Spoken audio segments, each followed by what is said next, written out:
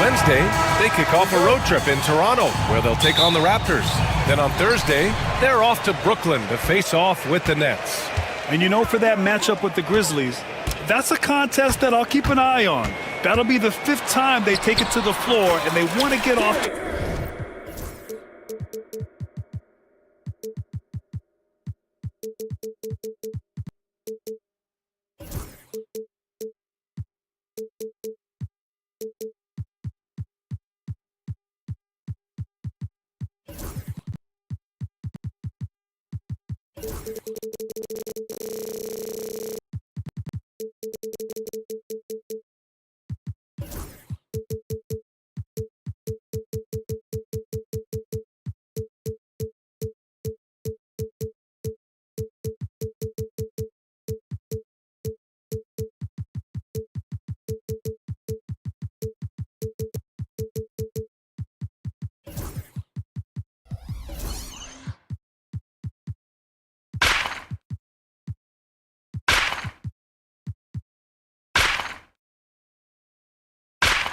A fast start this year.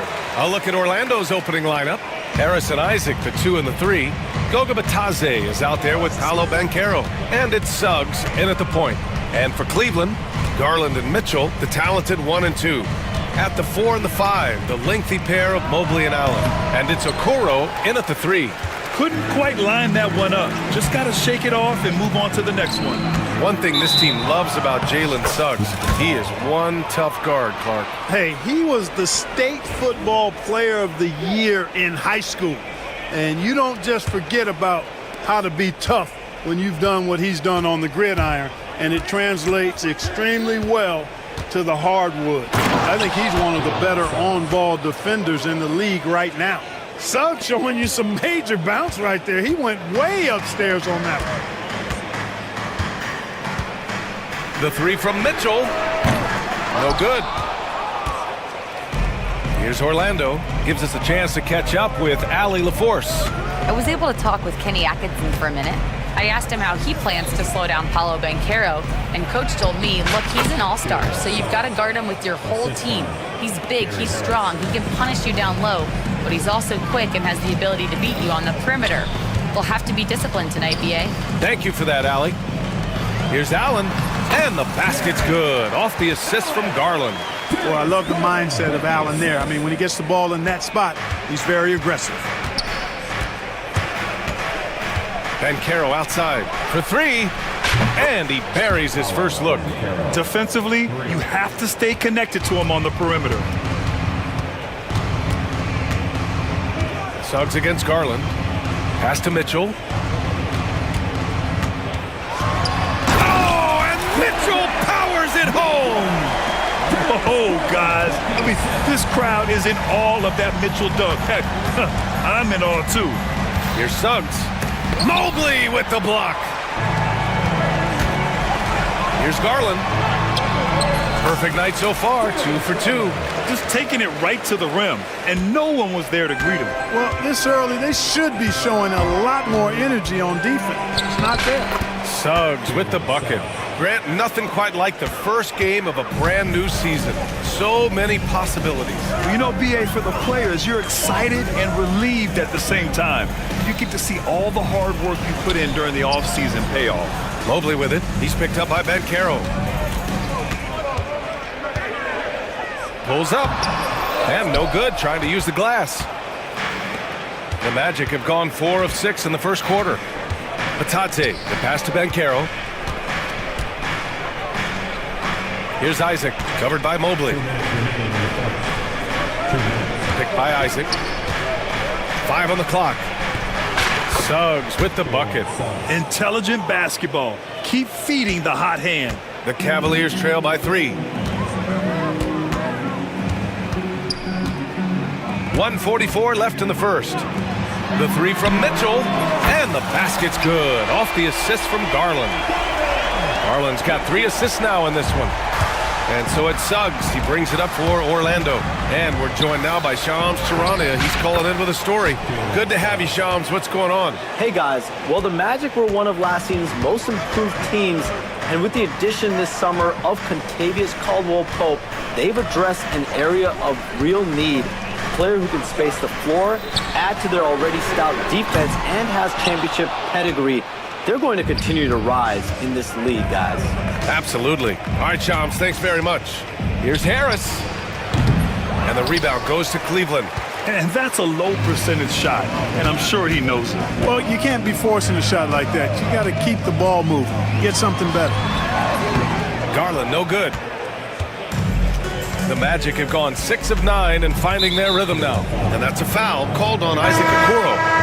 That's his first foul of the game. And it's a completely new group for the Cavaliers. Here's Banchero. There's 38 seconds left now in the first quarter. That one's good for 2. Banchero's got 5 points. He will muscle his way down the lane.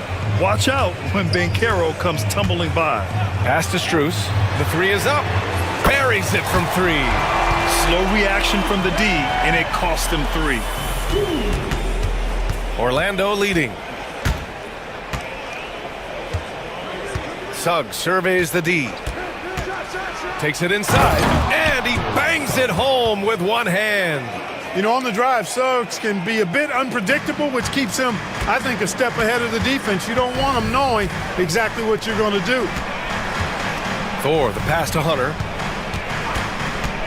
4 seconds left, and finished off by Hunter. And one move ahead of the defense, a solid pick.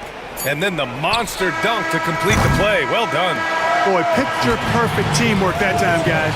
One guy sacrificing for the other. That's how you succeed in this league. Jalen Suggs has been leading the charge for Orlando. Some good action already in this one, but a fairly even matchup after this first quarter of play. And a chance for a moment to check out the scoring breakdown for the Magic. Getting downhill has really been impressive to me, not settling from the outside. They're going right to the rack. Well, I've also really loved watching them connect from the in-between area. I mean, they're finding ways to do damage consistently from there. On the court for Orlando, on the wings, it's Caldwell Pope and Wagner.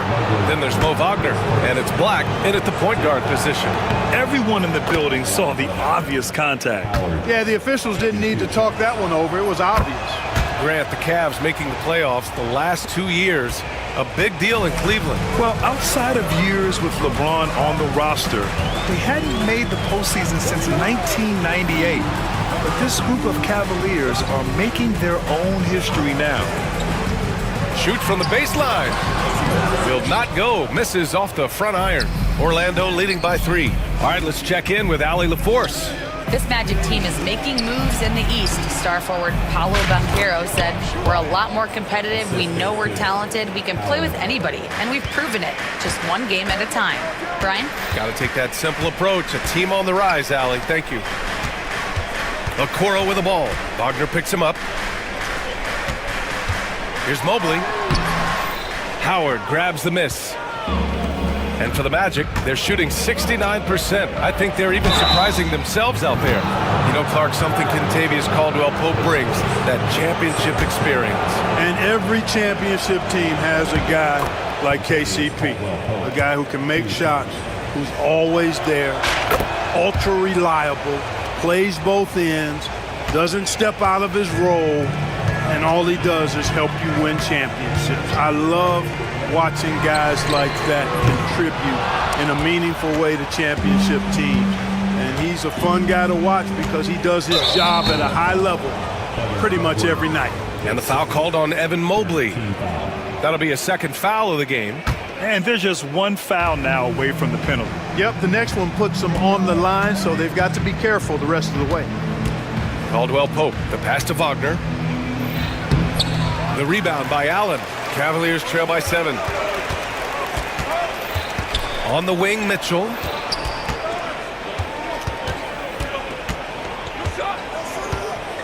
Back to Garland. Allen on the wing. Cleveland again missing. Orlando leading by 7. Black passes to Wagner. Down low. Wagner on the wing. Shoots over Mobley. The jumper from the wing off target. For Cleveland, they've gone 0 for 4 in the second quarter. The three from Mitchell, and the basket's good. Off the assist from Garland. Garland's got 4 assists now tonight. The Magic have gone just 1 of 3 to begin the second quarter. Wagner, the pass to Caldwell-Pope.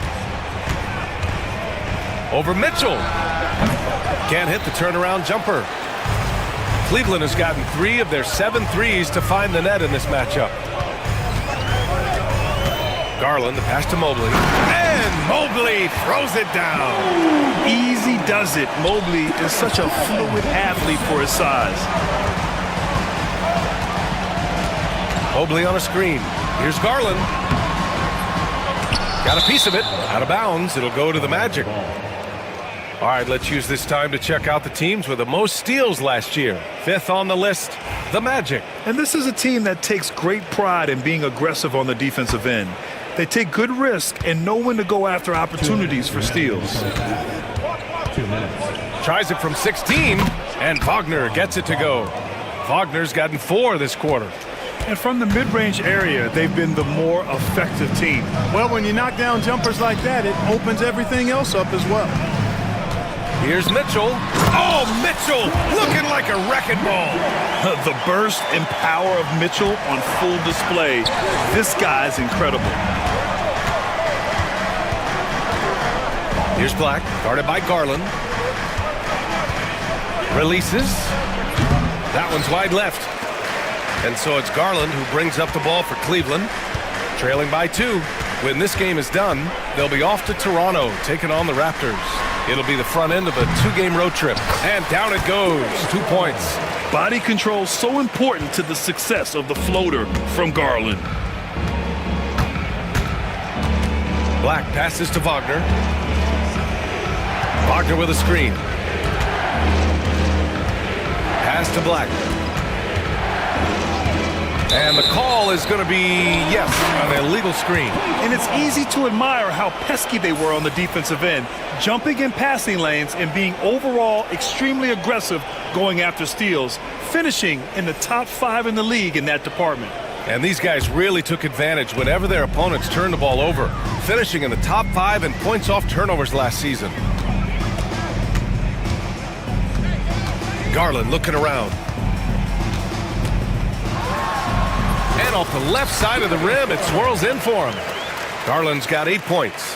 His shooting has been fantastic, and this team has leaned on him.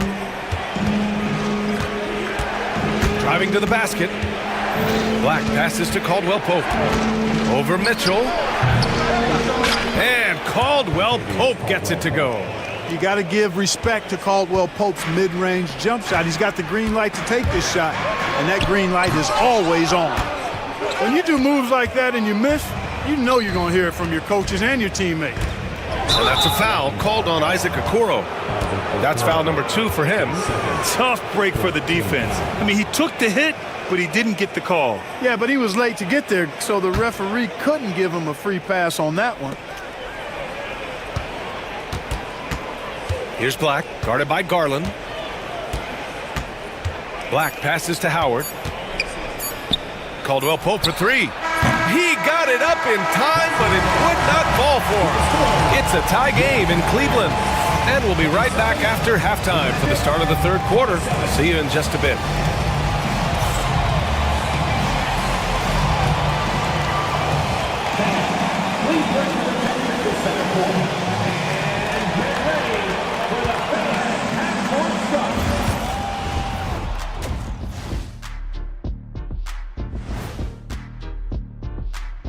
Welcome to halftime. First things first, a look ahead at other games.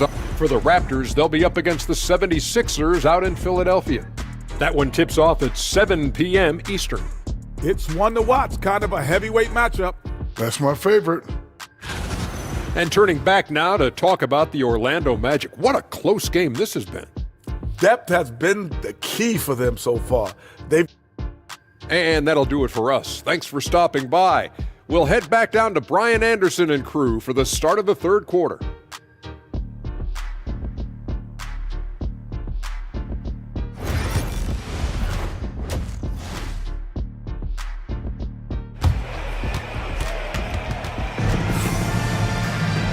And in that first half, we saw a pretty tight battle. We'll soon find out what sort of adjustments were discussed during halftime. Jalen Suggs with a strong contribution so far in this one. They've leaned on him to provide a lot of offense, and that's how he likes it. And you know what? They've come at him a few different ways defensively, and nothing has slowed him down. They've got Ty Jerome.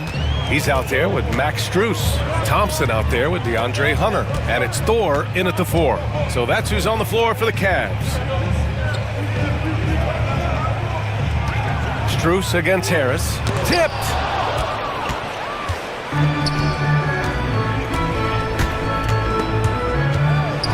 Taken away!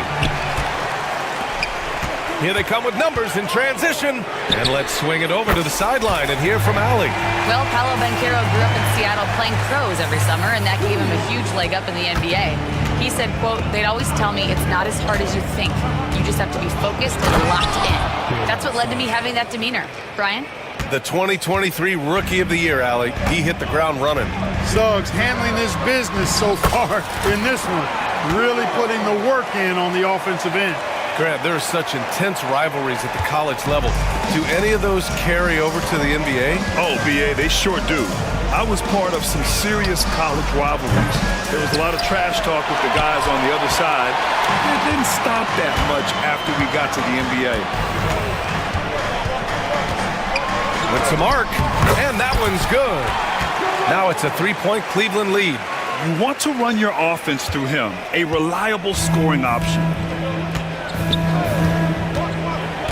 Suggs, the pass to Batadze. Drains the triple.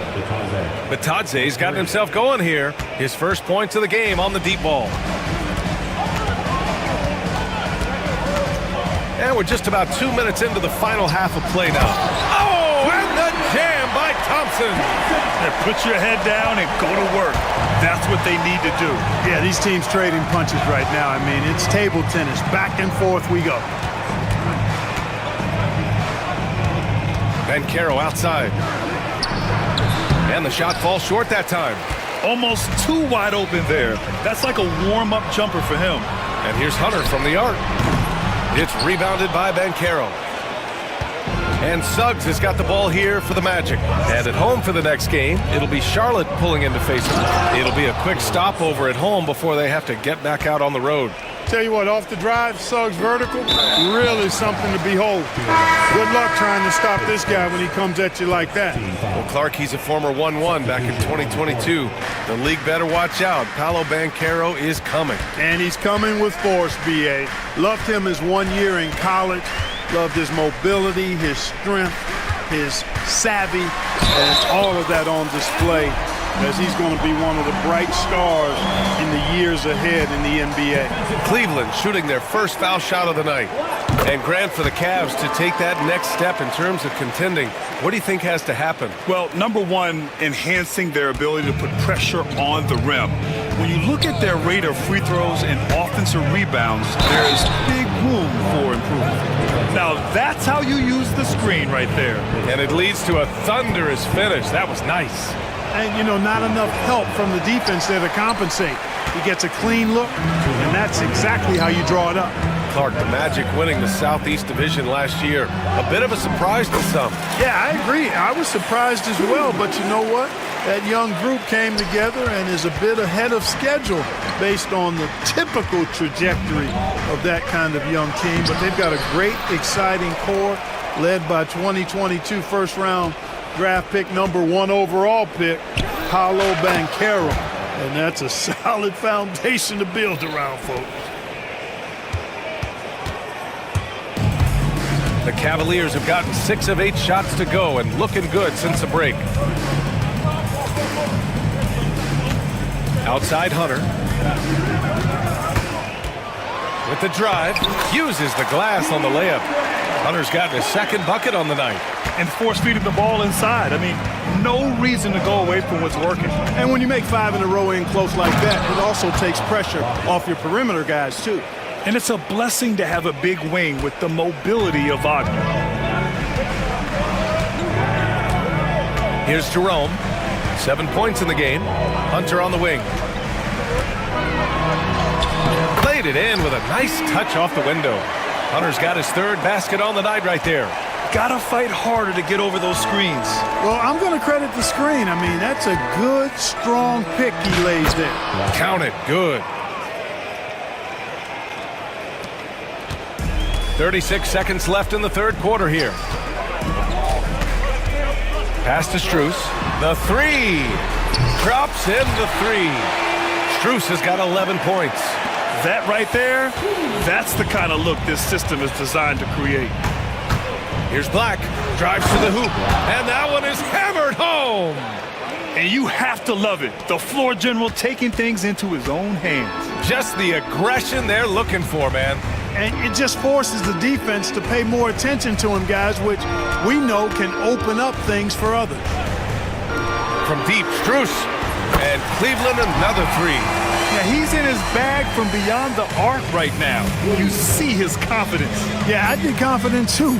As a matter of fact, I mean, if you're stacking up threes the way he is, I mean, he's doing all this work from behind the arc. Max Strus getting it done for the Cleveland Cavaliers. 11 points in the quarter. He's on fire. More NBA on 2K Sports right after this.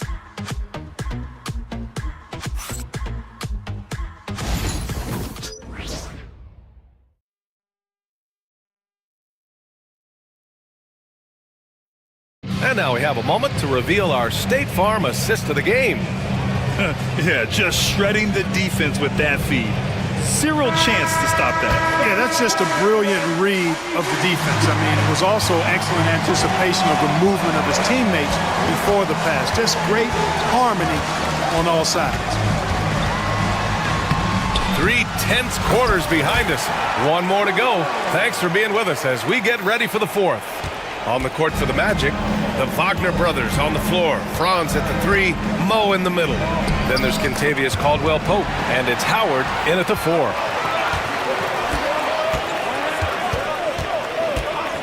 There's the three. It's hauled in by Black. Given his range, you'd expect him to capitalize on that opening. Here's Caldwell-Pope. Ooh, and he took a hard foul on the shot. So he'll head to the line to shoot a pair. Max Strus picks one up. Yeah, he's a guy who looks for his shot often. He's energetic and outstanding at forcing the issue. Caldwell-Pope is his name. A big group substitution here for Orlando. Bataze's checked in for Wagner. Paolo Banchero comes in for Howard. Isaac, he's checked in for Wagner. And it's Jalen Suggs in for Black. Pass to Allen.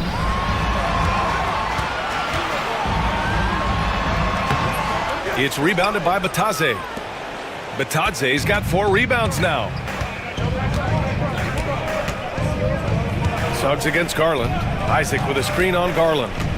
The kick out to Banchero. The big man, Banchero, showing the range. You know, I know some would like to see Banchero increase his shooting range, especially since he doesn't have a solid shot from behind the arc. Suggs against Garland. Mobley, a screen on Suggs. Garland. And that one goes. He's now recorded his 5th bucket in 8 tries. I like the play call. Very solid, making perfect use of the pick to get a great look. Suggs outside. From outside the arc. The rebound by Garland. Cleveland leading by 4. Not sure why he committed the intentional foul. No purpose. I think everyone's a little confused, but weird plays happen. You don't want to stop the clock right there. I'm not quite sure what he was thinking. Yeah, but that's no excuse for that kind of foul. I mean, that might be an extra. Look out! Spider Mitchell putting on a show! Intelligent decision by Mitchell, using the pick and roll to break up the defense and get open. Suggs with it. He's picked up by Garland. Wagner with a screen on Mobley. Here's Banchero. Sinks that one from the post. And you want him taking good shots at this point in the game, and that one was easy. Well, you don't want to give him any open shots at this stage. Never mind a layup. Come on now. My goodness. Mobley passes to Garland. Back to Mobley. Shot clock at 6. Here's Mitchell. And it's Orlando with a rebound.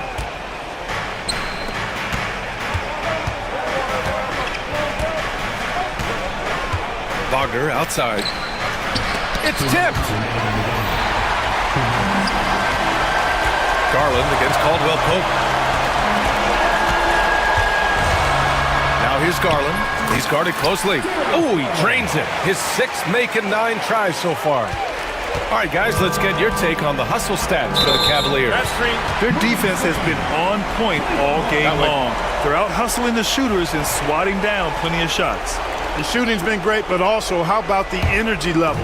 That's what's impressed me the most. They've been getting it up and down in transition, and that takes effort.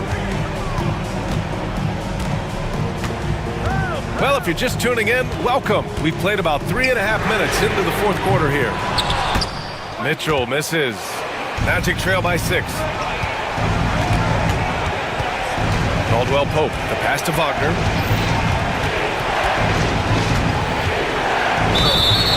He gets the shot to fall, and the defender wasn't set. He's called for the block.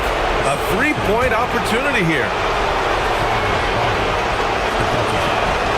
In a close contest, you have to put the ball in the hands of someone who will find a way to put up points. And it's Garland with the ball for Cleveland. Pass to Mitchell. Mobley, a screen on Suggs. Back to Garland. Puts it up from 12. Okoro on the wing. It's rebounded by Wagner. Orlando has gone 1 of 2 from deep in this quarter. Suggs, the pass to Wagner. Count it! Great to see guys who don't back down under pressure. Cool, calm, collected, and confident in the biggest moment of the game. Yes. Caldwell Pope with it. He's picked up by Garland. Okoro outside. Pass to Mobley. Tipped. Just 1 second separating the shot clock and the game clock. Here's Orlando. They've given up just 8 points in the fourth. And Carroll finds Caldwell Pope. And here's Suggs. Clock at 4 to take the lead. Good! The scoring is coming easy for him. Got to keep the ball in his hands. And we've got a timeout called by Kenny Atkinson. The pressure is on, and he's got a plan to share with his guys. Obviously, not a lot of time to work with. What do you guys think we're going to see? Down 1 with just enough time for a couple passes and a shot. We'll see what they can do.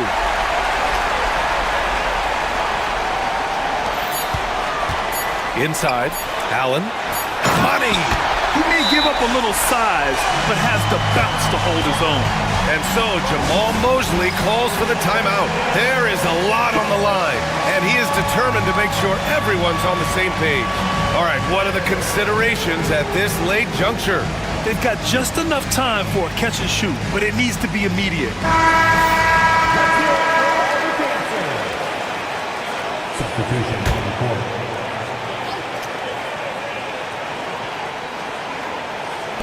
Here's Wagner. Oh, the all-or-nothing shot attempt falls offline. And so it's the Cavaliers who come out on top.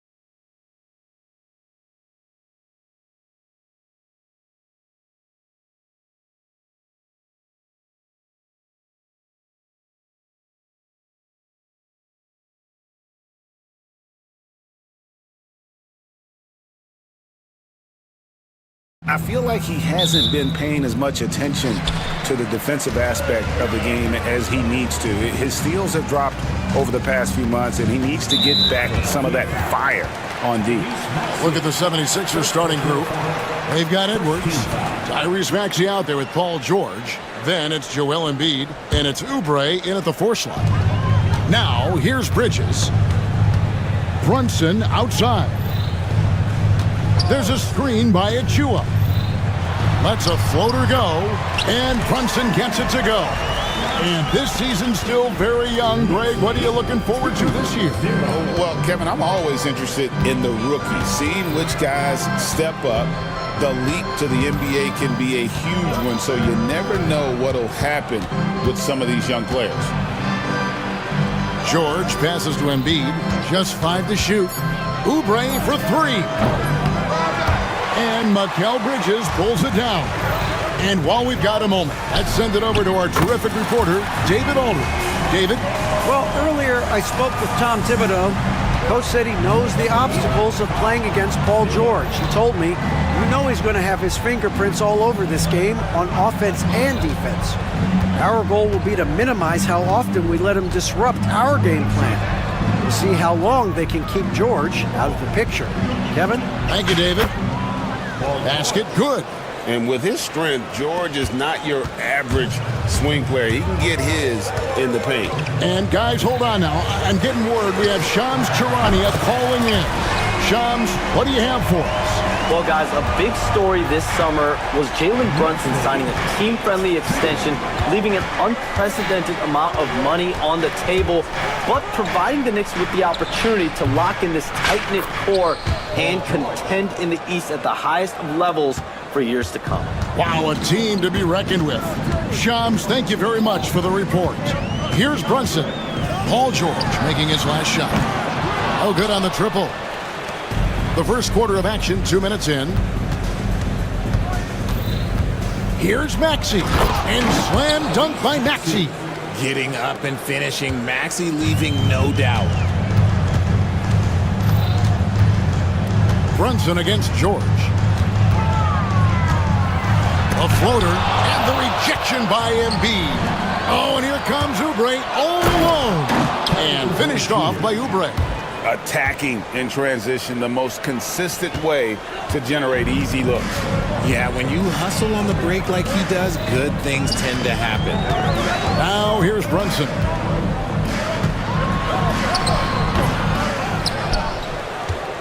The kick out to Anunoby. Shoots over Oubre, and the Knicks miss again. See, that miss right there, it's why teams try to avoid the mid-range jumper these days.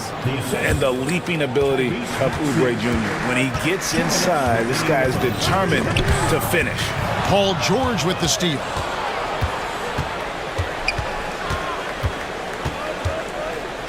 All sorts of time. Knicks with the rebound.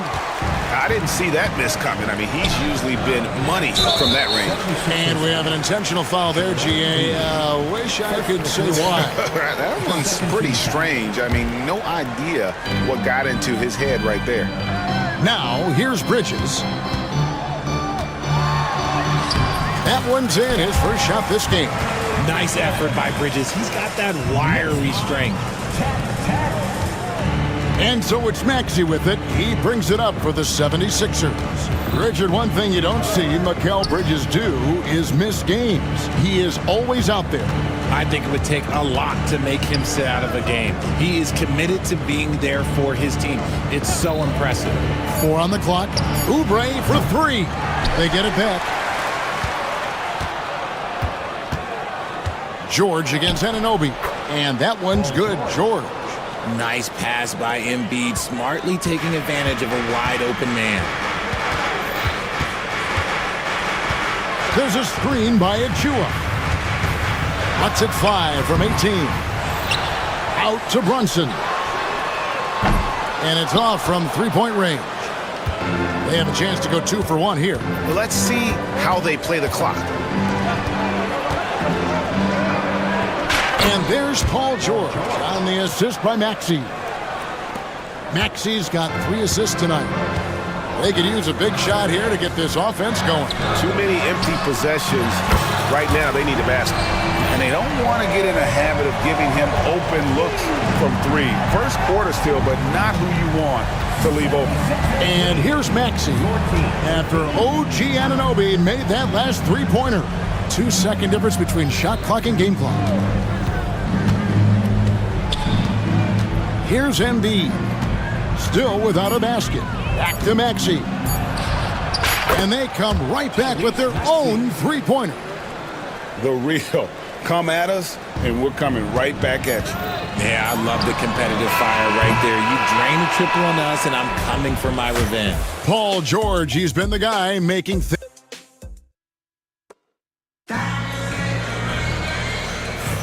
And if you're just joining us, we've played through one quarter in this one. And a moment now to look at the scoring approach in terms of where the points are coming from here for the 76ers. So far, they haven't had to force anything. They're swinging the ball around and turning good passing into points.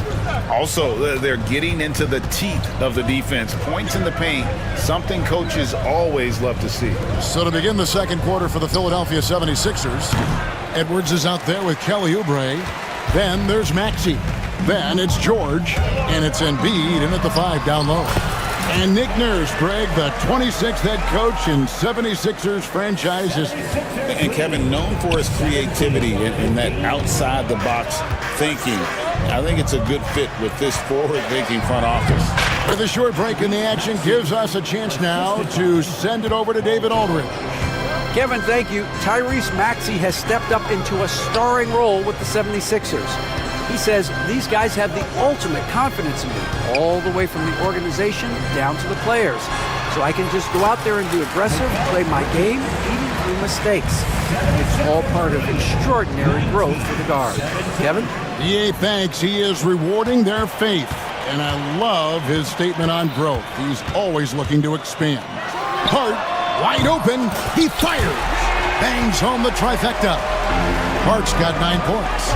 You can't afford to let Hart get going from deep. He's ready to shoot it when given the opportunity.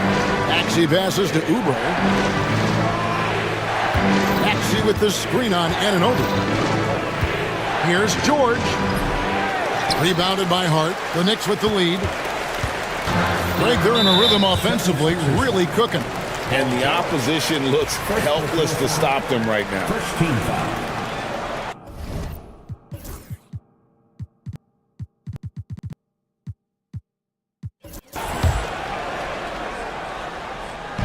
Here's Anunoby. No good on the quick three. 76ers have gone 1 of 3 to start out the second quarter. Edwards dishes to Oubre. Three-pointer. Offensive rebound. George looking over the floor. No good with the triple. New York's gone 4 of 8 tonight from three-point land, shooting 50% on the free ball here. Maxey against Brunson. Good on the shot. And now a 3-point Knicks lead. And you can tell Brunson has been well coached. He knows just when to call for that pick and roll. And guys, they continue to put a lot of pressure on the interior defenders with their work down low. Bridges passes to Anunoby. Where there's a lot of emphasis on three-point shooting, Greg. What's your opinion of that? Well, Kevin, you know, stretching the D isn't just about how far out they have to defend. It's the distance between that and how far in you have to defend. That's why analytics favors shots at the rim and from distance. Hart, no good.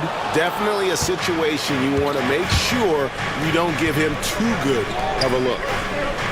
Oubre kicks to Maxey. George against Anunoby. George passes to Embiid. Down to 5 on the shot clock. No luck that time on the shot that would have put them on top. And it's Paul George with the foul. That's foul number 2 for him. Another foul would give him 3 before the half. Something to keep an eye on, guys. So New York going with almost an entire new group. Mitchell Robinson's checked in for Achua. Carl Anthony Towns comes in for Josh Hart. Whitey's checked in for Mikal Bridges.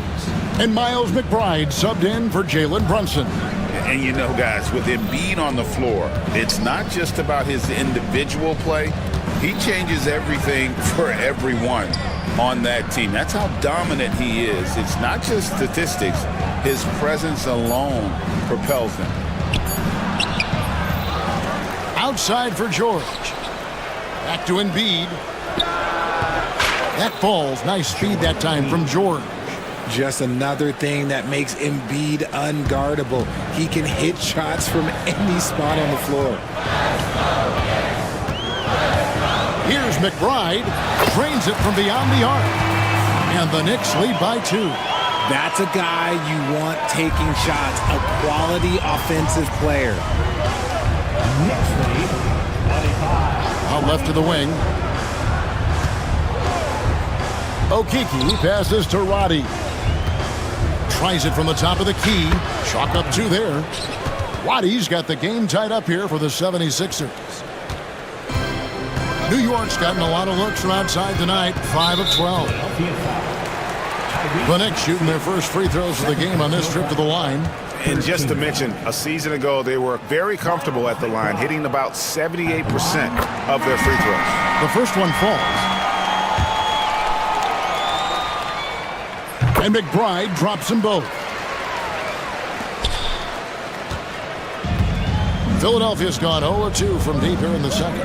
Shot and game clock separated by 5. Pass to Okeke.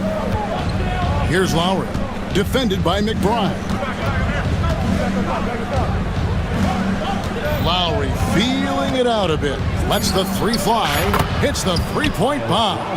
Lowry's got himself going there. His first points of the game on the deep ball. Now McBride. Jacks up a 3. And that would have counted, but his shot was off the mark this time. And a close game so far through the first. All right, Dave, thank you. And time now for the halftime break with the third quarter soon to follow. Right here on 2K Sports.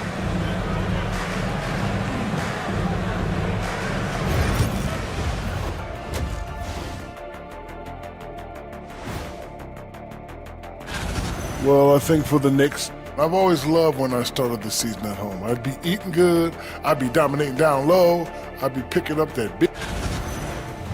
And let's swing it back around to talk about our game. It was the Joel Embiid show in that first half. And that concludes halftime. Now time to...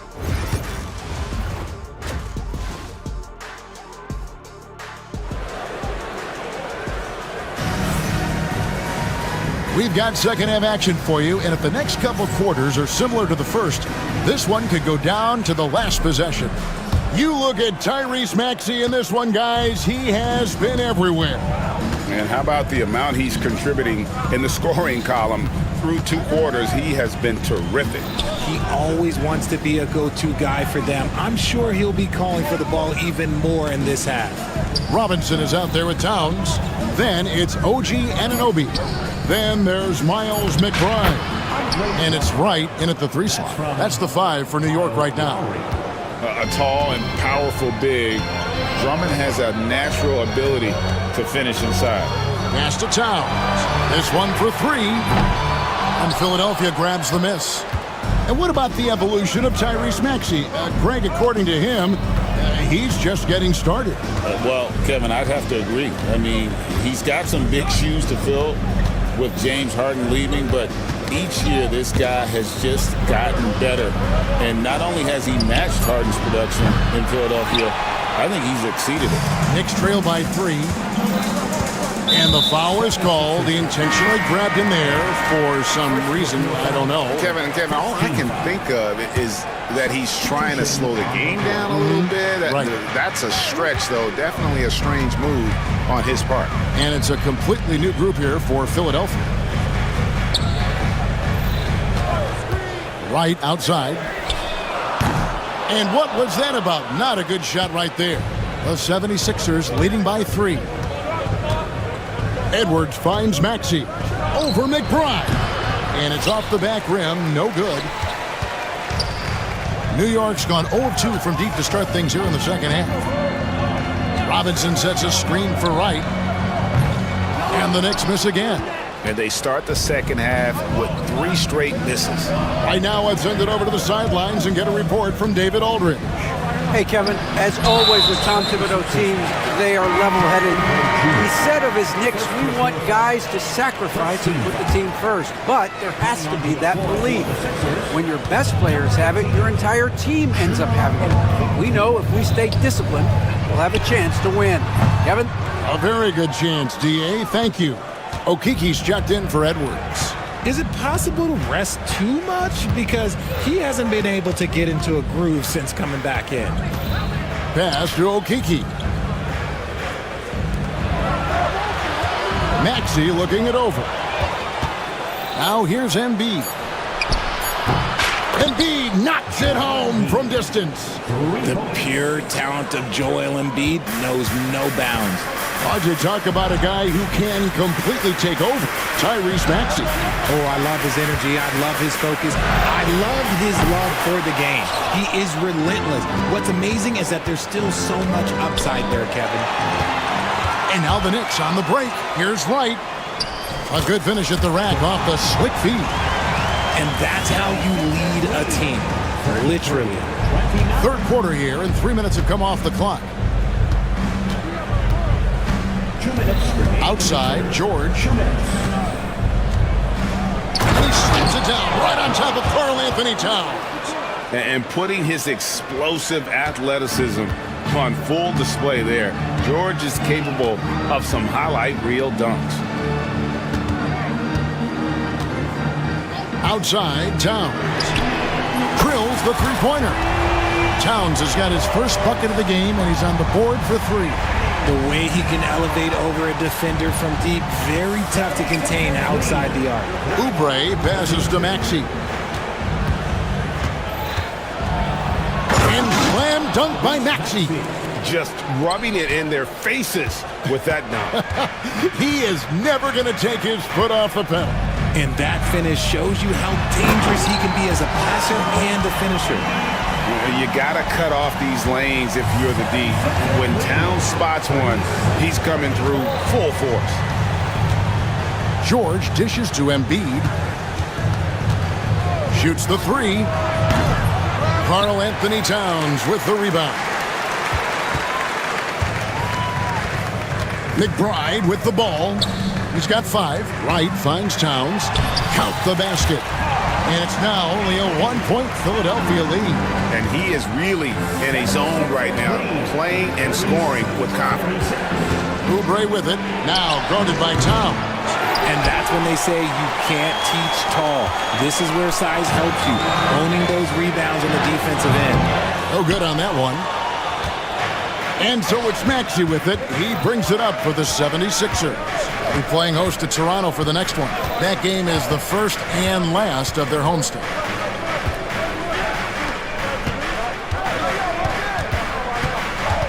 Oubre sets the screen for Maxey. Three-pointer. That one misses. We're at the end of the third, and we've still got a close one. 76. And now let's go back to a play from earlier as we show you our State Farm assist of the game. And the definition of teamwork right there, guys. I mean, what great communication between them, and what a beautiful feed. Serving it up on a platter, that is a beautiful dish. And 2 teammates on the same page, woo. 3 tense quarters behind us. 1 more to go. Thanks for being with us as we begin the fourth. On the court for Philadelphia to start the fourth. We've got Joel Embiid. Paul George is out there with Kelly Oubre. And it's Grimes in at the point guard position. Oubre passes to Grimes. 6 on the shot clock. Here's George. It's rebounded by Towns. New York trailing. Anunoby with it. Now defended by Embiid. The basket is good. He'll get a chance for 1 more at the line. So Anunoby will go to the free throw line. That one on Embiid. And a look at how the offensive approach has been going here so far for New York. All game long, they've been making it rain from the arc. And look, they've done it by feeding the hot hands. And their passing has been great as well. Ball movement is key in getting good looks, and they've had that down tonight. From about 19 feet, and there's Paul George on the assist by Maxey. And a lot of teams avoid the mid-range jumper, but they seem to be using it well. Pass to right, Embiid with the steal. Maxey on the wing, defended by McBride. And it's George missing. New York shooting from the field, 44%, not bad. And he's going to get whistled for that foul, G. That was intentional, but not exactly logical. How about pointless to foul there? I mean, I don't know where his head is, but it's not in the game. Okiki's checked in for Philadelphia. Right, the pass to Towns. A three ball. Outside for Robinson. Pass to Towns. Shot clock at 6. And a lot of contact on that one, so he'll shoot 2 here. That one on Embiid. Well, Greg, the Knicks have certainly brought hope back to the city of New York. And it's been fun to watch. The fans are rallying behind this team. And it's not just because they're winning, it's the way they're winning. They play with heart and hustle. The 76ers making a switch here. Oubre's checked in. Maxey laid in with a nice touch off the glass. When Maxey is feeling himself, he can really fill up that stat sheet. The Knicks have gone 1 of 3 from the field to start the fourth quarter. Pass to Towns. And we're about 2 minutes into the fourth quarter now. Maxey against Wright. New York needs to get off a shot. Towns, no luck. And they're up right now, but it hasn't been because of him. He's really struggled on offense.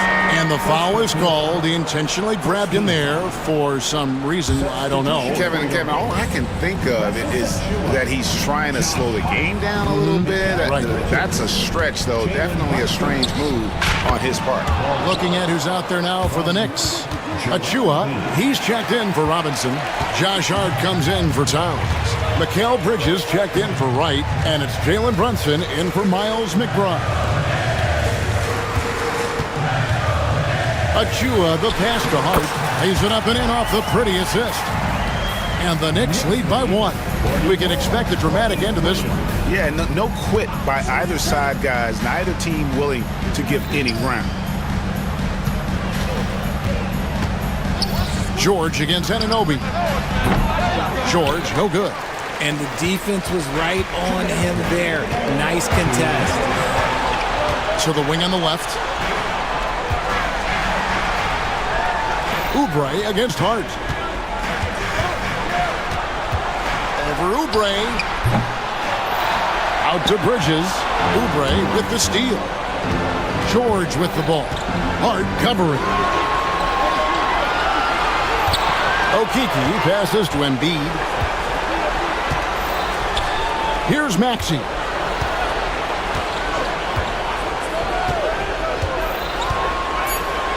The 76ers need to get off a shot. Sinks the three-pointer. George has got 7 points here in this quarter. Some players shrink when the pressure's on, but he lives for these moments. And we have an intentional foul there, GA. I wish I could say why. That one's pretty strange. I mean, no idea what got into his head right there. The 76ers making a switch here. Bodies checked in. Brunson stays agile and finds his opening inside. And he lives for the moment. Brunson playing his best during crunch time. And there's a whistle. That goes on Mikal Bridges. That is his first foul of the game. Second team. Here's Maxey. Embiid with a screen on Bridges. Maxey, no good. And here's Bridges. He'll bring it up for the New York Knicks.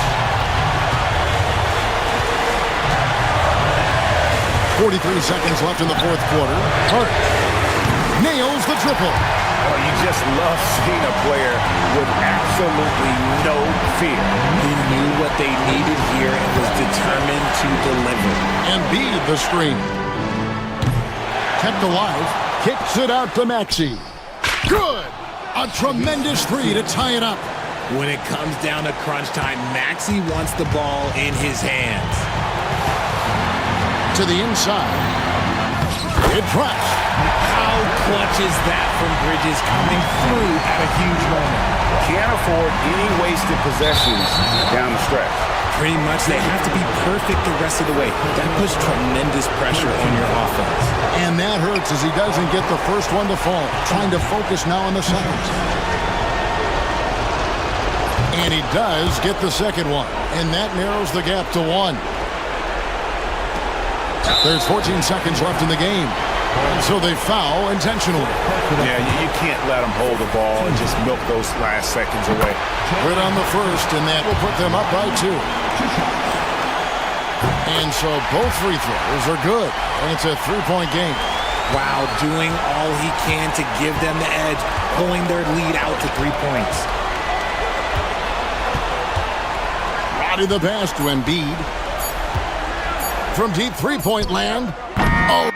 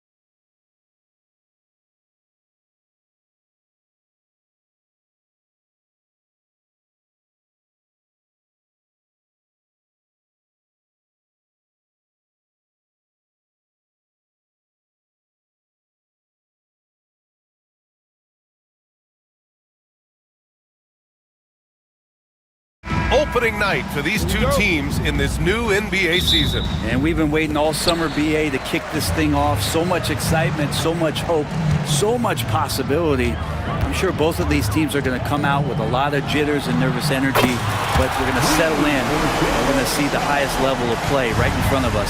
It's time for the NBA to get it started. All right, let's check out the starting group for the Thunder. Aaron Wiggins out there with Lou Dort.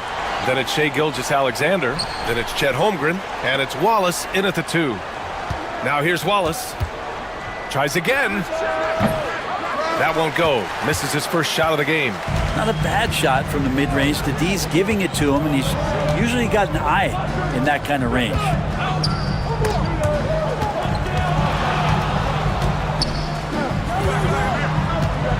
Isaac against Gilgeous-Alexander. 6 to shoot. Nataze with a screen. Here's Banchero. Oh, Banchero throws it down. And this is why you must push Banchero out of the paint, or else he'll slam it all over you. All right, guys, we're lucky to have Shams Charania joining us now. Our 2K insider calling in with a story. What do you got, Shams? Guys, thanks. The Thunder last season's top seed in the West, but they didn't rest on their laurels. They traded for a lockdown defender in Alex Caruso and signed hard-charging big man Isaiah Hartenstein. With their improvements, this is a team set to continue its upward trajectory. They have tons of draft capital moving forward and a ton of upside. Big moves. Okay, thanks for the report, Shams. And Gilgeous-Alexander missing. Well, they shouldn't be giving that shot to anyone, but they certainly shouldn't be giving it to him. That's a big break for the defense. Suggs, the pass to Isaac. And a foul called on the way up.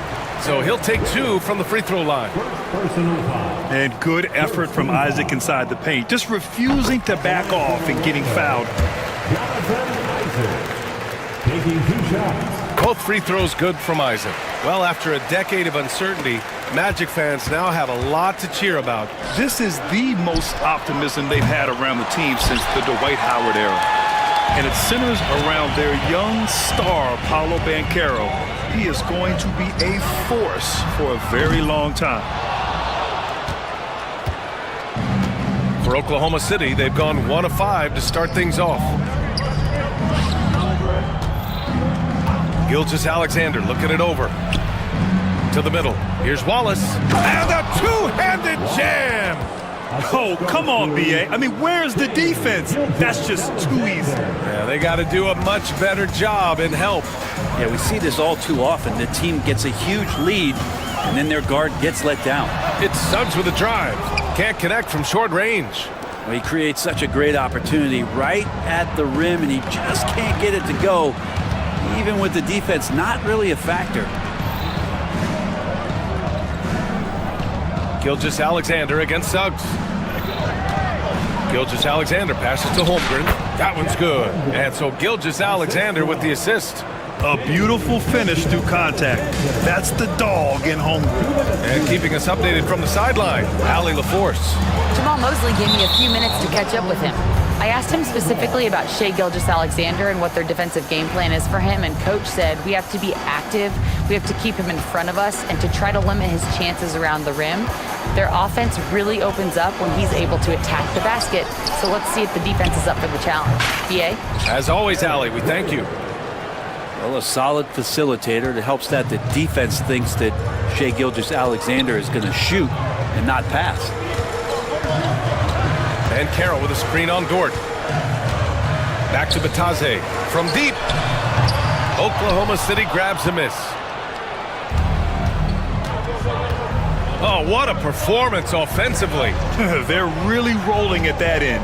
Excellent game plan. And slam dunk by Gilgeous-Alexander. Yeah, not a good idea to take a nap on Shai Gilgeous-Alexander and that athleticism. So much power. Way to get up. And already one of the more consistent three-point shooters. Cason Wallace is lethal from outside, Brent. Really impressive BA in his first year to shoot over 40% from threes.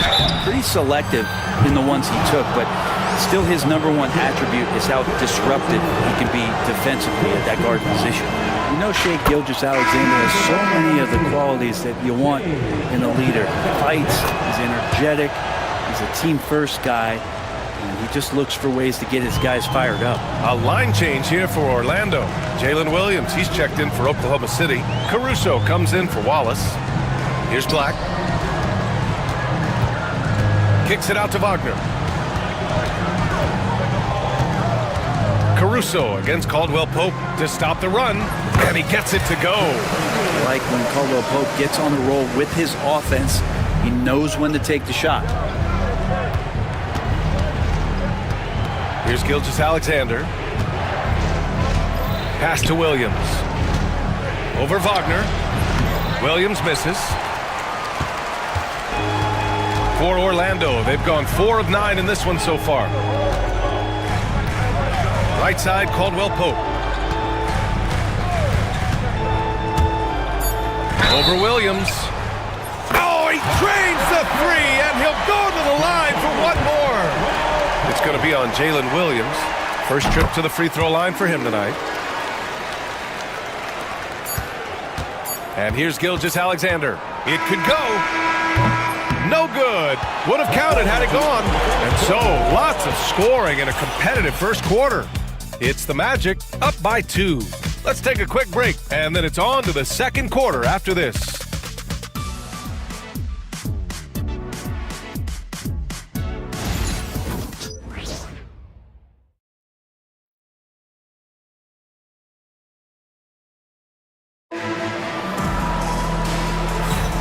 And close game underway so far. We'll see if either of these teams can jump out ahead in the second quarter. All right, guys, what do you think about the Magic here in this one?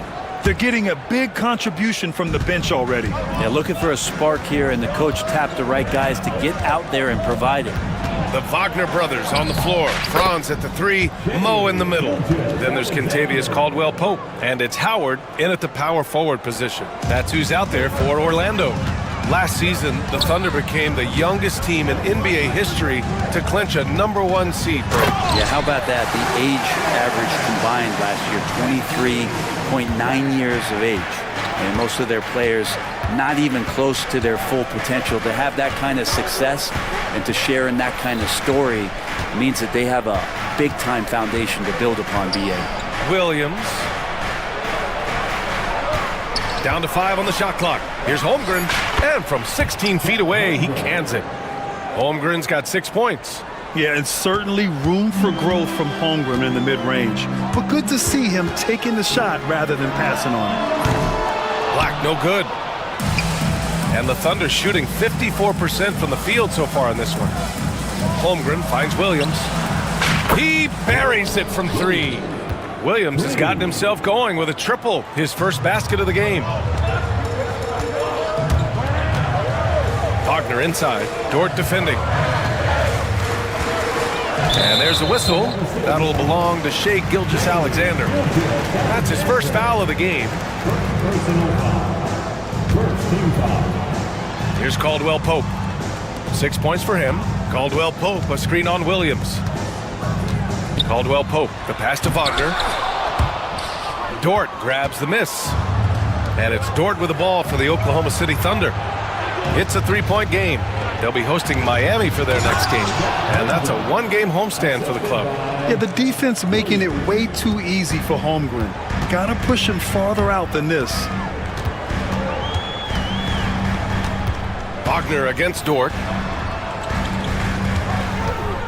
Caldwell Pope with a drive, and he dunks it down. Oh, what ferocity on the throwdown. I just love when he goes up with purpose. Where was the D right there? The effort lacking big time. There's some ways to get your coach's attention, and that draws the coaching staff's ire. And from the sideline, let's catch up with Allie. Hey, Brian, the Thunder have some grit. Coach Mark Dagnall said we compete, and on nights we aren't, we get back to that very quickly. The competition level and the willingness to do it together is the foundational piece. Brian? All right, Allie, good stuff there. Thank you. Williams misses. Yeah, and the defense has really got to tighten up on him. I mean, he's just too dangerous from the three-point line. Nifty move. Knocked loose. Wagner outside. Caldwell Pope, a screen on Williams. And Wagner gets it to go. Wagner's gotten his first points in this one. Well, when you look at the forwards in this league, There are a lot more Grant Hill types out there these days, partner. Well, thank you for the nice words, B.A. Of course, I took pride in my overall game. And over the last few decades or so, we've seen a bunch of guys playing the 3, 4, and 5 who can pass, dribble, and shoot. So it's fun to watch the game evolve. And something that makes SGA so dangerous on offense, his elite drive and kick ability. Now, you have to load towards him when he comes off a high pick. He just draws so much attention and can find another cutter or spot-up shooter. He has so much gravity to his game. Wallace, he's checked in for Shai Gilgeous-Alexander. Here's Wagner, banked it in off the glass. Wagner's got 4 points this quarter. We've seen that more than once today. An effortless basket inside. Here's Wallace. Three-pointer off the mark. Orlando has gone 0 for 2 from outside in the second quarter. A minute 22 left to play in the second quarter. Wagner, the pass to Wagner. 6 on the shot clock. Here's Black, watched by Wallace. Wagner on the wing, from behind the arc. Knocks down the triple. Wagner's got 7. It took a little bit of time, but now he's taking the pen off the cap and putting his mark on this game. Here's Williams. Pass to Wallace. Tries a 10-footer. Ooh, lands soft on the front of the rim and drops in. Wallace has got his second bucket on the night. He just takes advantage of the D in a way that very few players playing today can do. Black, Hartenstein pulls it in. For Oklahoma City, they've gotten 5 of 7 shots to go in the second. Wallace's shot is good. And now a 3-point Oklahoma City lead. He is such a smart player. Jalen Williams making people around him better. Shot's good by Black. They're not messing around. 5 of their last 6 buckets have come from the interior. For Oklahoma City, they've gotten an impressive 6 of 8 shots to fall in the second. Wallace misses. Orlando has gone 1 of 4 from three-point land here in the second. Here's Black. Three-pointer. That shot is off. And a pretty tightly contested game here as we end the first half. It's the Thunder. They lead by 1. And we'll see you back here after the break. Third quarter action in just a bit.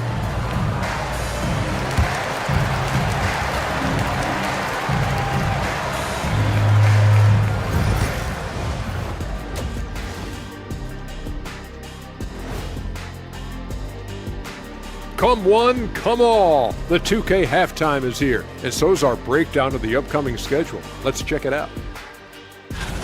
Taking a look here now at the Magic. Like most teams right now, they're optimistic. We'll see how they handle the first couple of games. Yeah. Shifting back to that first half of play, let's focus on SGA. Man, is he off to a strong start. Thanks, as always.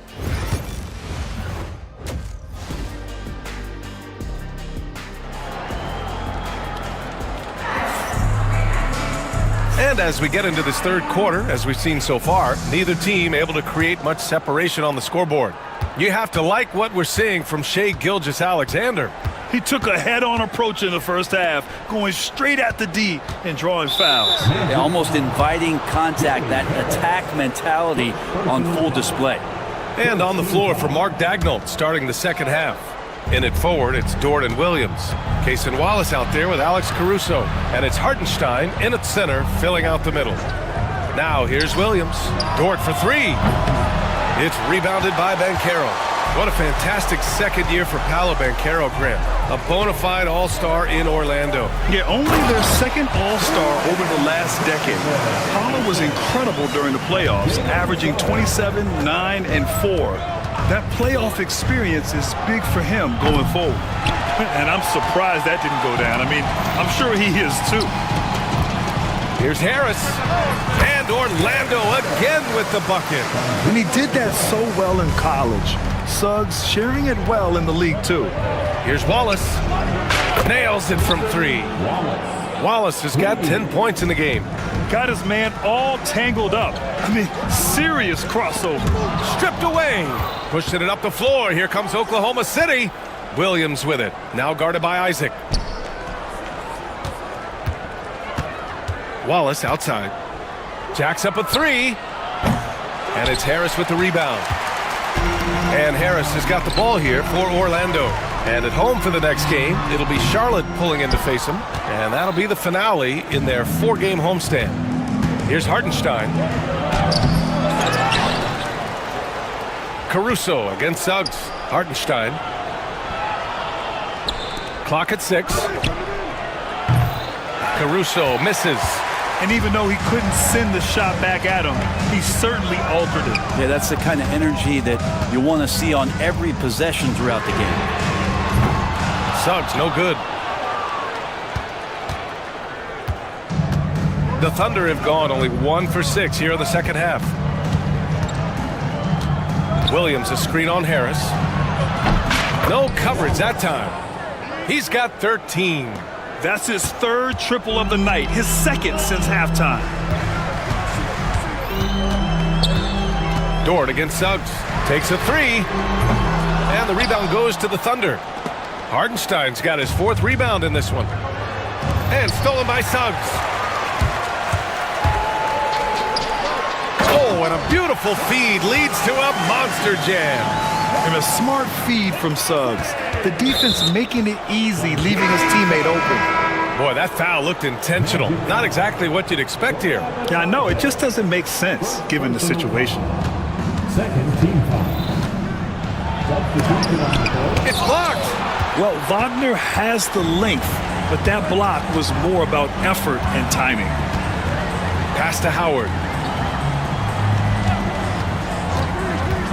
And now we're 3 minutes into this 3rd quarter of play.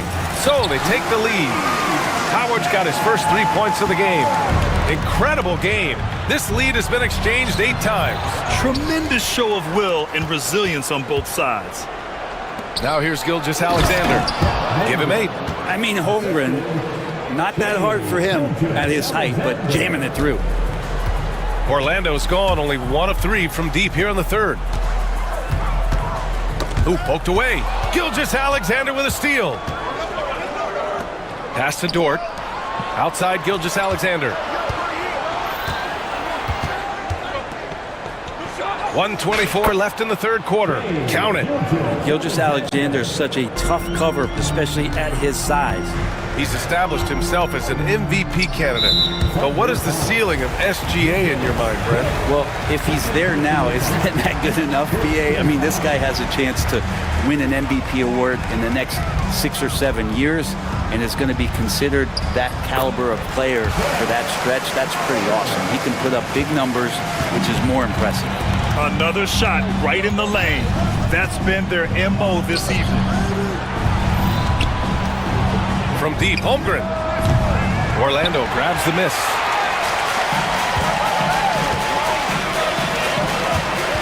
Here's Wagner, and it's flushed down. A nice jam. They keep capturing the lead, then giving it back. We'll see if they can hold on to it this time. Well, you can tell they really want to increase this lead. They can't keep letting them take it from them. Here in the second half, this game's still nip and tuck. Just an insane amount of lead changes. The fans are getting their money's worth. Here's Black. Pass to Howard. Wagner with it. Here's Black. Gilgeous-Alexander defending. 6 to shoot.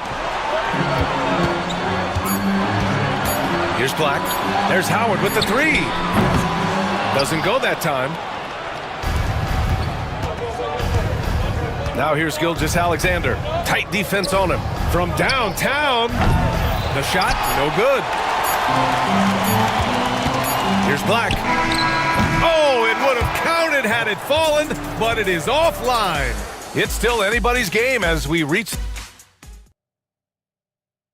And a moment now as we take a look at our State Farm assist of the game.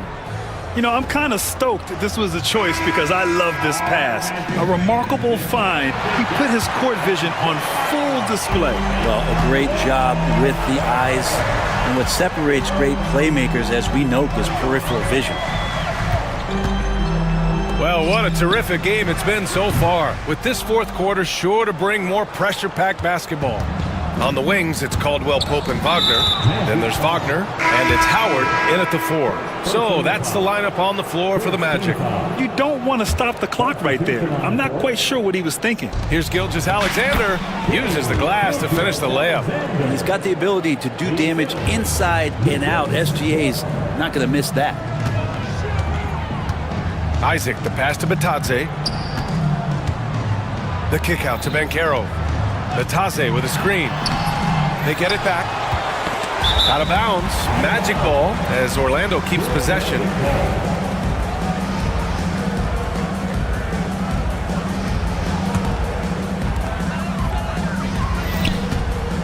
On the wing, Suggs. Dort defending. Shot clock at 6. Suggs with the bucket. And I like the shot selection. Suggs recognizes when to look to score inside. From deep, Gilgeous-Alexander. Rebound by the Magic. Batadze's got 4 rebounds now. And now we have an intentional foul. I'm not sure why. Yeah, bizarre play, B.A. Not sure what got into him. A different look for Oklahoma City.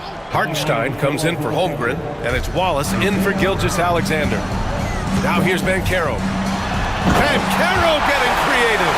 I mean, you talk about it factor, Banchero's got it, man. What a move. Fires the 3. Gets the 3 ball to go. Wallace has got 9 points now in the second half. Just incredible. I mean, he's really making it rain out there, knocking them down one after another. Kind of like he's in his living room right now. He's found a comfort zone. Once he gets that, the defense knows they're in trouble. Now here's Banchero. Banchero finishes with force inside. And everything Banchero does is with aggression. Oklahoma City has gone 1 of 2 from deep in this quarter. To the inside, they swipe it. Isaac with it. Now Wiggins defending. Boy, that foul looked intentional. Not exactly what you'd expect here. Yeah, I know. It just doesn't make sense given the situation. Orlando making some changes.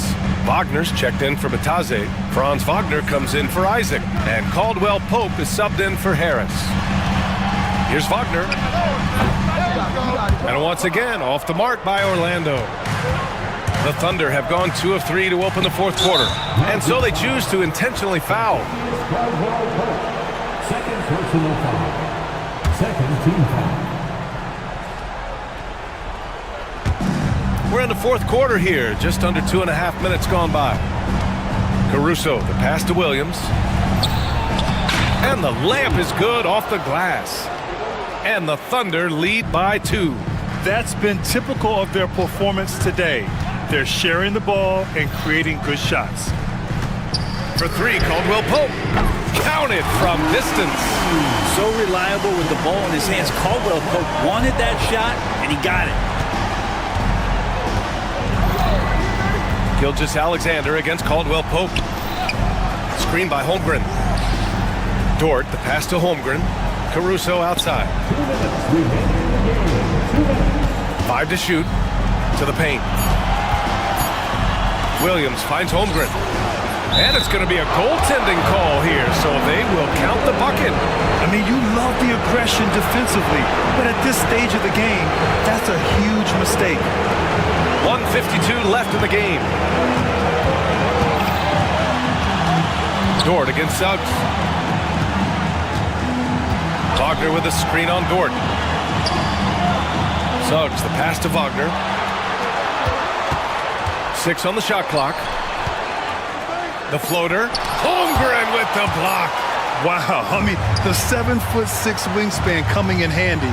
Holmgren loves spotting away shots just like this. Williams is like a vibe. I mean, this guy gets it. He knows they need points there, and he takes it upon himself to deliver. Now here's Gilgeous-Alexander.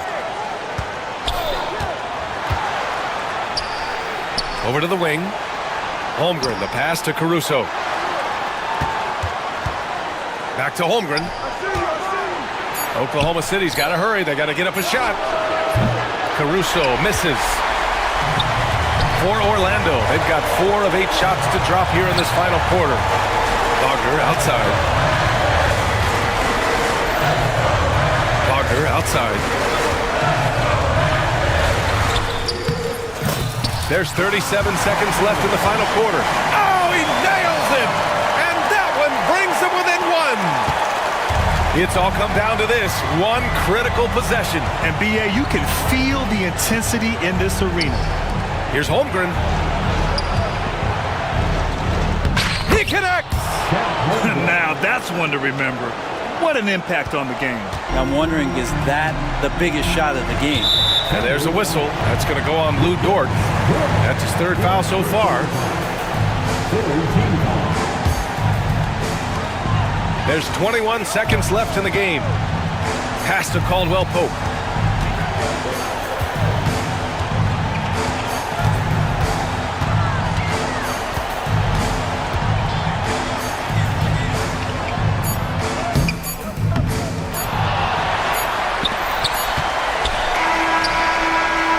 No good. And so it's the Thunder who come out on top here. With the late victory, they upset plenty of these hometown fans.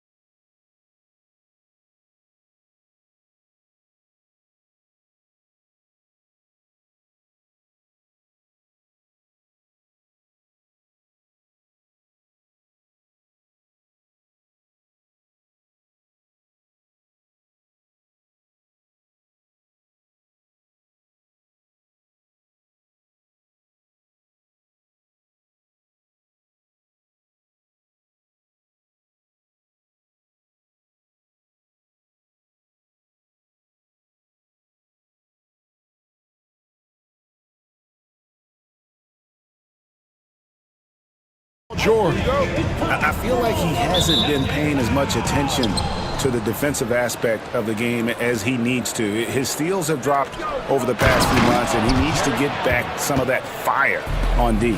And look at the starters for the Cavaliers. A loaded backcourt. It's Garland and Mitchell. A lot of length inside. It's Mobley and Allen in the post. And it's Okoro in at the small forward. And for the 76ers, they've got Embiid. Paul George is out there with Tyrese Maxey. Then there's Kelly Oubre. And it's Edwards in at the 3. Here on opening day. And what a great day it is. Greg, what are these players feeling as they tip off this new season? It is always exciting to start a new season. Players are just filled with hope and optimism, especially after putting in all that offseason work. And here is Mitchell after the three-pointer from Kelly Oubre. From downtown, and Donovan Mitchell gets the 3. Donovan Mitchell will answer with his own 3. This guy has got a ton of pride and competitiveness. That's a perfect example of why good hands are important in basketball. Just misread that pass completely. Maxey against Garland. Mitchell wide open. Offline with his 3. George against Mitchell. Pass to Embiid. Oubre on the wing. That's in, coming off the assist from Embiid. Oubre's got a pair of 3s now in the first quarter for the 76ers.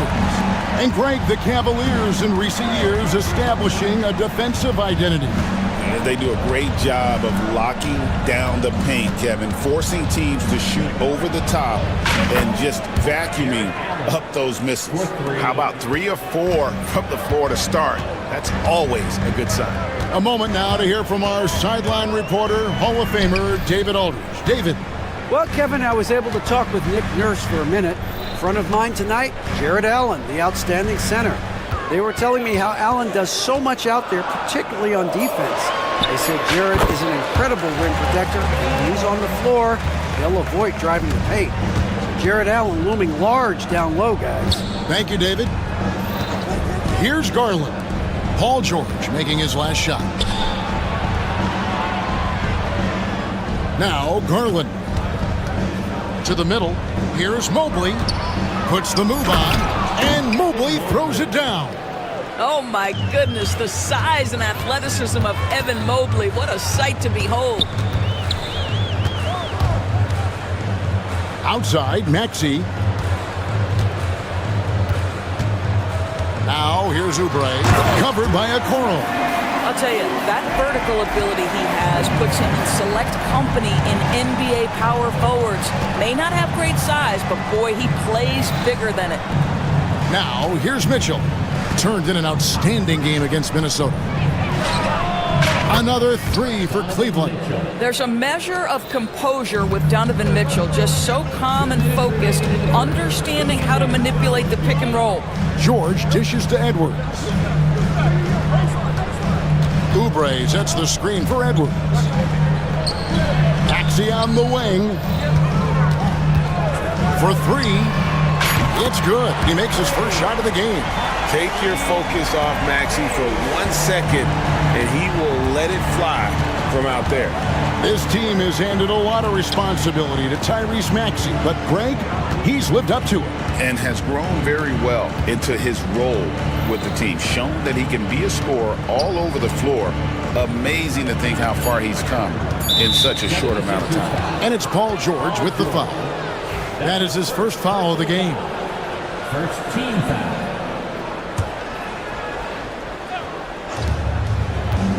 Allen, a screen on George. Oh, and the dunk by Mitchell.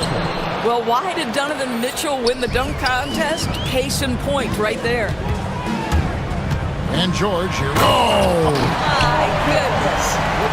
You know, Paul George with the absolute tight handle, able to navigate through traffic. That's ridiculous. Allen outside. Three-pointer on the way. It's hauled in by Edwards. And it's Maxey with the ball for Philadelphia. Embiid finds George. Back to Embiid. And so they choose to intentionally foul. really no idea why you're fouling in a situation like that. You know, maybe there's some bad blood between those two. And it's a completely new group for Cleveland. Now, here's Maxey. We saw him with 39 points last game out. You can't look at the result of that shot. They'll take that whenever they get it. And they should, because it's when you start turning down that kind of look that your offense can start to bog down a bit. Here's Hunter going inside, and he uses the glass on the lane. With a number of moves and shots to choose from, Hunter is scary. Nice bucket there.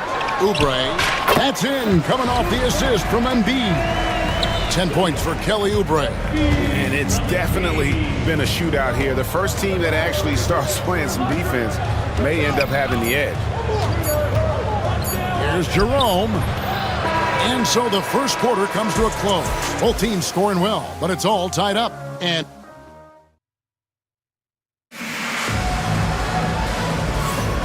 if you're just tuning in, it's been a pretty even game through the first quarter. And looking at what we've seen from the 76ers, what do you guys think? Impressive start. They came in with a well-conceived game plan and have executed.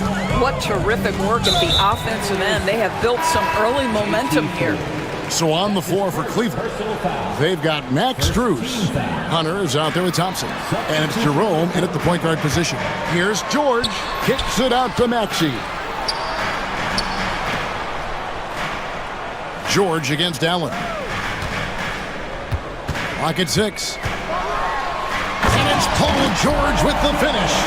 Oh, Paul George, let him hear you with that finish. That is nicely done. Allen, a screen on Maxey. And now they decide to foul intentionally. Joel Embiid. That's his first personal foul. First team foul. And the ball travels out of bounds. It was last touched by Oubre. And now we're being joined by our 2K insider, Shams Charania, who's calling in with a good story. Shams, what do you have?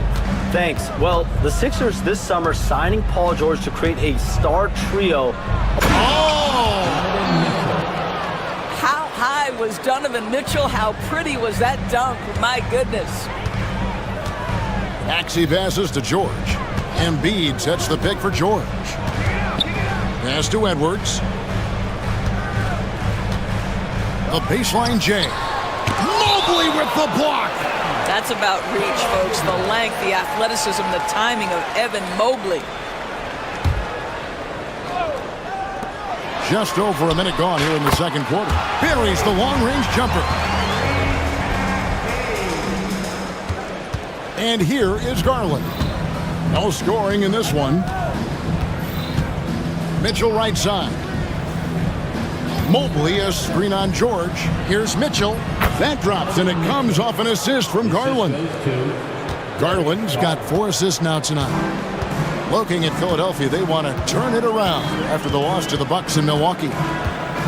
Maxey finds Embiid. Back to Maxey. And Darius Garland picks up the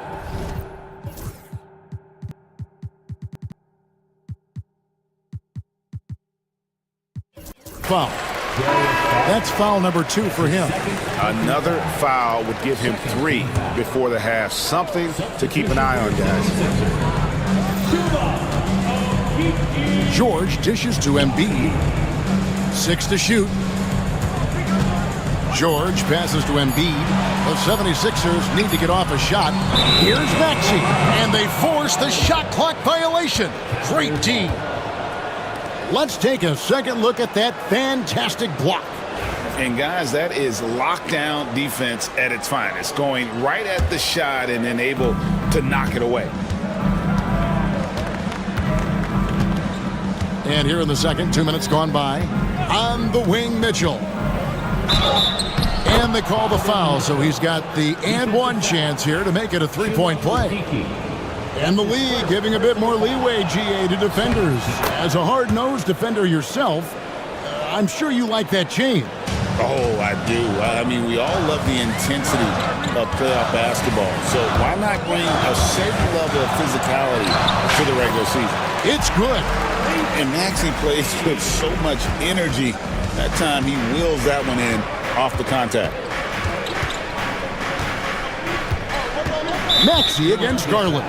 And the whistle blows. It's going to be on Tyrese Maxey. That is his first foul of the game. Quentin Grimes is checked in for the 76ers. And here in the second quarter of action with a hair under 2.5 minutes played so far. For three, Mitchell. It's good again, and an excellent 7 for 8 shooting night so far.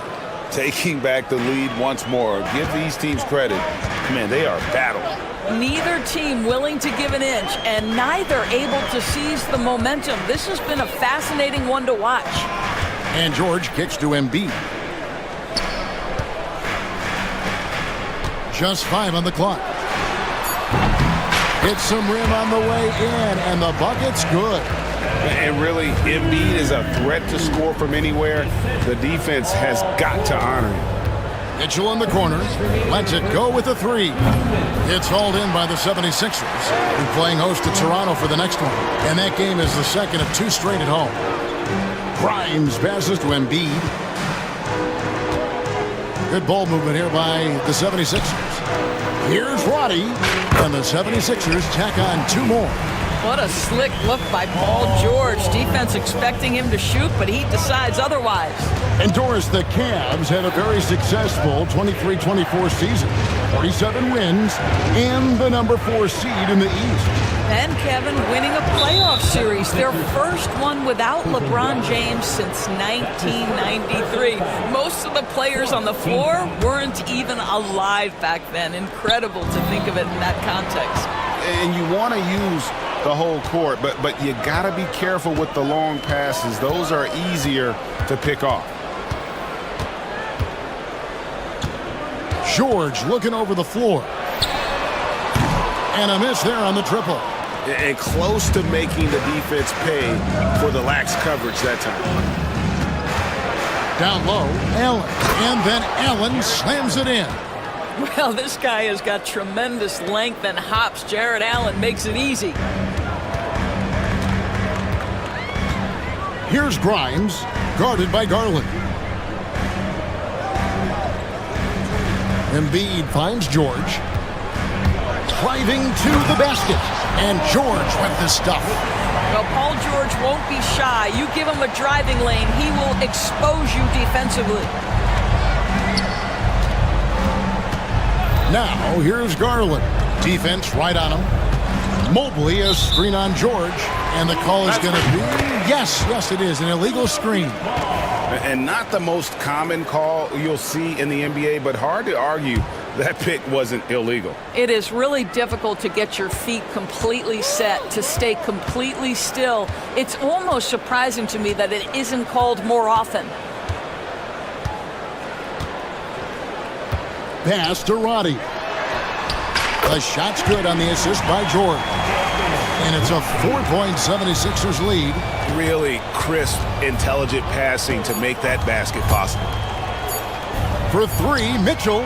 What a play. Simply drains it in at the buzzer. And a huge three there to chop the lead down as we go into the break. Still anyone's game. So that'll be it for the first half. Fairly even battle underway in this one. 76ers lead by 1.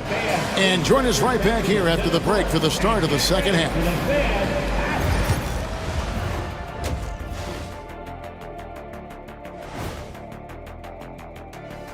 Halftime show coming at you. Paul George has been electric here so far.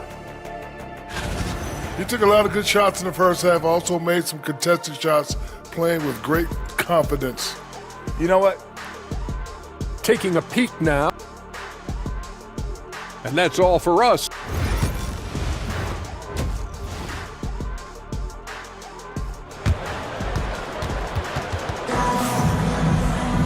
And as we get into this third quarter, as we've seen so far, neither team able to create much separation on the scoreboard yet.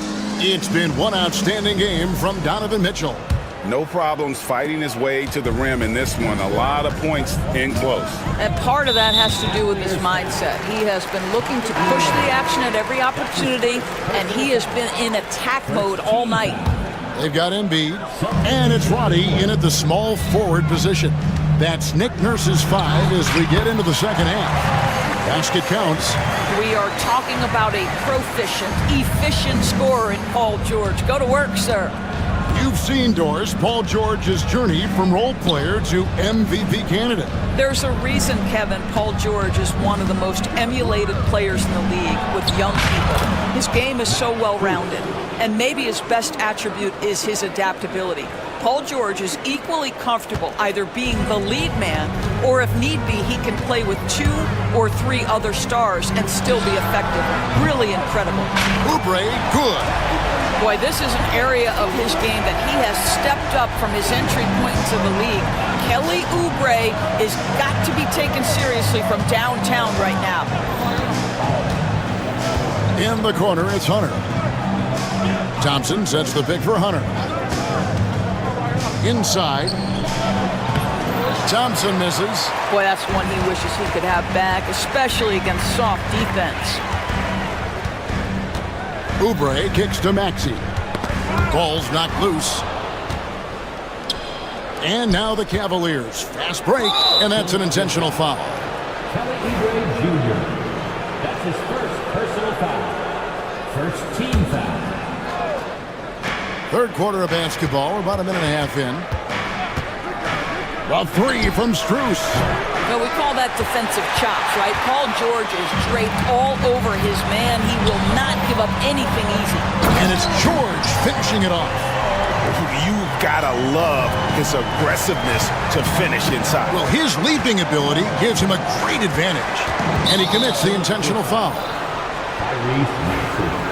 That's his second personal foul. Second team foul. Strus against George. Thompson sets the pick for Strus. Shot clock at 6. Here's Jerome. He's covered by Maxey. Boy, as slow a start as you could have. Just 1 for 4 from the field. They're struggling. And this is his first trip to the line tonight. Free throw good, Maxey.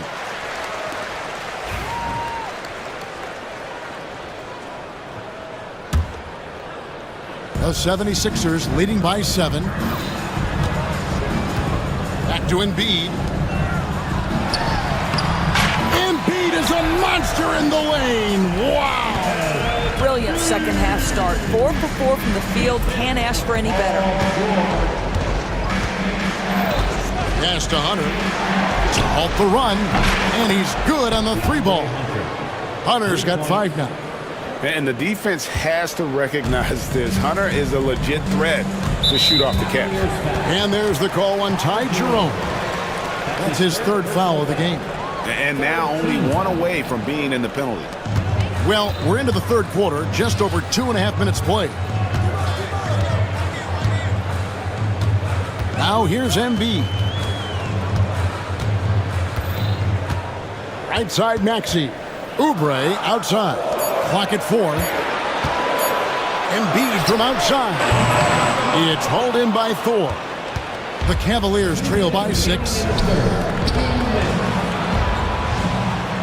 It's Strus on the wing. Defended by George. Strus passes to Jerome.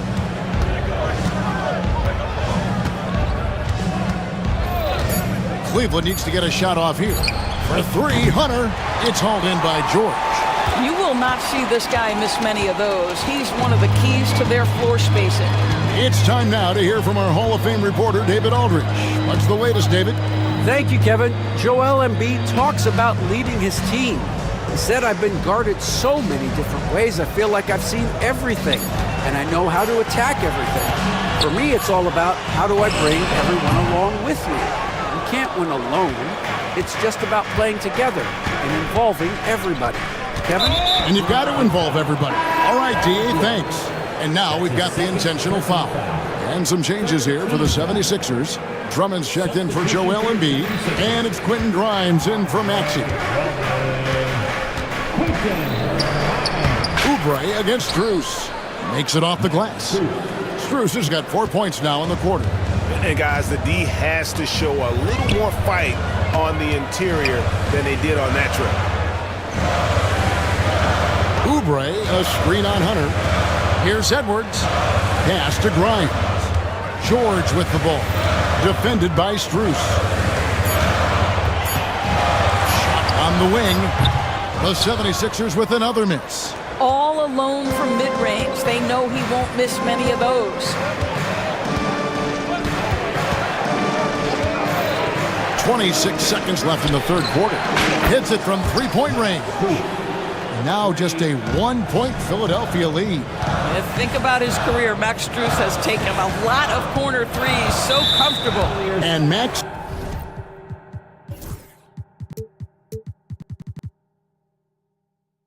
Strus picks up the foul. That's his first foul. Personal foul. Fourth team foul. Substitution for your 76ers. Grimes passes to Okiki. The 76ers again can't hit it. Here's Jerome. To the paint.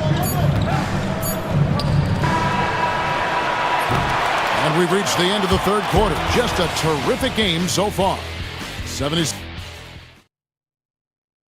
And it's time to bring up the State Farm assist of the game. And the definition of teamwork right there, guys. I mean, what great communication between them, and what a beautiful feat. Nothing better than chemistry, right? Working together to create a bucket. And with these teams locked in a very close contest, this fourth quarter promises to be a good one. And Cleveland looking at who they've got to start the fourth quarter. They've got Hunter. Max Strus is out there with Tristan Thompson. And it's Thor in at the power forward. The 76ers lead. Here's Okiki. And he makes the bucket, gets the whistle, and now a three-point play chance here for him. Grimes rhymes with dimes, on time right there. And Philadelphia making a change here. Maxi's checked in. Cleveland's gone downtown 13 times in this game, and they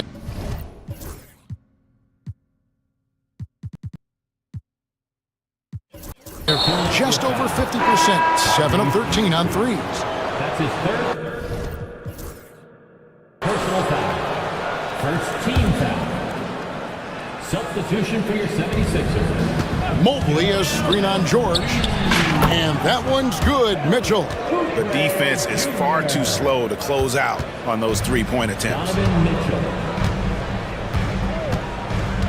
George against Mitchell. And George, what about that dunk? That was special, my goodness.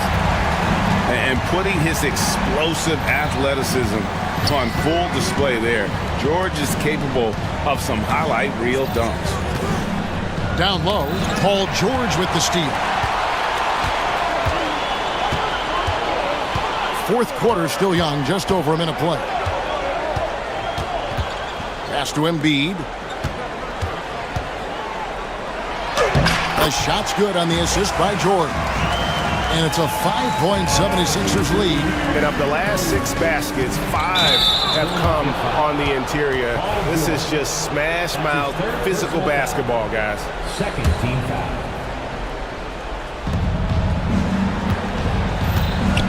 On the wing, Mitchell.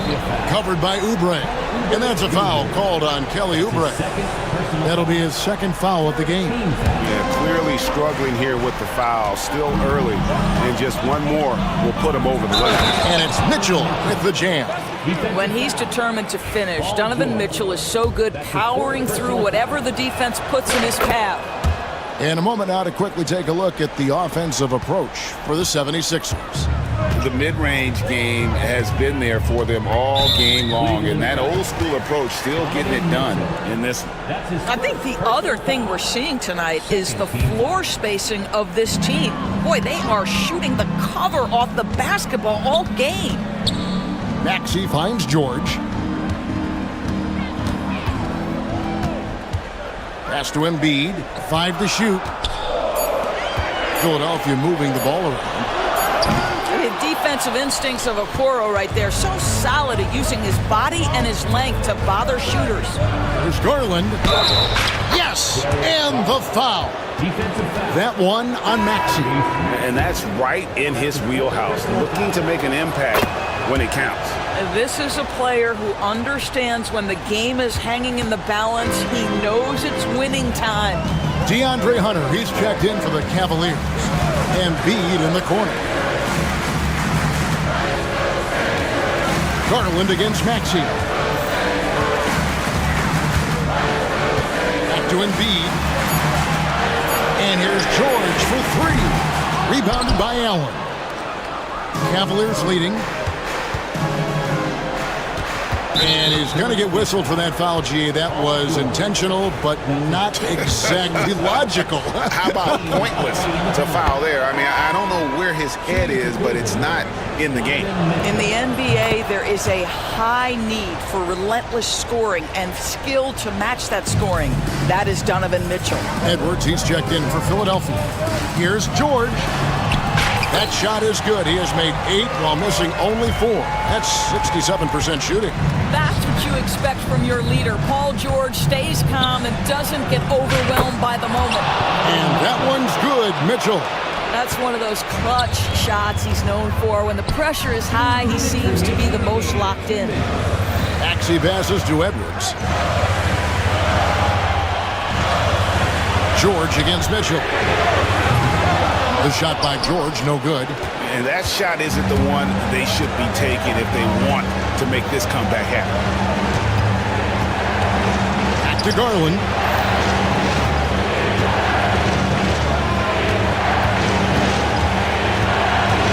Over in the corner, Allen. Mobley dishes to Garland.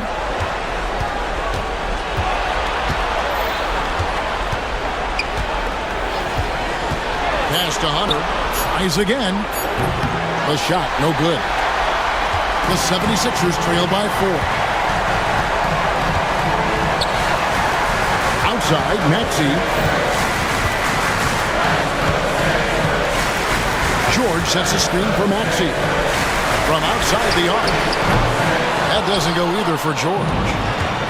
For Cleveland, they've gone 4 of 7 from the field since the beginning of the 4th. And it's Paul George with the foul. And so he's picked up his final foul, and he will sit for the rest of this game. Yeah, and luckily they've got terrific depth at that position. If there's one spot on the floor where they can afford to lose somebody, that would probably be it. Second one is good, hitting both at the line, and it's a 6-point ball game. Well, you want to continue to build the lead, so a very productive trip to the line right there. Well, he's got a great stroke. That one almost dropped. And they go to the intentional foul. He drops the first one, and that makes it a 7-point lead. Well, what you love is the leap that Darius Garland made in his 3rd year. Named to the 2022 All-Star team, this guy can flat out score it. Quentin Grimes is checked in for the 76ers. Kyle Lowry comes in for Maxey. Another miss by Philadelphia. Boy, defense nowhere to be found, and neither was his shot at that time.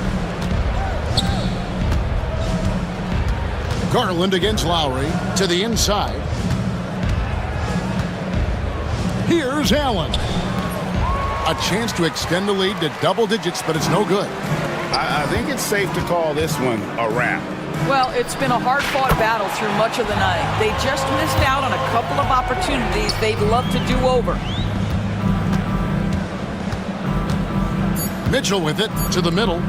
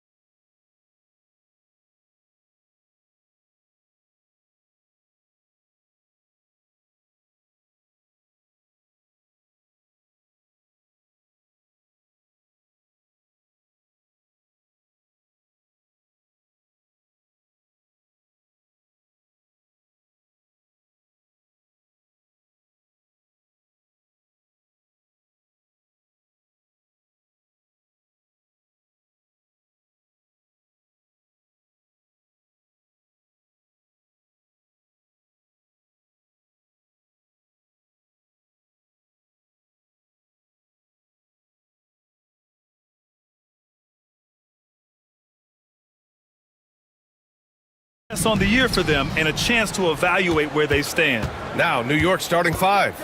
Anunoby and Bridges filling out the perimeter. Achua is out there with Josh Hart. And it's Brunson in at the one.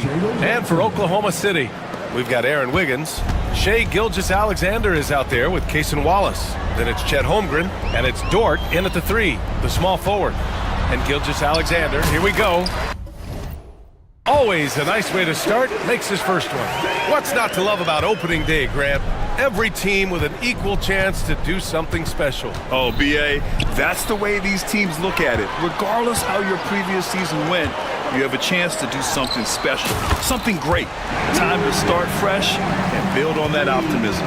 This is the area where Dort has really shown some massive improvement. Great touch from that range. Brunson finds Anunoby. Achua with a screen on Wiggins. Inside.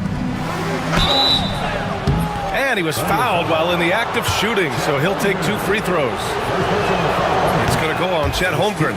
Well, Achua is a fighter out there. Come at him strong, and he'll double down on his selection. And he can't make the second free throw either. He missed them both. Grant, how about the rise of OKC? In just 2 years, transforming from a 24-win team to the top seed. Incredible, B.A. The Thunder drafted well and gave those picks lots of playing time. Plus, they made some fantastic trades.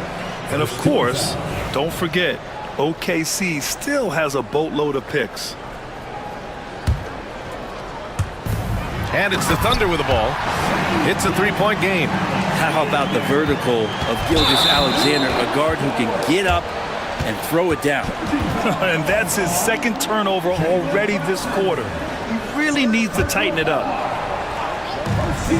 The Thunder have gone 3 of 3 so far from the floor. From deep, Gilgeous-Alexander. They get it back. Holmgren. And count that. 2 points and a chance for one more at the line. Shooting 4 of 5 to start the game. That's got to be a feel-good. And this is his first trip to the line tonight. You know, after sitting out his first pro year due to a foot injury, Chet Holmgren was well worth the wait, Grant. Yes, he was. And Chet was actually guarding LeBron during a summer pro-am game when he hurt his foot. But Chet was a monster his rookie year, already an elite shot blocker. Let's check in with our reporter, Allie LaForce. Mark Dagnall gave me a few minutes to catch up with him, and we discussed Mikal Bridges. Coach said Mikal creates a lot of problems with his movement off the ball. He keeps the defense on its toes. We can't allow him to get into a rhythm. And he also praised Bridges' on-ball defense. He'll be the focus of their game plan tonight. Brian? Thanks for that, Allie. Knocks down the long J. Well, a good start here. That's Trey for Trey, and that's Spanish for 3. Gilgeous-Alexander against Anunoby. Oh! Wow! Well, you know Gilgeous-Alexander worked on that in the offseason, but it's one thing to work on it, then bring it to the floor. He did it that time. And a look at how the offensive approach has been going so far for the Thunder. They've done a great job establishing an inside presence. Now that'll open up more options offensively throughout the remainder of the game. Sometimes the offense can be keyed by just quick possession. So you get a steal and you can get out in transition. They seem to be very focused on that end of the floor. Second shot opportunity, and Achua with a lay-in. Well, there aren't a ton of these guys, but a high-energy big, that's the nature of Precious Achua. Gilgeous-Alexander passes to Holmgren. He can't get it to go. Achua with some nice D. Knicks trail by 6. Here's Brunson. Oh, and makes it with the kiss. Brunson's got 9 points. I mean, the stroke looks good. He's moving well out there. What a sensational start to this game. Perfect from the field. Gilgeous-Alexander against Anunoby. Attacking the rim with power. Tremendous finish. Achua with a screen on Gilgeous-Alexander. Here's Brunson. And there's a whistle. He'll head to the line to shoot 2. Brent, everyone loves an underdog story, and there's few better than that of Jalen Brunson. Yeah, this kid falling into the second round and all the perception around whether or not he was big enough or can he shoot the ball, is he athletic enough. This guy has continued to work hard every year and turned himself into an all-star and an all-NBA player. Jalen Williams, he's checked in for Oklahoma City. Caruso comes in for Wallace. Here's Gilgeous-Alexander. And count it. Now 5 for 7. And he's 5 of 7, getting into a nice rhythm offensively. Achua with a screen on Caruso. Down low. Achua with the dunk. These bigs can really put some force on the rim. Achua falls directly in that category. Anunoby against Gilgeous-Alexander. Pass to Holmgren. Back to Gilgeous-Alexander. Shot clock at 5. And the big finish by Holmgren. And before he even leaves the floor, Holmgren has the ball at rim level. Brunson surveys. Bridges outside. From 15 feet away. Again, the Knicks. Good for 2 more. And they keep trading punches. Both teams in a groove early. Who's going to miss first? Every time one team scores, the other team right back at you. About 7 seconds separating the shot and game clocks. Knicks trail by 4. Oh, deflected. Gilgeous-Alexander with a steal. On the wing, Caruso. Outside, Gilgeous-Alexander. Williams, a screen on Anunoby. Pass to Williams. Stolen by Anunoby. The shot won't fall. What a performance for Shai Gilgeous-Alexander. He has been the story for the Thunder. 11 points in the quarter.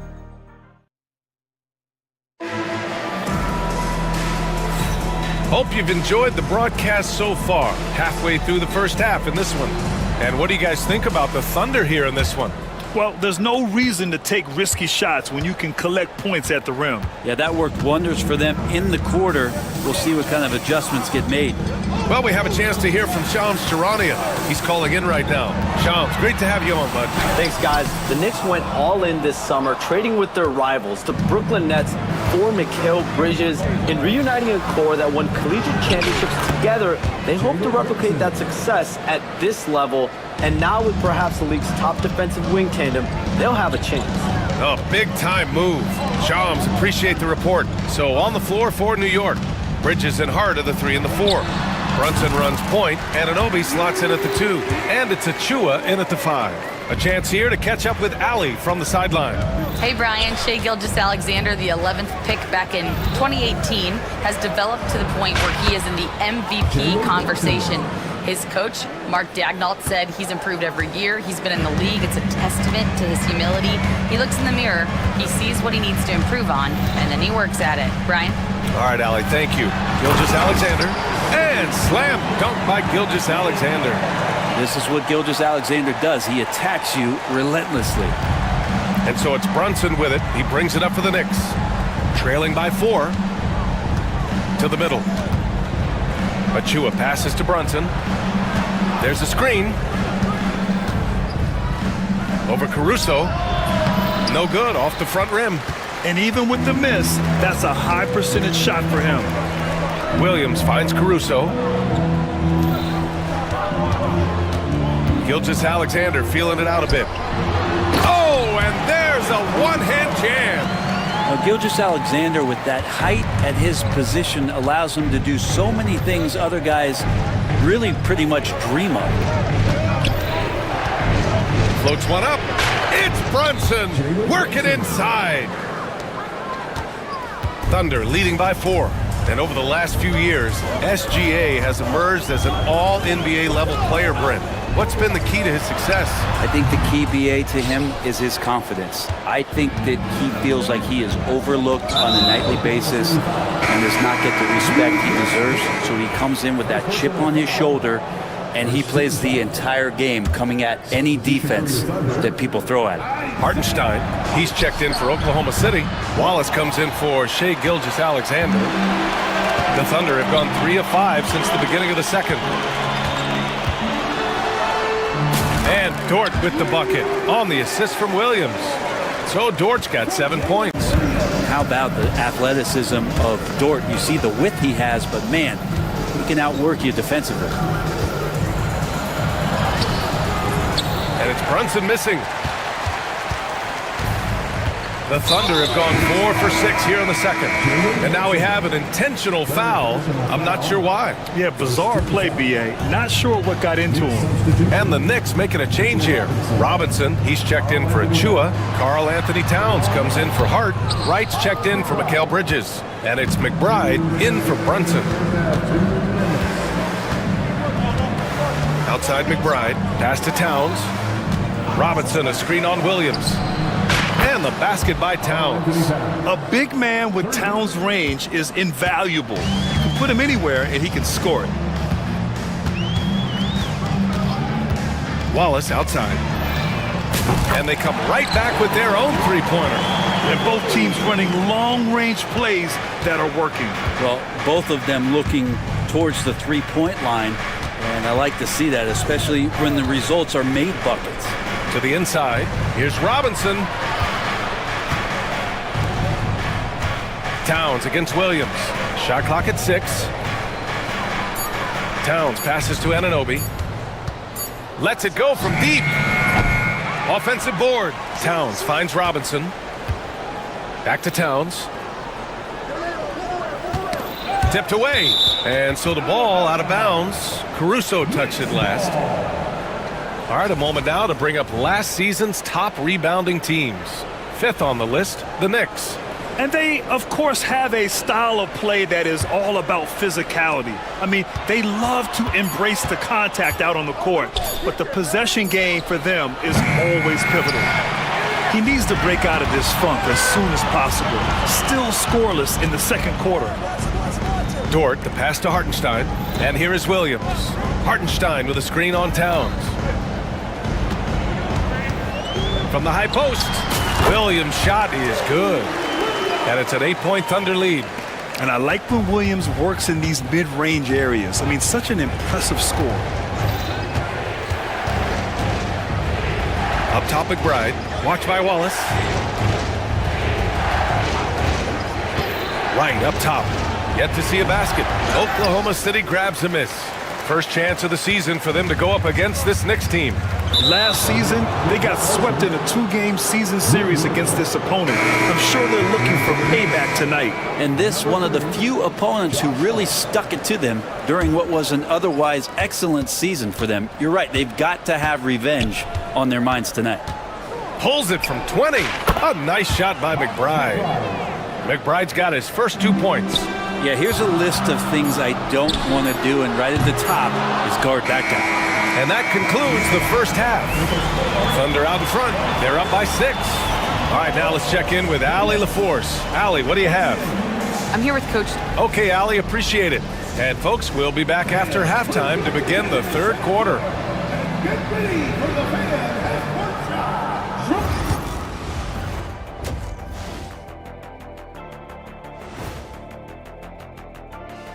Welcome to halftime, and after 2 quarters played, some ground. We need a department store intercom. Attention all ballers, attention all ballers. We have a missing defense, paging the defense. Okay, so now let's talk about that point guard matchup from the first. And that's it for halftime. Thank you for joining us. We send you back to Brian Anderson for the start of the third.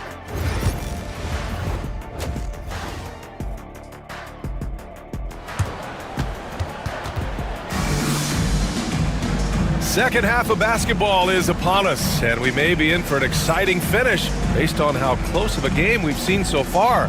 You look at Jalen Brunson in this game, he's been everywhere.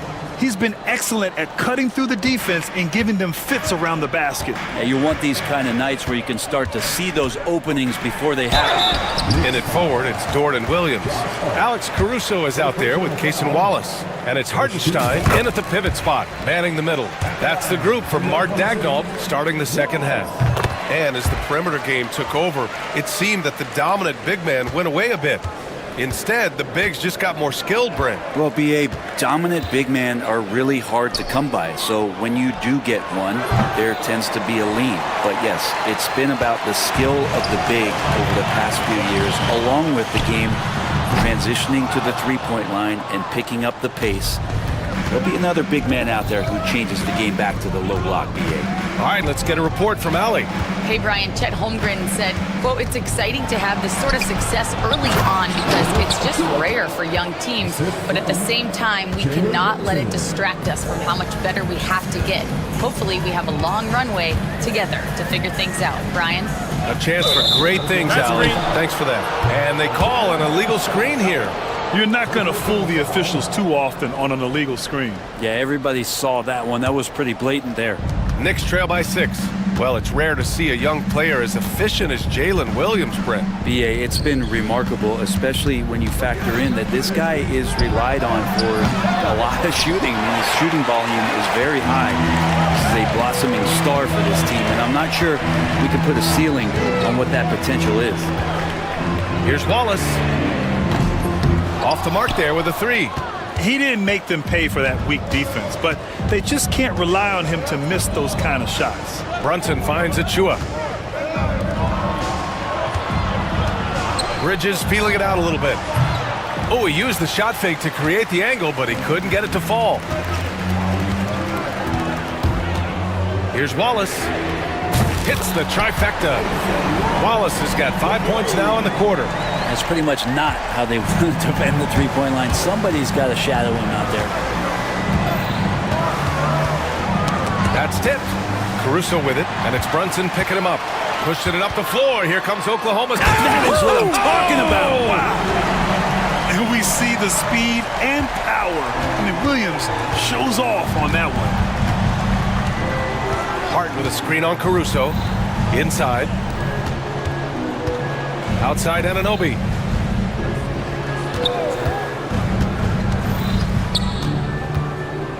Just 5 on the clock. Back to Hart.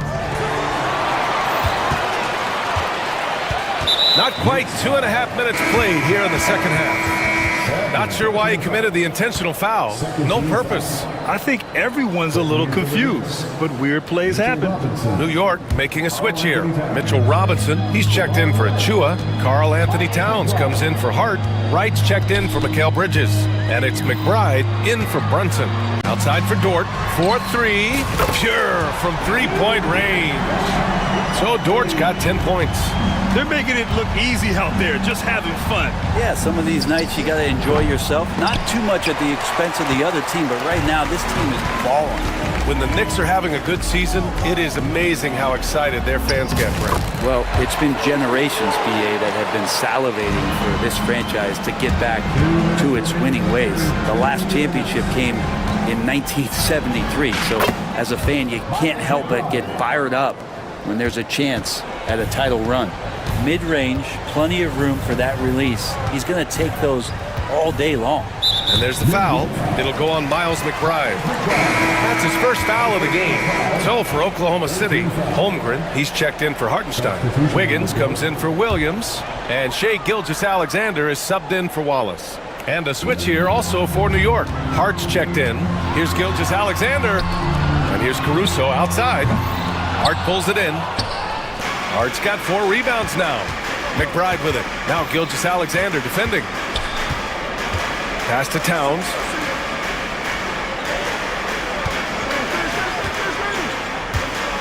This one for 3. Sinks the tray. Towns has got his second basket on the night. One of the better three-point shooting bigs. Towns has great accuracy. Now here's Holmgren. Beyond the arc. Hart pulls it in.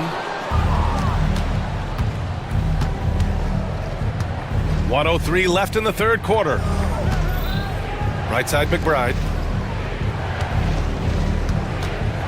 Oh, he got hacked on the three-pointer, and he'll head to the line. And last season, Brent, many believe that SGA was deserving of the MVP award. Well, he made such a strong case, BA. I mean, finishing in the top 3, that is remarkable. He led that young Thunder team, again, to the #1 seed in the Western Conference and averaged 36 and 5. He also led the league at 2 steals per game. What a season. Outside Gilgeous-Alexander. The 3-ball. A big triple. Gilgeous-Alexander. Well, the focus here from SGA at the arc. He hates to waste those opportunities. Towns outside from the arc. Gets the three to fall. Towns has got 9. Oh, you gotta love the back and forth, showing real confidence at the arc. Yeah, both teams finding ways to the three-point line and trying to take advantage from distance.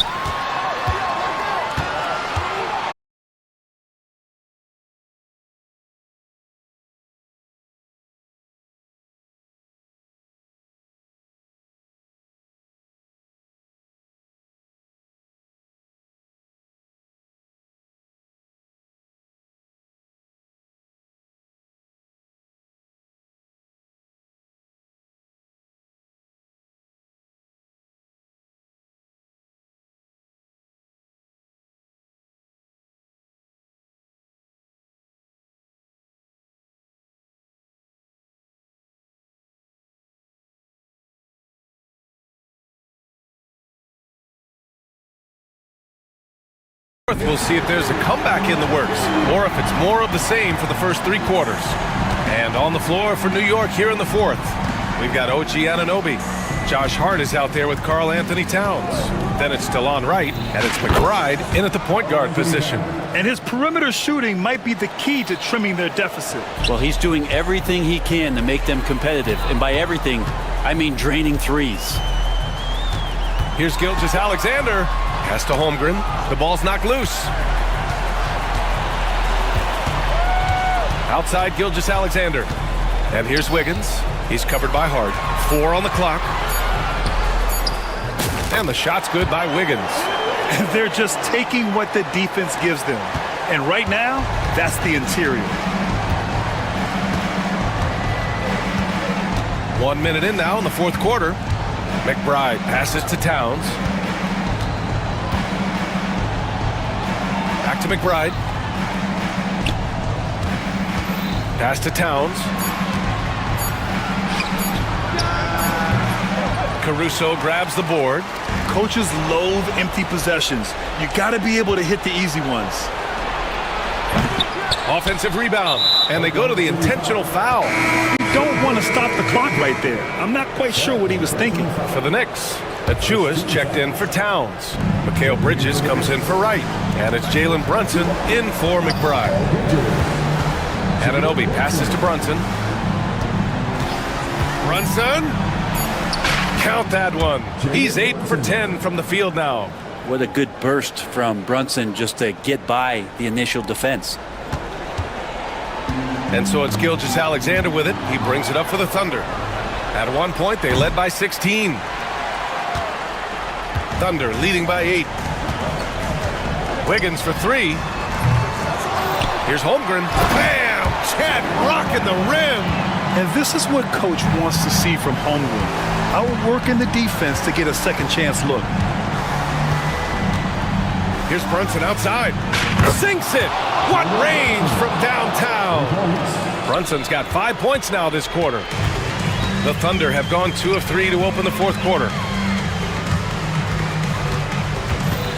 Pass to Holmgren. And it's New York with a rebound. Anunoby for 3. Doesn't go for him. And Oklahoma City shooting around 59%. They've been outstanding on the offensive end. Caruso misses. Knicks trail by 7. And now we've got an intentional foul.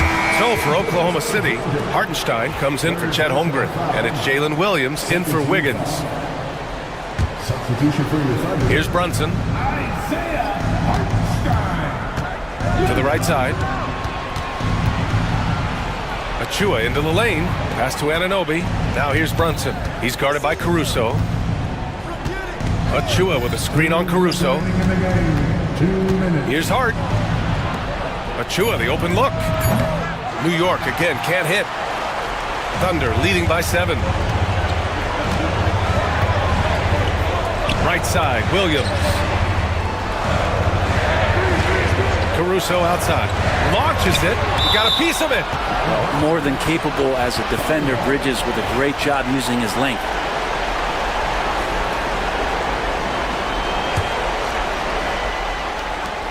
There's a minute 40 left in the 4th.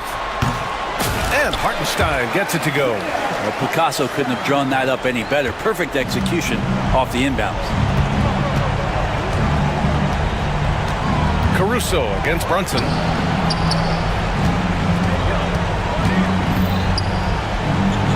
Pass to Bridges. Achua with a screen on Gilgeous-Alexander. Just 5 to shoot. Bridges misses. Oklahoma City has gone 0 for 3 here in the fourth. Gilgeous-Alexander passes to Williams. He takes it in, and Williams punches it home. Both sides are simply waiting for the clock to make it official. This is going to end up in the books as a nice win for the Thunder. Well, Grant, I don't know if there was one deciding factor in this game, but I'd say shooting accuracy if I had to choose. Agreed, B.A. They really went after quality looks and shot the ball with confidence. And so this win marks their first victory of the new year. Always good to start a season series off with a W. They showed tonight they take this team seriously, and the next 2 matchups between these two should be fun.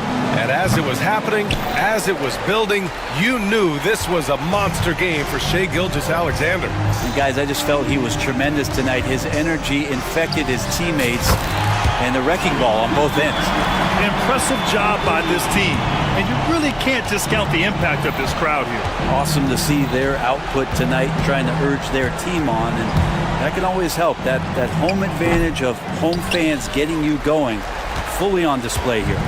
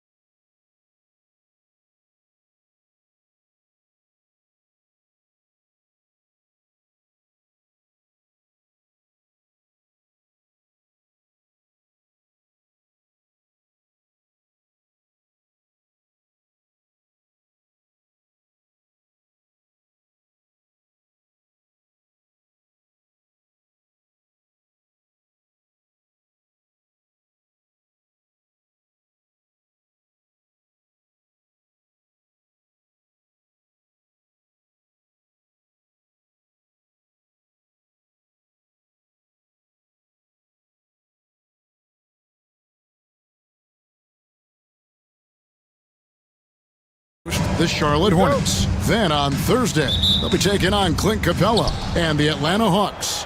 And you know for that matchup with Washington, that's a contest that I'll keep an eye on. That'll be the 5th time they take to the floor, and they want to get off to a quick start.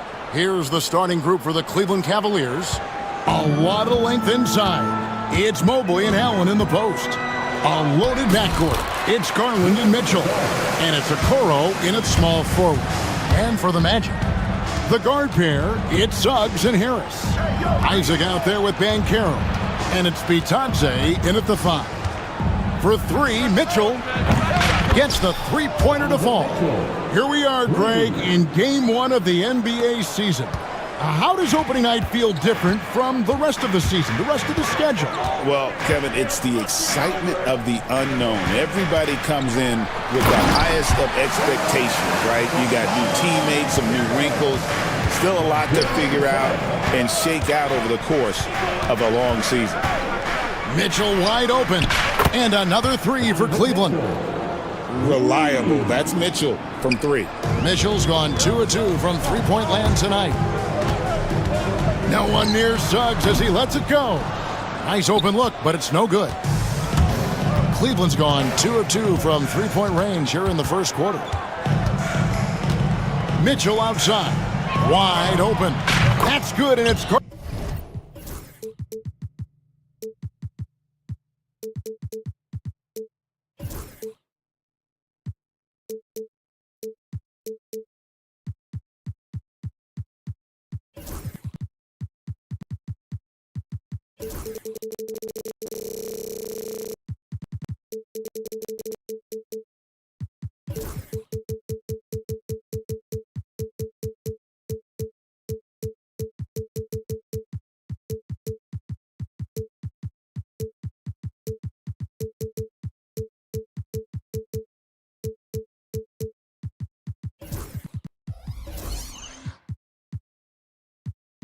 Garland with the assist. Mitchell's got 8 points. Lights out here, right out of the gate. Perfect 4-4 from the floor. Suggs off the mark there with the three-point shot. Mitchell with it. Isaac picks him up. GA, you look how Garland can create for himself. Very good off the catch or the bounce. It's so deadly off of those high pick and rolls because he can dribble into that 3. A playmaker that can do that is a headache. Garland knows how to create that space and get his looks. Orlando, they've gone 2 for 4 from the field so far today. Pass to Bitadze. Here's Banchero. And here is Suggs. Second shot opportunity with the drive. Can't capitalize inside. He hasn't been at his best this quarter. I'd like to see him be a little more patient right now. Mitchell outside. Here's Allen, and it's Allen slamming it down. Finding a little rhythm here that they have to like where they're at. Yeah, you're seeing their offense in a flow.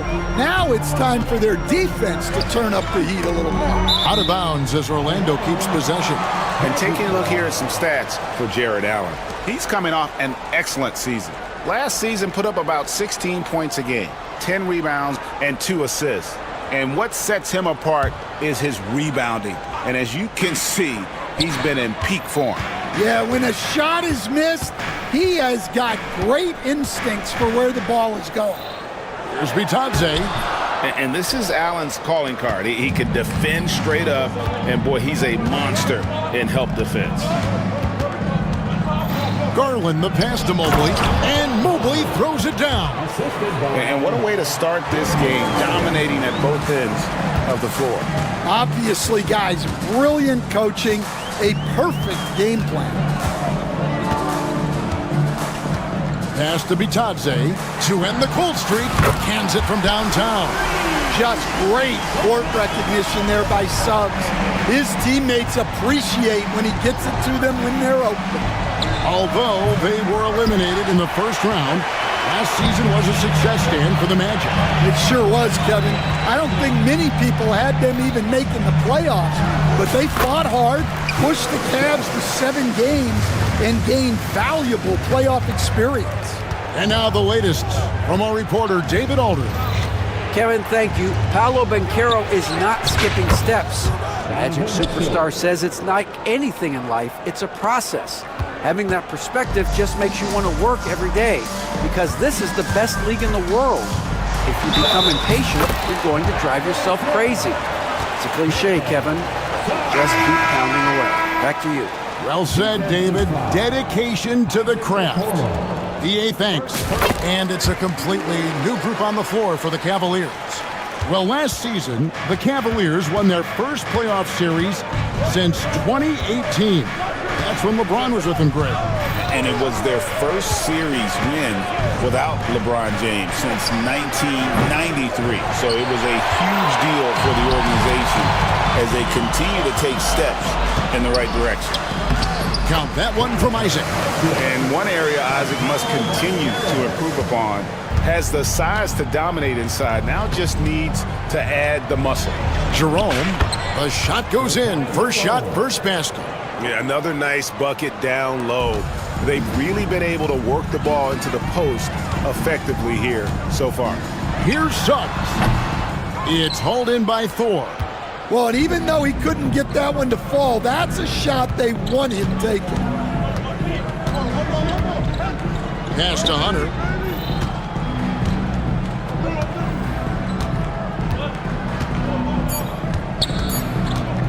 Thompson sets the pick for Hunter. And he got that one up in time, but doesn't go in. Donovan Mitchell firing on all cylinders for the Cavaliers. We witnessed him delivering a series of three-pointers as he notched 3 total in the quarter. We'll take a quick break and then back to the action here.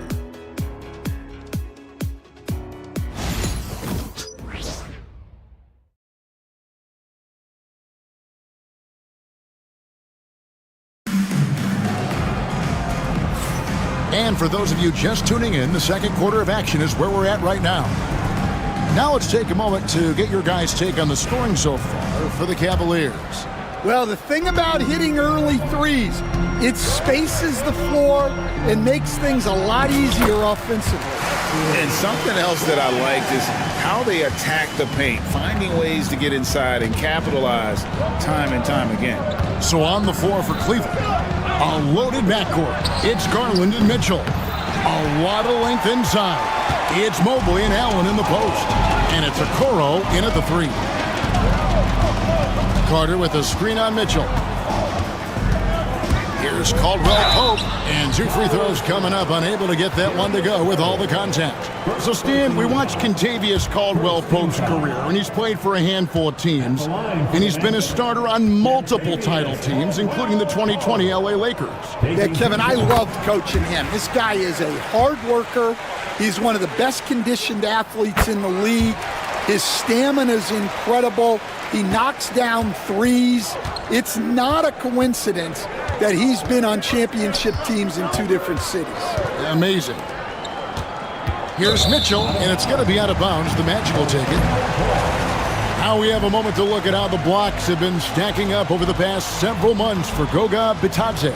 But we're just not seeing that same fierceness out of him defensively these last few months. He's lost a little bit of that intimidation factor. He's not blocking as many shots, and he's not making the same impact on that end of the floor. And Darius Garland picks up the foul. That'll be his second foul of the game.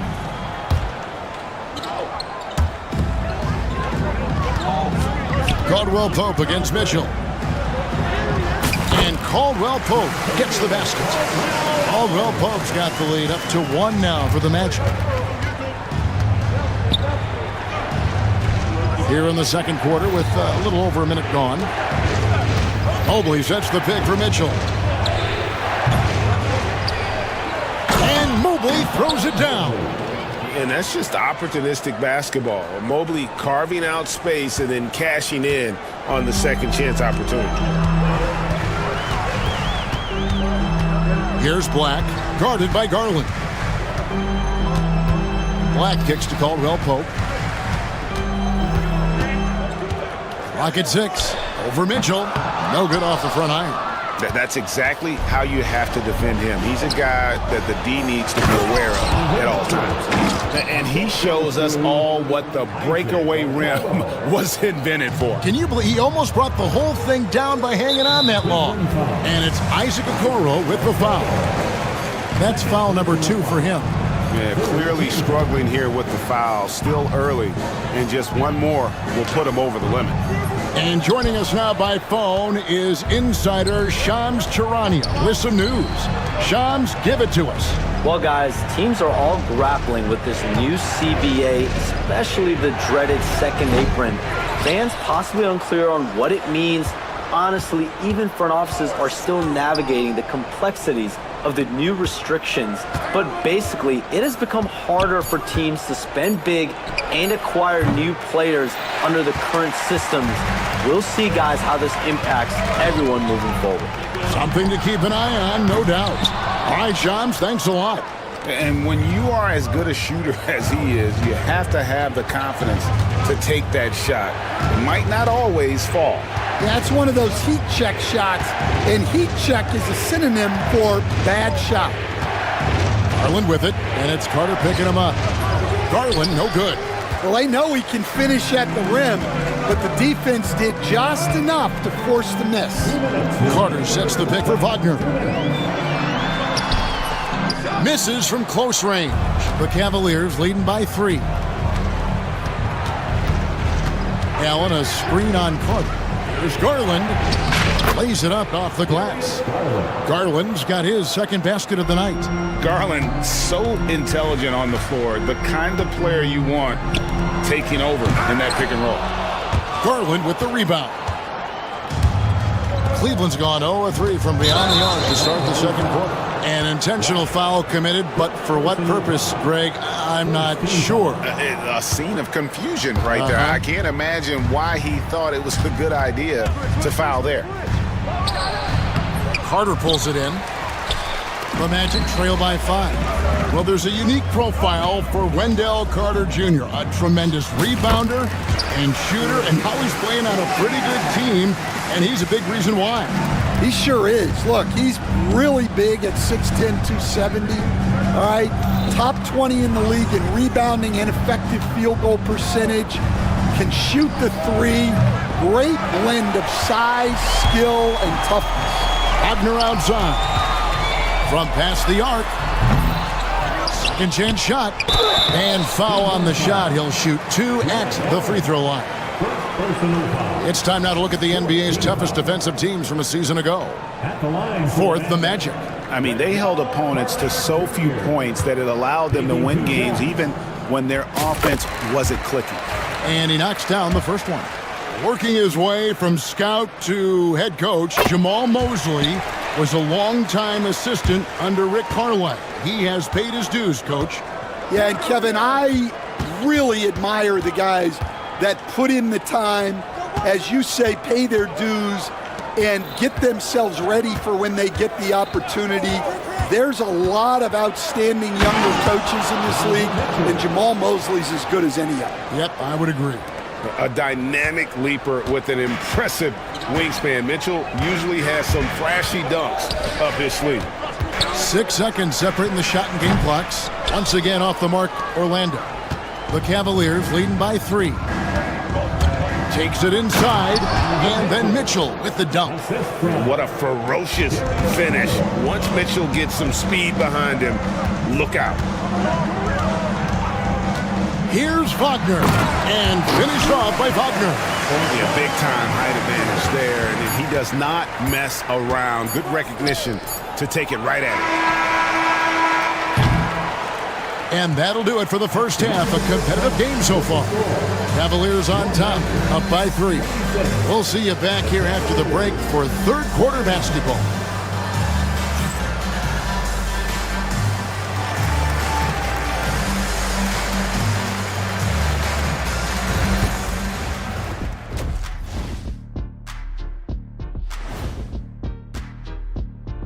Hello, everyone, and welcome. Tonight's Their work on the glass has been superb tonight, chasing down every miss there, Ernie. That's their. Now let's take a moment here. That is more than enough of us. Let's send you back to the game. Kevin Harlan and crew with the second half.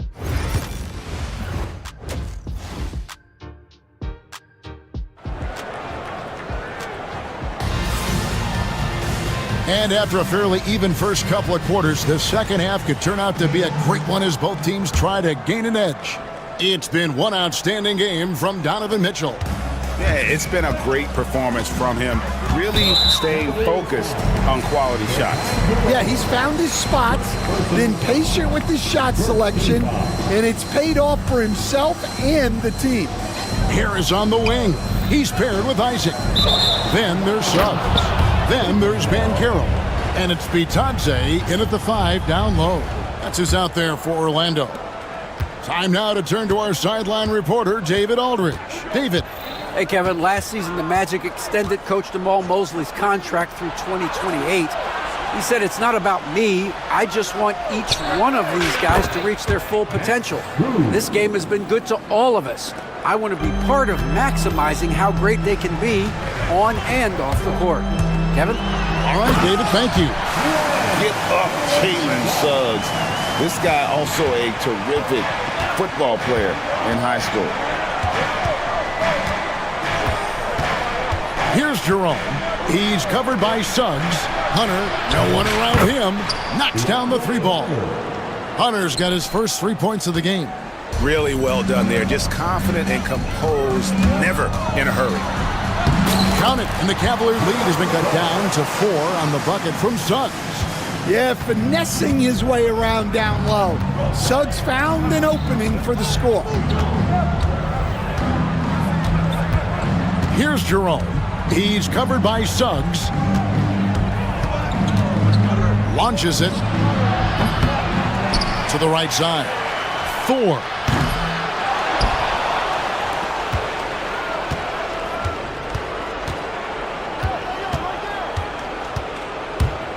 The 3. They grab their own miss. Oh, wow, what a great move inside. That is incredible.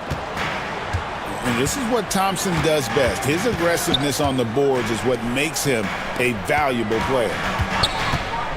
Here's Suggs. And Suggs throws it down. And once he gets clear off the screen, there is no stopping him. No, not when there's a flush waiting to happen. Well, give credit to the screener there. That's how you help free up your teammates. Thompson sets the pick for Hunter. Shoots over Isaac. Hunter no good. The Magic trail by 4. Just under 2.5 minutes into the third quarter now. Here's Suggs. Hunter grabs the miss. Well, that one didn't fall, but otherwise they've been excellent shooting the ball to start this half. And an intentional foul right there. Yeah, not sure what that was about. I mean, talk about a brain cramp. So a new group on the floor for Orlando. Orlando on D. The screen from Thompson. Here's Jerome. It's hauled in by the Magic. Carter's got 5 rebounds tonight. Magic have gone 3 of 4 so far in the third quarter from the field. Pretty good start to the half. The Cavaliers leading by 4. Here's Thompson, and Thompson throws it down. It really does make the game easy for your teammates when you can lead them to the rim that well with a pass. Black kicks to Wagner. Knocked away.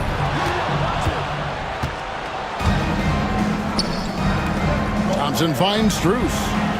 That's in, coming off the assist from Thompson. And it's a 9-point Cavalier lead. You coach Stan at various levels for 30 years. How has the transition been to the broadcasting business? Well, Kevin, it's been great because of people like you and because I'm undefeated. Right. But do you miss the aftermath when there's at least a score sheet? There's a scorecard that says win or loss. I do miss that. There's no question. I miss the competition. I miss the camaraderie of building toward a result. But I've started to get some of that in broadcasting as I've gotten to know my partners better. Well, it's great being your partner. Likewise. Well, with his size and power, Wagner can seem unstoppable at the rim. Here's Jerome.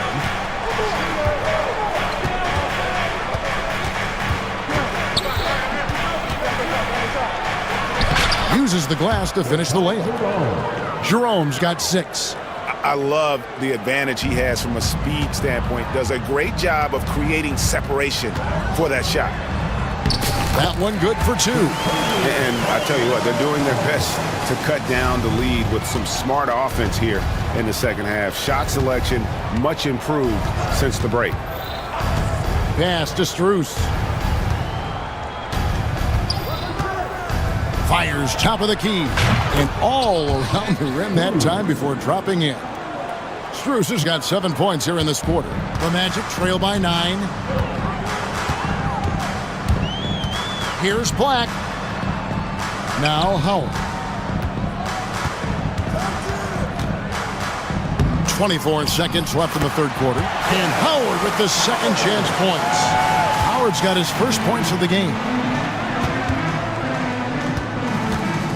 Wagner against Hunter. Thompson a screen on Wagner. Here's Hunter, and he drives in. And what I admire about Hunter is that opportunistic attitude. This kid just makes things happen. Wagner from long range. No good that time.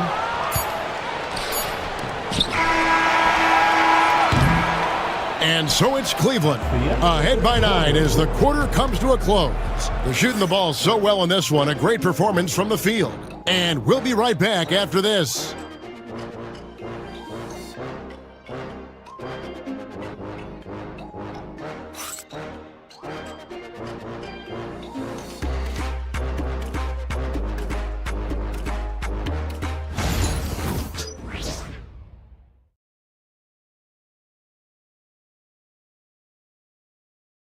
And a worthy candidate tonight as we take a look at our State Farm assist of the game. And I'm glad this was the pick because I love this pass. Such a great dish. That's what I call court vision. Yeah, he puts that pass right on the money and made things look easy for his teammates.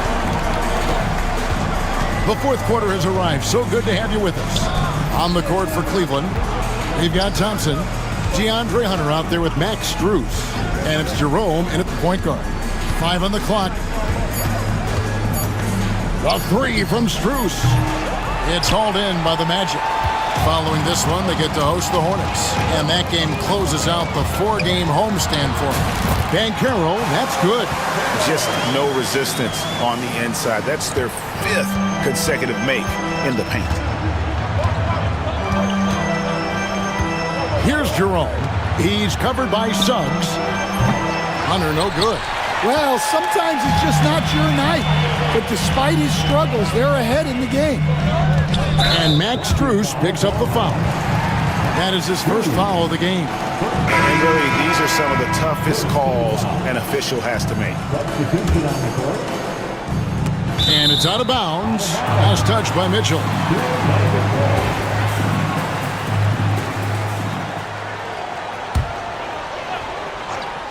1 minute now into this fourth quarter. Here's Suggs. And Suggs throws it down. Everything is working for Suggs offensively at the moment. This is a very encouraging sight to see. A drive by Garland. And the shot is good. And the Cavaliers lead by 7. And coming down the stretch here, both teams still on fire. Yeah, in hopes that your opponent is just going to go cold. That's not going to happen, it doesn't look like in this one. This might go down to whoever has the last possession. Here's Bitadze, covered by Okoro. Bitadze with the bucket. And they are attacking the rim and getting great results. Here's Mobley. It's hauled in by the Magic. Banchero outside. And the foul called on Donovan Mitchell. That'll be his second foul of the game. So for the Magic, Wagner's checked in for Goga Bitadze. Wagner comes in for Jonathan Isaac. And it's Kentavious Caldwell-Pope in for Gary Harris. Now, here's Suggs. Covered by Okoro. And that one's good, Wagner. And they're beginning to just flat out fall apart defensively right now, especially on the interior. Pass to Okoro. Mobley sets the pick for Okoro.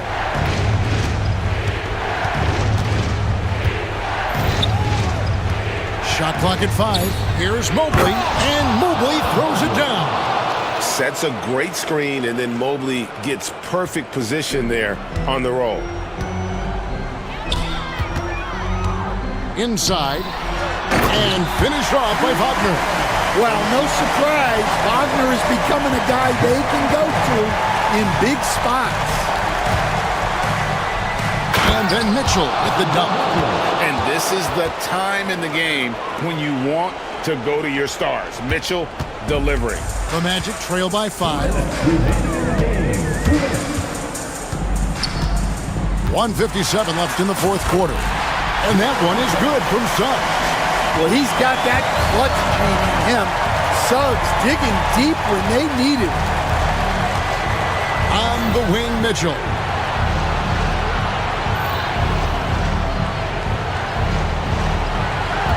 Mobley, a screen on Caldwell Pope.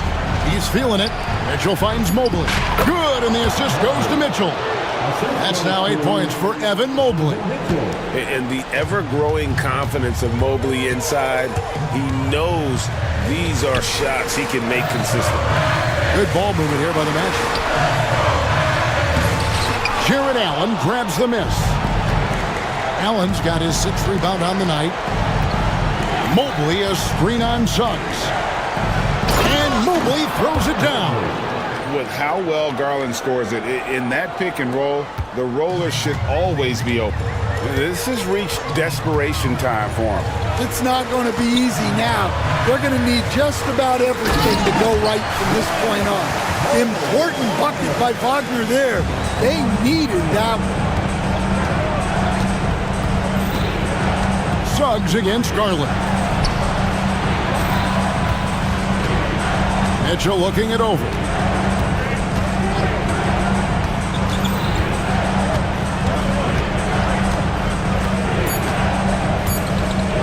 Pass to Mobley. Over Banchero. And Mobley the bucket on the assist by Mitchell. And the Cavaliers lead by 7. They're in total command of this game with time starting to run out. Yeah, and at this point, the focus is take care of the ball, no needless fouls, and no threes.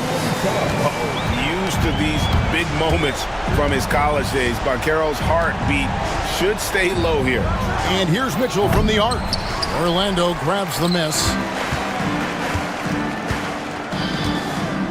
Suggs with the ball. Wing shot on the way. Good! Well, that's probably not the shot they were looking for, but hey, when it goes in, everybody's happy. 7 seconds left in the fourth. Mobley outside for the 3.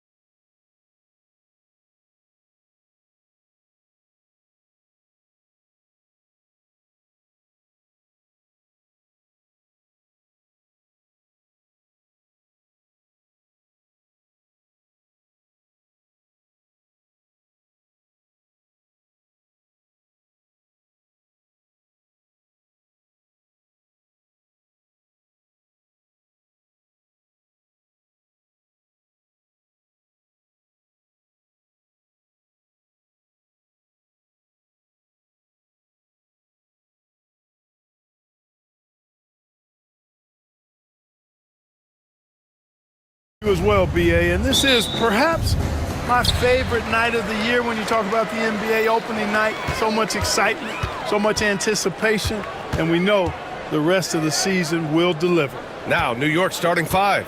Anunoby and Bridges filling out the perimeter. Josh Hart is out there with Achua, and it's Brunson in at the point. That one goes. Count it. George is really one of the most amazing players in the league, an all-NBA caliber player, and he's worked tirelessly on his shooting form, and now it's close to perfect. Not exactly how you want to dive into the game. Picks up his first foul right off the bat.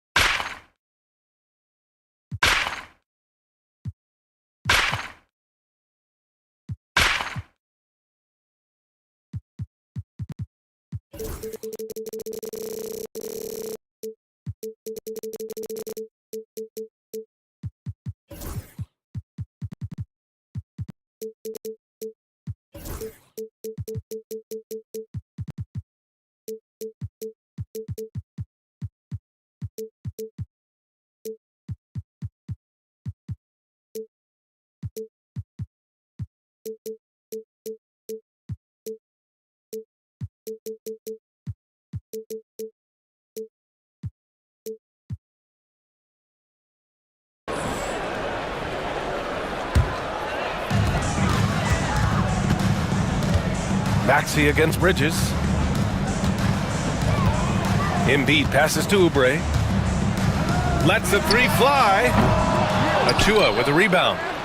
Clark, the Sixers have been at least 10 games over 500 for 7 straight seasons now. Yeah, and that's great to see after, what was it called? The process that took them all the way to the very depths of the league to finally build themselves back into a consistent playoff team. And their fans certainly deserve good times for struggling through all of those bad times several years ago. Well, you got to miss sometimes, but that one seemed like a gimme. And the foul called on Paul George. That's his first foul of the game. Personal foul. First team foul.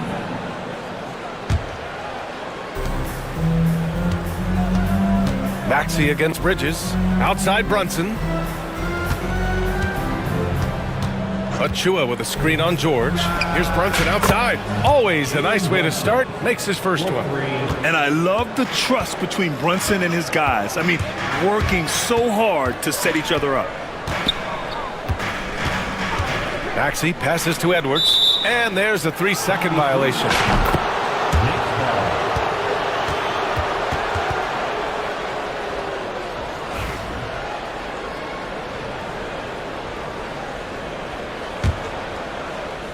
Just over a minute and a half played here in this one.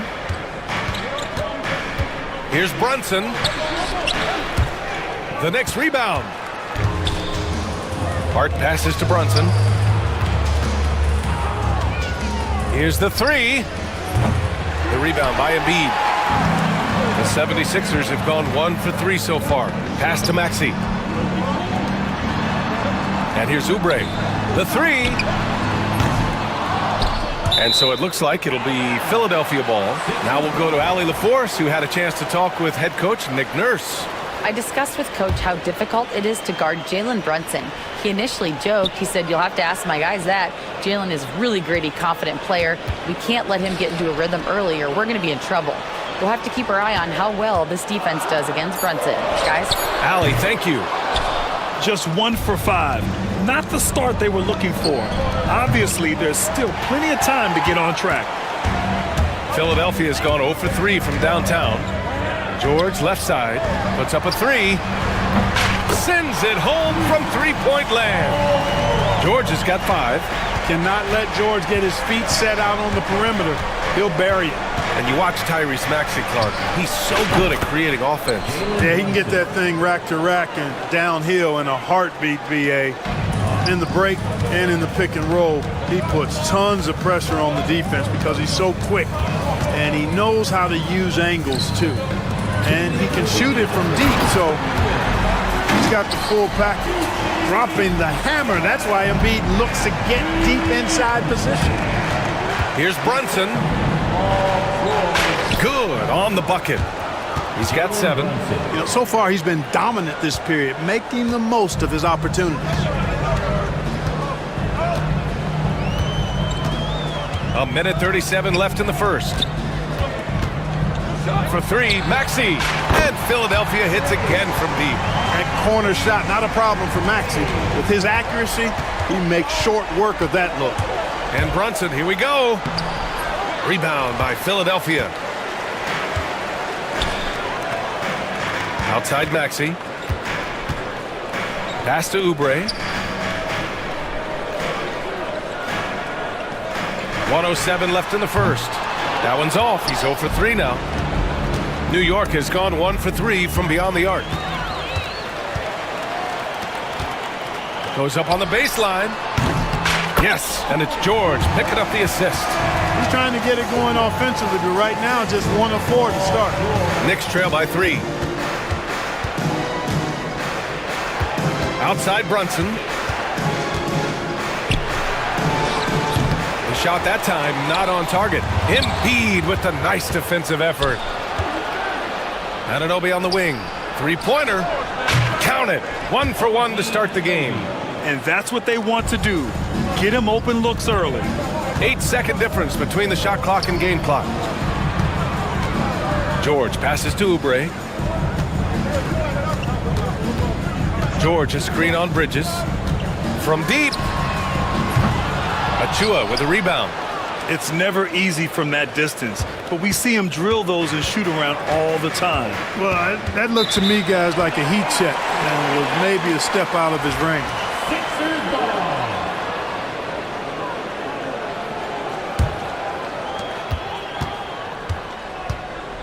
Here's Embiid. Pass to Maxey. Takes the 3. That misses. Would have counted had it gone. It's all tied in Philadelphia.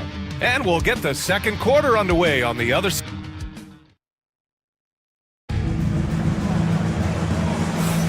And we hope you're enjoying the game. Both teams tonight keeping things pretty even on the scoreboard so far. And looking at what we've seen from the Sixers, what do you guys think? Well, clearly they played well in the first period because of their selfless attitude. Yeah, and you know, so many of their hoops came off an assist, which is a good sign of ball movement and sharing that ball. They've got Tyrese Maxey, Edwards out there with Kelly Oubre.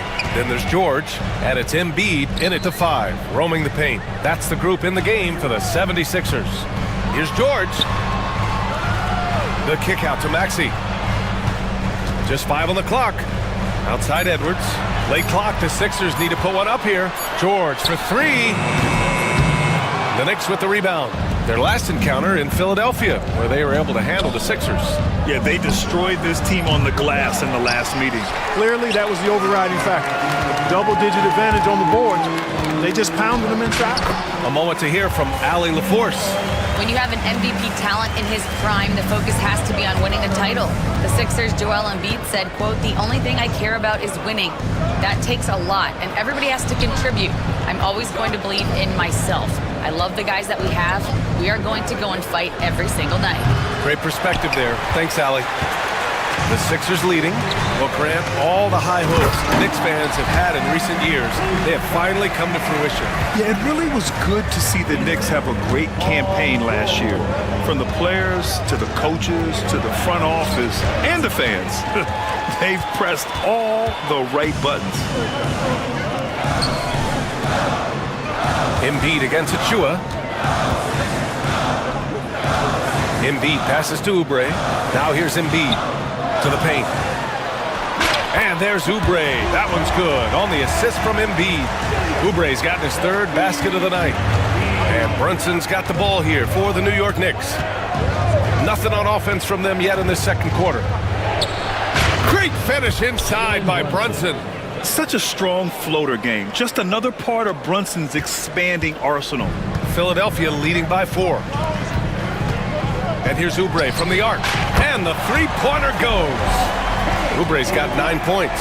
And they found a nice flow offensively here in the second period. Yeah, and that field goal percentage zooming upwards is now above 50%, which is pretty strong. Now here's Brunson. He had a 36-point outing in their last game against Boston. Not sure why he committed the intentional foul. No purpose. I think everyone's a little confused, but weird plays happen. You don't want to stop the clock right there. I'm not quite sure what he was thinking. Yeah, but that's no excuse for that kind of foul. I mean, that might be an explanation for it, but certainly doesn't justify it. And even then, it's just not a good play. Okiki's checked in for the Sixers. Grimes comes in for Maxey. And a big finish by Robinson. B.A., forget about attempting the long-range three to cut into that lead. Just attack the rim, my man. And that was sweet. Exercising his authority. Looks like we're starting to see a pattern here. Not afraid to get in the paint and get wet. Well, I agree with you. 4 of their last 5 baskets have been exactly of that variety. Now here's Wright. Back to McBride. And he commits.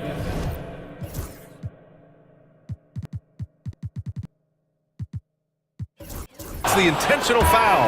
All right, on the line, we've got our insider, Shams Charania. What do you have for us, Shams? Thanks. Many consider this summer to be the most challenging field in the history of international basketball. Nevertheless, Team USA got it done in Paris. It's not getting any easier, but the star power of the U.S. men's team shined bright in the City of Lights. Guys, a classic ending for a stacked U.S. roster. What a performance. Shams Charania with the report. Thanks, Shams. He's somebody that's really comfortable carrying the offensive load. Down low. Out to the right wing. Embiid passes to Roddy. Back to Embiid. It's George on the wing. Anunoby covering. Fires for 3. And it's New York with a rebound. Right outside. All right, guys, what do you think so far about the offensive approach for the 76ers? You know, so far in this one, these guys have been knocking it down from distance. You've got to like their confidence as this game continues. They're on a nice roll.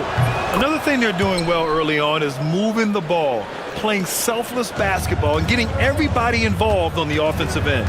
Andre Drummond is checked in for Joel Embiid. George passes to Okiki.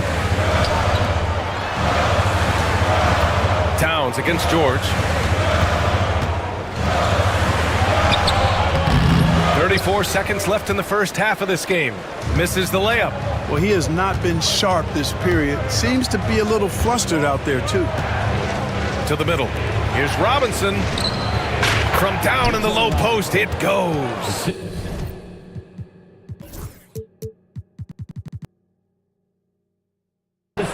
Robinson's got his second basket of the night.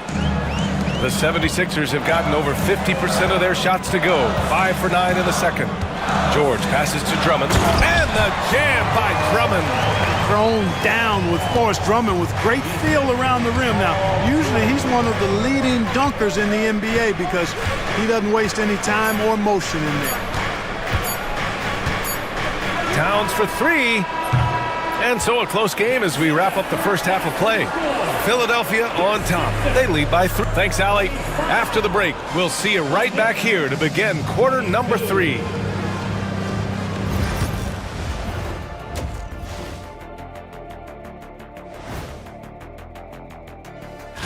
Taking a look here now at the 76ers, you really get to see what they're made of.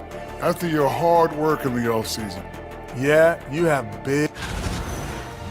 And circling back to the first half of our game, Paul George had his fingerprints all over it. This is why. Appreciate you joining us. It's been our...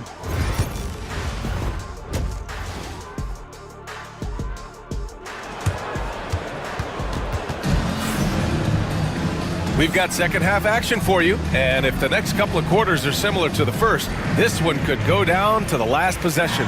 Boy, we've seen Kelly Oubre really having a great game. Through the first 2 quarters, he's been on fire. Explosive offensive performance. And you know what? I'll be interested to see just how much he's got left in the tank. That first half had to take a lot out of him. And on the floor for Tom Thibodeau as we get into the second half. Miles McBride is out there with OG Anunoby. Then there's Mitchell Robinson. Then it's DeLon Wright. And it's Towns in at the 4. You know, he's just not taking good shots, not taking smart shots, forcing up a lot of low percentage junk there. And Clark, this last summer, former Sixer Doug Collins inducted into the Basketball Hall of Fame. Yeah, well-deserved honor for Doug. I mean, he's Philly's former #1 overall pick back in 1973, and he played almost a decade there for the Sixers. Also coached the Sixers, among many other teams that he had a chance to coach in the NBA, but clearly an NBA lifer and one of the best guys that's part of the NBA fraternity. George's shot is off. You know, guys, you can tell he wants to contribute more, but his teammates have picked up the slack for him. That's what being on the team is all about. And it's Towns with the power finish. Nice job by Towns to get in there and get aggressive. Oh, wasted no time on that one. And the 76ers lead by 4. The defense really fell apart there. You can't afford to leave them all alone at the arc. Oh, and that one, no question, powered it down. His hang time on the rim puts a sweet cherry on top, B.A. It's a close game, and those displays of explosiveness can jumpstart a team. And can put the other team on its heels. We'll see how it plays out. Okiki, the pass to George. Back to Okiki. Pass to George. And the shot clock expires. 24-second violation. You know, guys, sometimes that just happens, but you don't like to see it when the game is this close.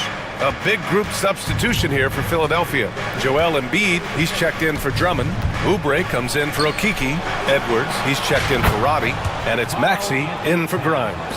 And let's send it over to Allie LaForce. You gotta love Tyrese Maxey's approach to the game. He said, quote, "I really have a simple life. I have this joy about playing basketball. I like putting in the work, so I'm extremely focused, extremely competitive, and I'm out here having the time of my life. I get to do what I love every single day, and it's a blessing," unquote. Ryan, he's such a positive guy. Yeah, he really is. Thanks for that, Allie. Got it. Recognize that space given, and Maxey pulled up in the mid-range for the bucket. Talking about Tyrese Maxey, Grant, here's a guy who's improved every year.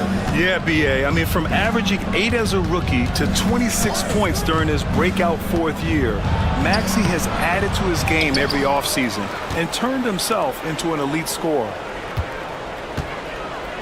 Goes back up. And the basket by Towns. Towns has got 7. They just look so overwhelmed inside. That's why they continue to get attacked. Yeah, I think they've got to ramp up the aggressiveness. If they don't, things are just going to get worse from here. Gotta love how they've been crashing the boards, fighting hard for every miss. I certainly do. You know, I like to see guys do their work inside. Their rebounding has been excellent, and that's always important in a close game. The Sixers trailing. George passes to Embiid. And the officials call goaltending, so they'll award the basket. Well, at least the D was going for it, but he got to the ball just a moment late. The Knicks have gone 4 of 9 in the 3rd quarter. McBride passes to Anunoby. Towns a screen on George. Anunoby for 3. Rebound by Philadelphia. Oh, man, he can't get anything to fall. You can feel his frustration. And he's got to find other ways to contribute then, because his shot making is not happening right now. And here's Oubre from the arc. Sinks it from distance. He's got 12. And these kinds of shots help Oubre get into a rhythm. Terrific work off the catch. Outside McBride. Off target with the 3. Philadelphia leading by 4. Maxey on the wing. McBride covers. And that's a foul called on DeLon Wright. That's his first foul. So New York going with almost an entirely new group here. Achua's checked in for Robinson. Josh Hart comes in for Karl Anthony Towns. Mikal Bridges checked in for Wright. And Brunson is subbed in for McBride. Pass to George. looking to end this cold spell. The Knicks with the rebound. Achua's got 4 rebounds now. Just 2 seconds between the shot clock and the game clock. And Tyrese Maxey gets the whistle that time. That's his first foul. His first personal foul. First team foul.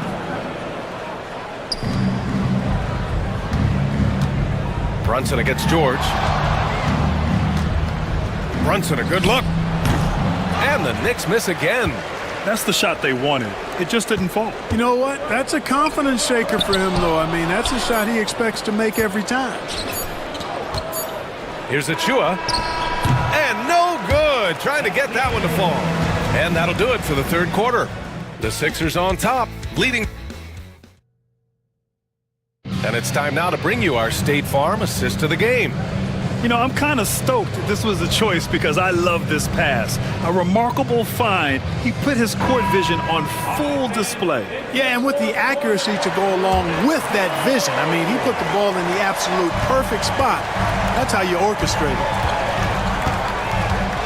it. We've reached the fourth quarter in what has been a very competitive game. Should be an exciting finish. Edwards out there with Kelly Oubre. Then there's George, then it's Maxey, and it's Embiid in at the 5. That's the group in the game for the 76ers. And Oubre gets it to go. Oubre in a zone right now, and once this happens, he's going to continue to look to dominate. Here's Brunson. Brunson, so confident at the rim. And you want him taking good shots at this point in the game, and that one was easy. Well, you don't want to give him any open shots at this stage, never mind the layup. Come on now. And he just driving the stake in him there. He's a guy just never lets up. And that's terribly demoralizing for a defense, guys. I mean, they know he's going to keep coming and coming and coming, and that they may not have an answer for it. Edwards against Hart. And that one off the back of the rim and in. Hey, draw him up a solid play, get him an open look, and he delivers. Yeah, I put that one on the defense. I mean, they can't leave him open at this stage. George, a screen on Bridges. Maxey surveys. 5 on the clock. Kicks it to George. The 3 is up. Knocks it down from distance. And the 76ers lead by 7. One triple for him in the first half. Now he's hit another. And the foul called on Paul George. That's foul number 2 for him. First team foul. Here's Brunson. Achua with a screen on George. Achua inside. Embiid covers. Boy, that foul looked intentional. Not exactly what you'd expect here. Yeah, I know. It just doesn't make sense given the situation. And we're about 2 minutes into the fourth here. Up top, Bridges. Oh, yes, the turnaround. And this is just typical of him. Always making an impact at crucial moments in the game. You know, they want the ball in his hands here because they trust him to hit all the big shots. Oubre on the wing. He's covered by Hart. Oubre passes to Maxey. 6 to shoot. Back to Oubre. There's the triple. The rebound by Bridges. Knicks trail by 5. Outside Brunson. And an Obi for 3. Hits a three-pointer. And the find by Brunson. More than capable of running the offense. Maxey with a screen on Anunoby. Here's George. Lays it up and banks it in. George has got 5 points now this quarter. Hey, when you got a player like George, in these moments, you turn to him. He knows how to deliver in the clutch. And the foul called on Paul George. That's his 4th foul of the contest. That's his 4th personal foul. 13 foul.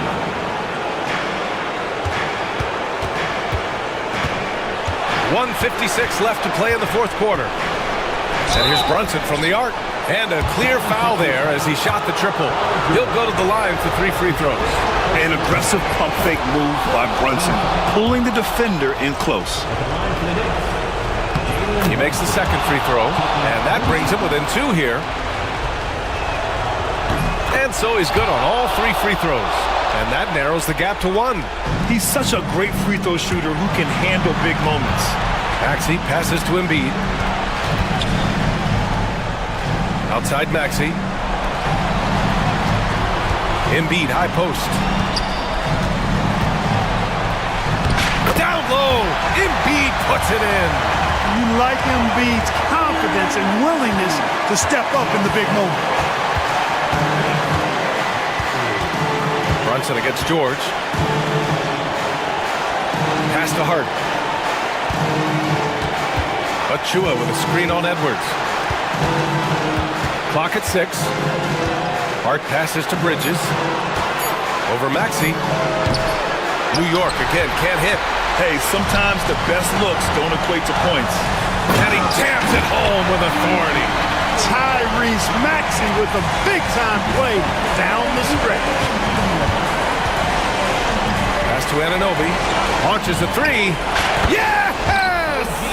And he's brought them within 2 points now. And talk about stepping up in a big way. Well, that was 1-2. He wanted the ball. Nobody else was taking that shot. The kick out to Maxey. Oubre with it. Puts it up from 17. Achua with a rebound. There's 37 seconds left to play in the 4th quarter. To take the lead. It's good from beyond the arc. Not sure what the defense was thinking. I mean, you can't leave this guy open from deep. Embiid from outside. Achua with a rebound. And the foul called on Paul George. And so he's picked up his final foul, and he'll sit the rest of this one out. And a smart choice right there. I mean, you can't allow them to just drain the clock. No, you got to foul. I mean, it's going to come down to free throws here. Foul right away. And the 76ers making a change here. Lowry's checked in. What composure at the line. Forcing your opponent to look for the three-pointer now. And timeout is called by Nick Nurse. Great time to call his guys into the huddle at a very tense moment in this game. Given the situation here, what sort of strategy needs to be top of mind? If they leave the arc open, take it. But it may be safer to get a quick 2 and then foul. Either way, they got to score the ball. Wright's checked in for New York. Well, the corner 3, no challenge for Maxey. I mean, the dude can straight up shoot from deep. Oh, he doesn't hit the first. That was the one they really wanted. He's got one more, though. And he's able to hit the second one, and that gives him a lead. I'm sure he wanted to hit all his free throws, but at least he gave his team the lead. And timeout is called by Nick Nurse. And coach didn't want to take any chances in this situation, which is why he called the TO. How do you think this is going to play out? It's always interesting to see what play a coach has saved for a situation like this. And we call those ATOs, or plays run after a timeout. They often make the difference in a game. Coming up to the court here, Sixer, number 27, David. Lowry finds Maxey. Now Oubre. Oh, he got hacked on the three-pointer, and he'll head to the line. He sinks the clutch free throw. And he's good on the second free throw, giving him the lead. And so he's good on all 3 free throws. And that'll put him up 2. Now that's how you capitalize at the line. As long as they play good defense, they should have this win sealed. And timeout is called by Tom Thibodeau. Critical moment here. He's not taking any chances. All right, thoughts on what coach is going to do here? I would honestly attempt to get the ball near the rim, because even if the shot doesn't fall, a quick putback will suffice.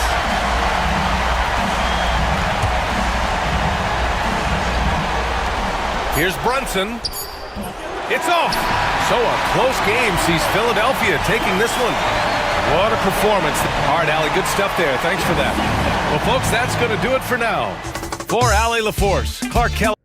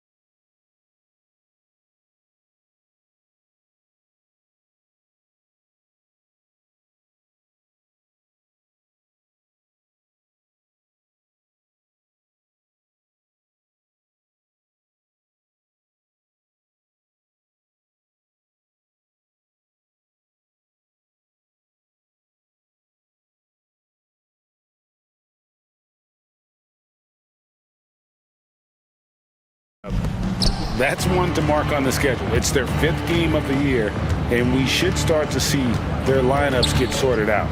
Now the starting group for Orlando. The guard pair, it's Suggs and Harris. Banchero is out there with Jonathan Isaac. And it's Bitadze in at the center, filling out the middle. And for Oklahoma City, Lou Dort out there with Wiggins. Then there's Shea Gilgeous-Alexander. And it's Chet Holmgren. And it's Wallace in at the 2-guard spot. Well, DB, it didn't take long, did it, for Holmgren to live up to his draft status?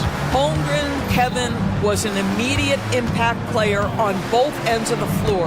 At his size, to be able to shoot with range and the rim protection he provides, it was absolutely worth the wait for his team. This young man has got a toughness that has shocked even me.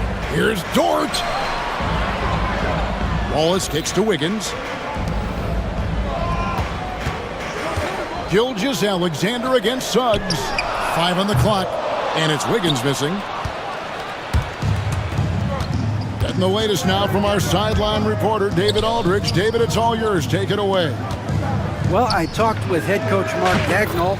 Now, we spoke briefly about how critical it is to slow down Paolo Banchero. Coach said he can be a force on offense when he gets a couple to fall.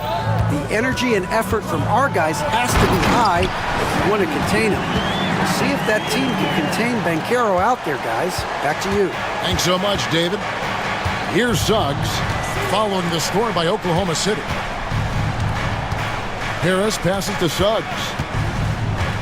Here's Bitadze. The tray.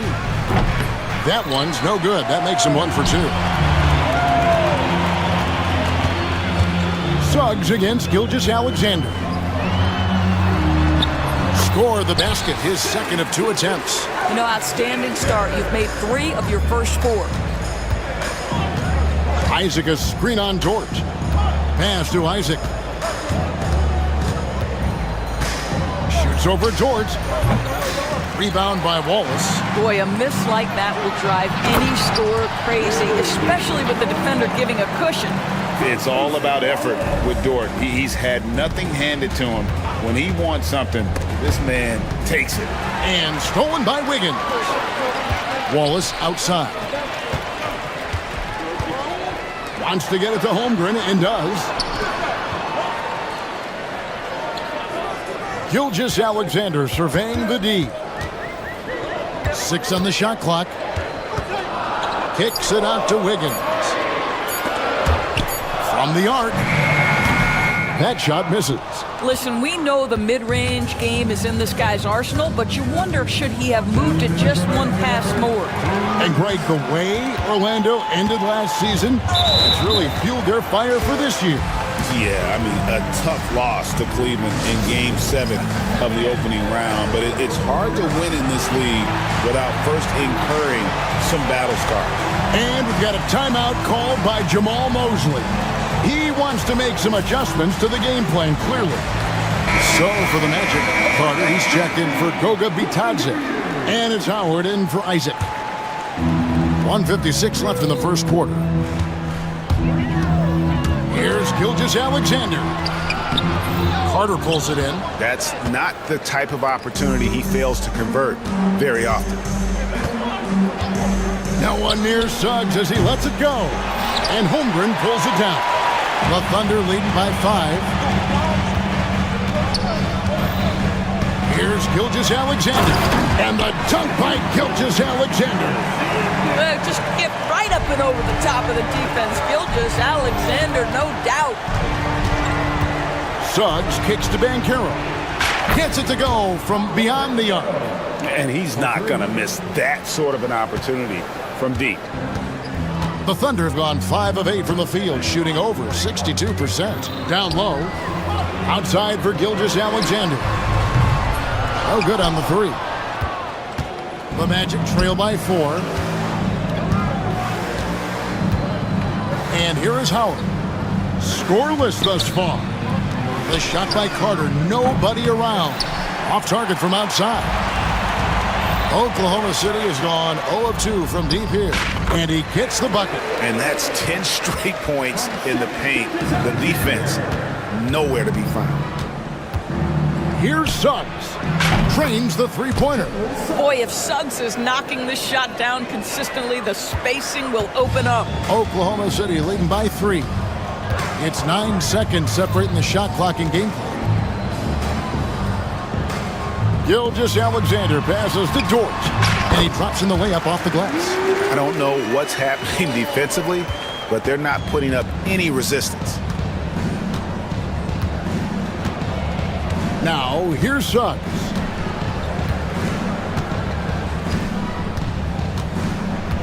Banchero screen on George. Suggs, and that one drops. Suggs has got 5 now. There's no quitting this guy. He just gives you great effort, and he continues to give you great production. And still a close game as the first quarter comes to a close. Thunder lead by 3. We've got more in store for you right after this.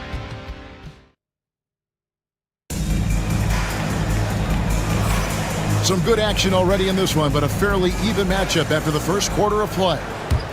And a chance for just a second to check out the scoring breakdown for the Thunder.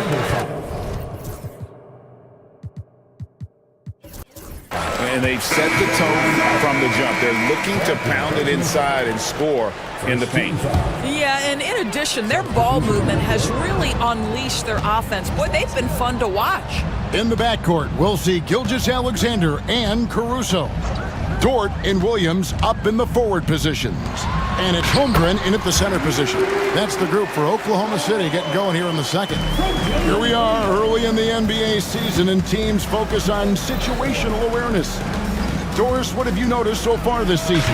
Yeah, Kev, these situations are really all about execution, right? Are players poised in late clock situations? First of all, do they recognize where the shot clock is? Can they adeptly and quickly read defenses? So those are some of the things I'm watching for. And with an update from the sidelines, let's check in with David Aldridge. Kevin, thank you. Shai Gilgeous-Alexander is an elite scorer. Coach Mark Daigneault said the sign of a good player is being a source of reliable offense. At the same time, he's learned to impact the game in other ways, and that's why he's a really good player. He's not just a hired gun scorer. Kevin? Totally agree, D.A. He is a franchise cornerstone type of guy. We thank you for the report. Now we have a moment to look at how the blocks have been stacking up over the past several months for Goga Bitadze. We're just not seeing that same fierceness out of him defensively these last few months. He's lost a little bit of that intimidation factor. He's not blocking as many shots, and he's not making the same impact on that end of the floor. Moving it around, 8 of their last 10 coming off assists. If you mention the best players in the NBA, Doris, you have to mention Shai Gilgeous-Alexander. How has he made the leap so fast? Yeah, Kevin, this is an interesting growth and development story because Shai Gilgeous-Alexander has shocked everybody. He can get to any spot on the floor. He's one of the most relentless drivers in the game. You have to respect his three-point threat, which balances out that dribble drive game, and he's willing to compete defensively. Sky is the limit for this young man. Got a piece of it. Wagner finds Howard. Back to Wagner. Pass to Black. Shot clock at 6. Outside Howard. Good on the triple. Howard's got himself going with the triple, his first basket of the game. You know, maybe he's not one of the elite sharpshooters, but even still, that's not a shot that he can afford to give him. And that one, good. Nicely done. They continue to attack inside, and that's 10 points in a row in the paint. Here's Black. Gilgeous-Alexander covering. Wagner against Dort. Now, here's Wagner. Not a lot of room. Off target at the rim. And here's Gilgeous-Alexander. He'll bring it up for the Oklahoma City Thunder. 3-point lead. And it's Wagner with the rebound. Orlando's gone 1 of 2 on 3-pointers here in the second quarter so far. And we have an intentional foul there, G.A. Wish I could say why. That one's pretty strange. I mean, no idea what got into his head right there. Hartenstein, he's checked in for Oklahoma City. Wallace comes in for Shea Gilgeous-Alexander. The Thunder leading by 3. And Williams slams it in.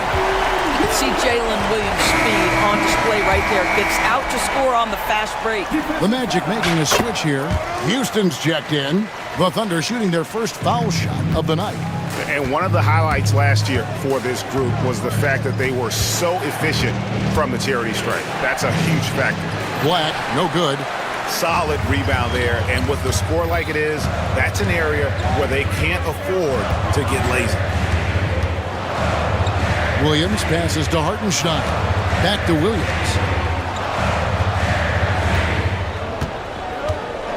Pass to Hartenstein.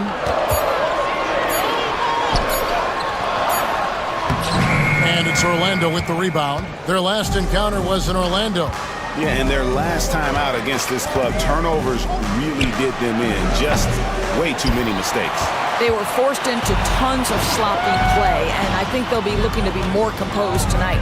Doris, do you think the Oklahoma City Thunder has the best young core in the NBA?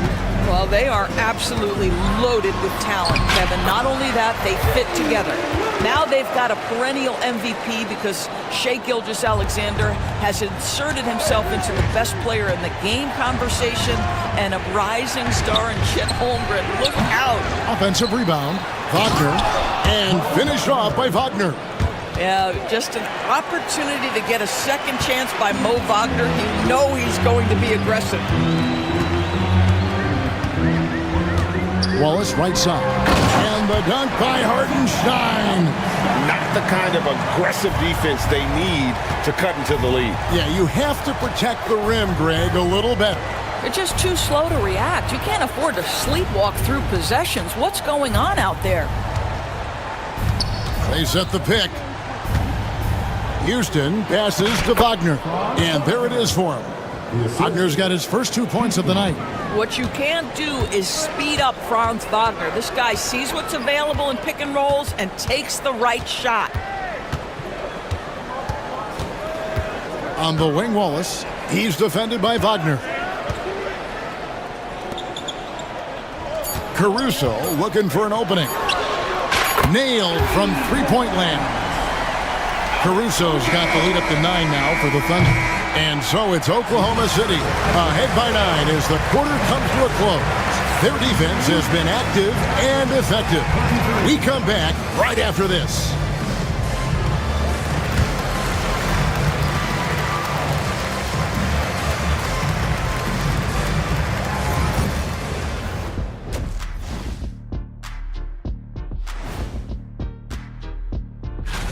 Before we get into that, I want to know, back when you guys played, what was your favorite city to play in? Well, Shaq played. Shifting back to that first half of play, let's focus on SGA. Man, is he off to a strong start. And that is...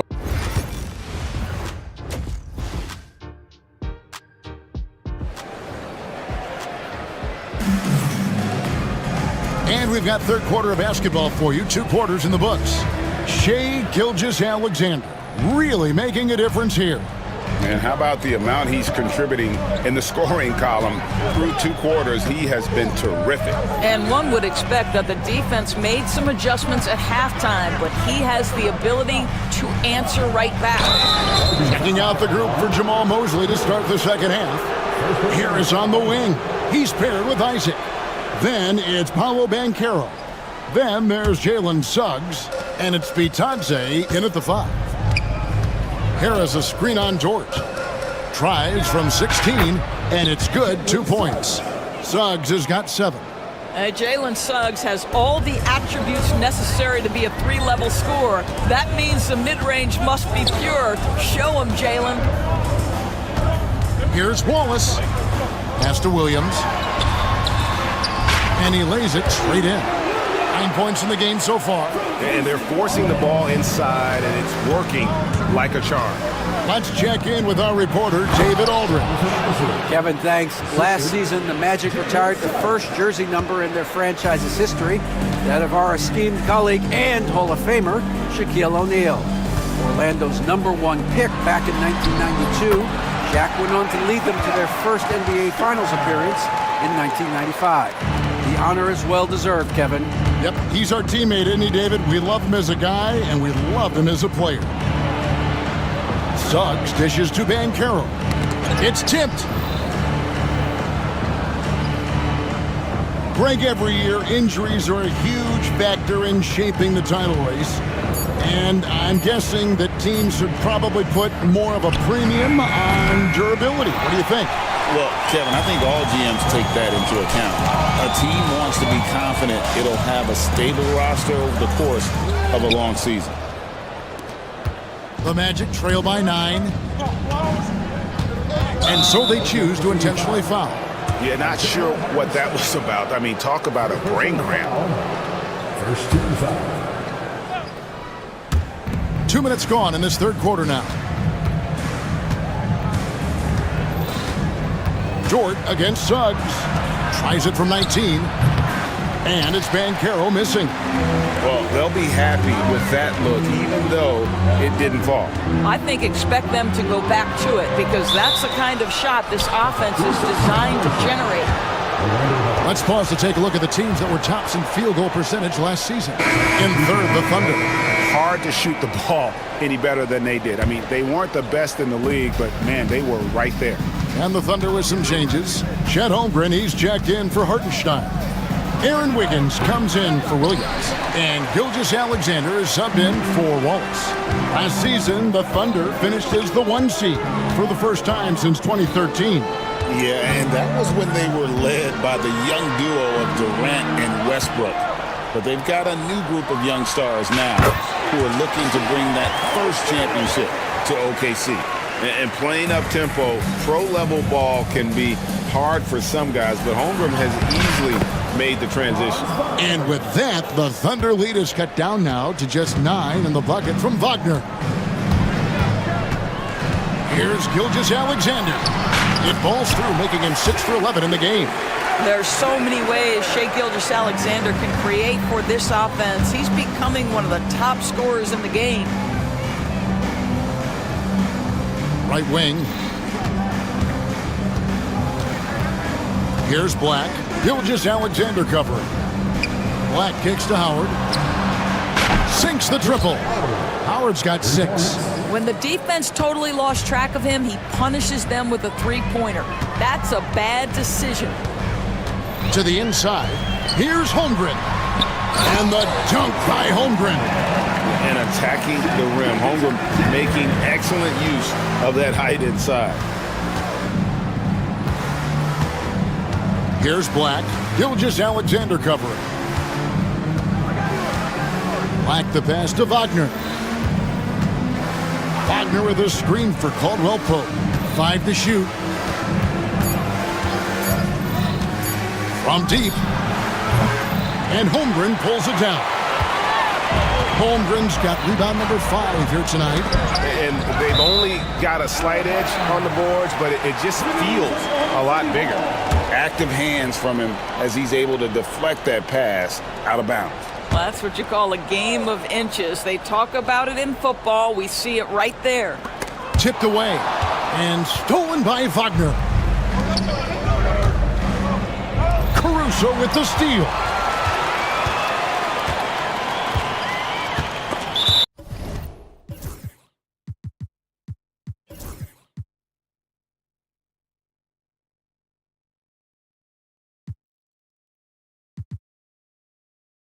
There's 37 seconds left in the third quarter of the game. And the foul is called. He intentionally grabbed him there for some reason. I don't know. Kevin, all I can think of is that he's trying to slow the game down a little bit. Right. That's a stretch, though. Definitely a strange move on his part.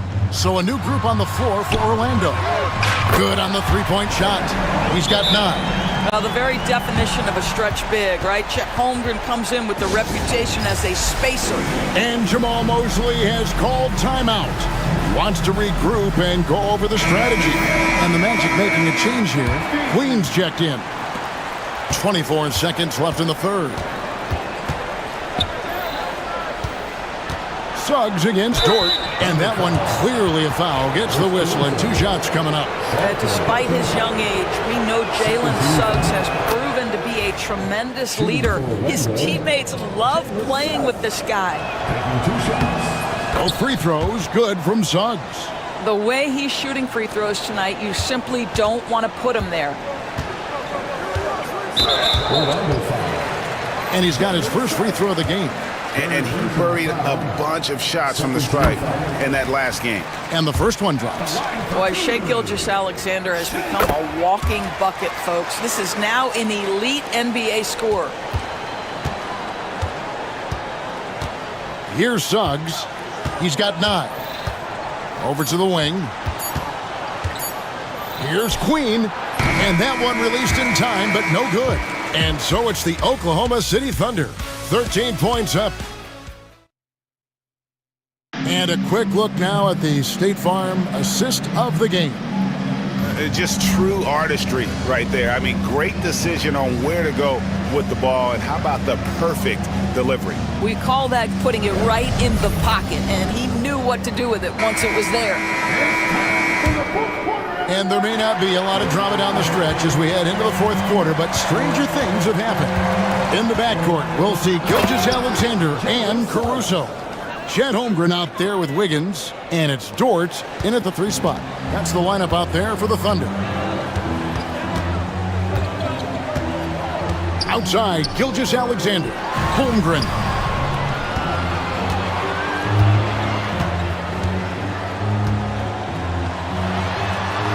Good for the 5th time in 5 shots. He remains perfect. And once Holmgren gets the ball in there, he can finish in so many ways. Here's Banchero from outside off the mark. It's a +5 advantage for them in rebounding after that one. In the corner, it's Wiggins. Here's Caruso. There's the drive. That falls. Nice feed that time from Wiggins. The assist totals, Kevin, just continue to grow. They're way ahead in that category. Ball movement has been flawless. And here's Gilgeous-Alexander. He'll bring it up for the Thunder. They lead by the biggest margin of the game, 15 points. Caruso kicks to Gilgeous-Alexander. Fires from deep. Carter pulls it in. Orlando's gotten off to an 0 for 2 start from downtown here in the fourth quarter. The Magic again can't hit. The Thunder leading by 15. And now we've got the intentional foul. The NBA has always been a star-driven league, Greg, and that's reflected in team strategies now more than ever before. It is. All over the league, teams now building their systems around their stars, surrounding them with complementary players and running the offense through them as much as possible. Catching up on the changes for Oklahoma City. Hartenstein comes in for Chet Holmgren.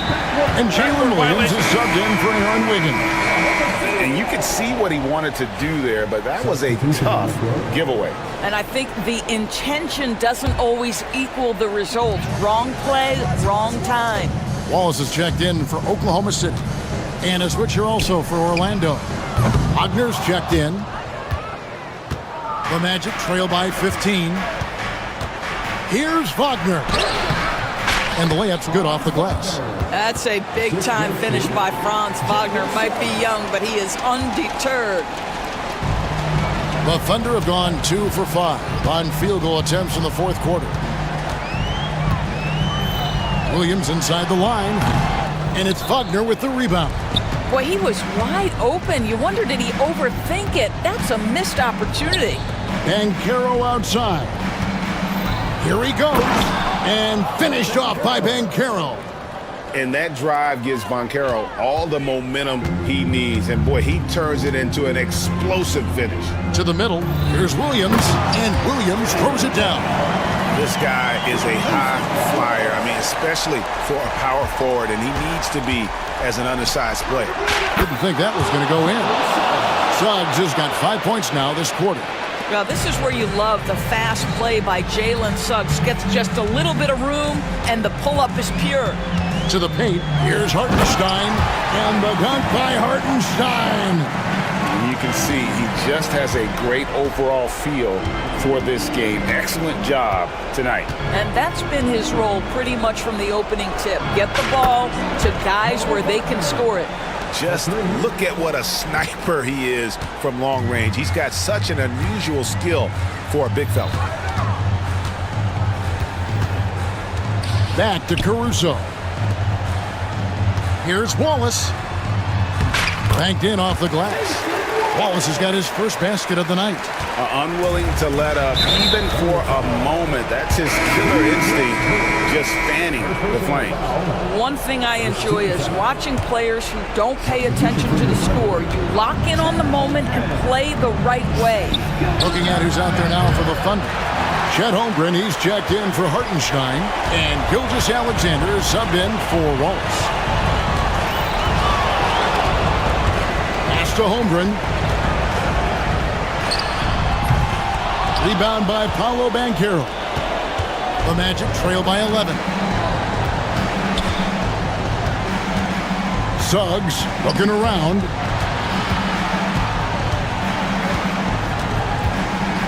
Up top, Wagner. 6 to shoot. He lobs up the alley-oop pass. Well, Mo Wagner showing you the vision he's got to his game. What a perfect pass. And it's Oklahoma City's ball. The biggest lead of the game, 15 points. Gilgeous Alexander passes to Dort. Over Banchero. Dort misses. I'm just not sure they have the time to pull this one off. No doubt the clock is their biggest enemy right now. It just about take a magic trick for them to find the points they need. It's a 4-second differential between the shot clock and game clock.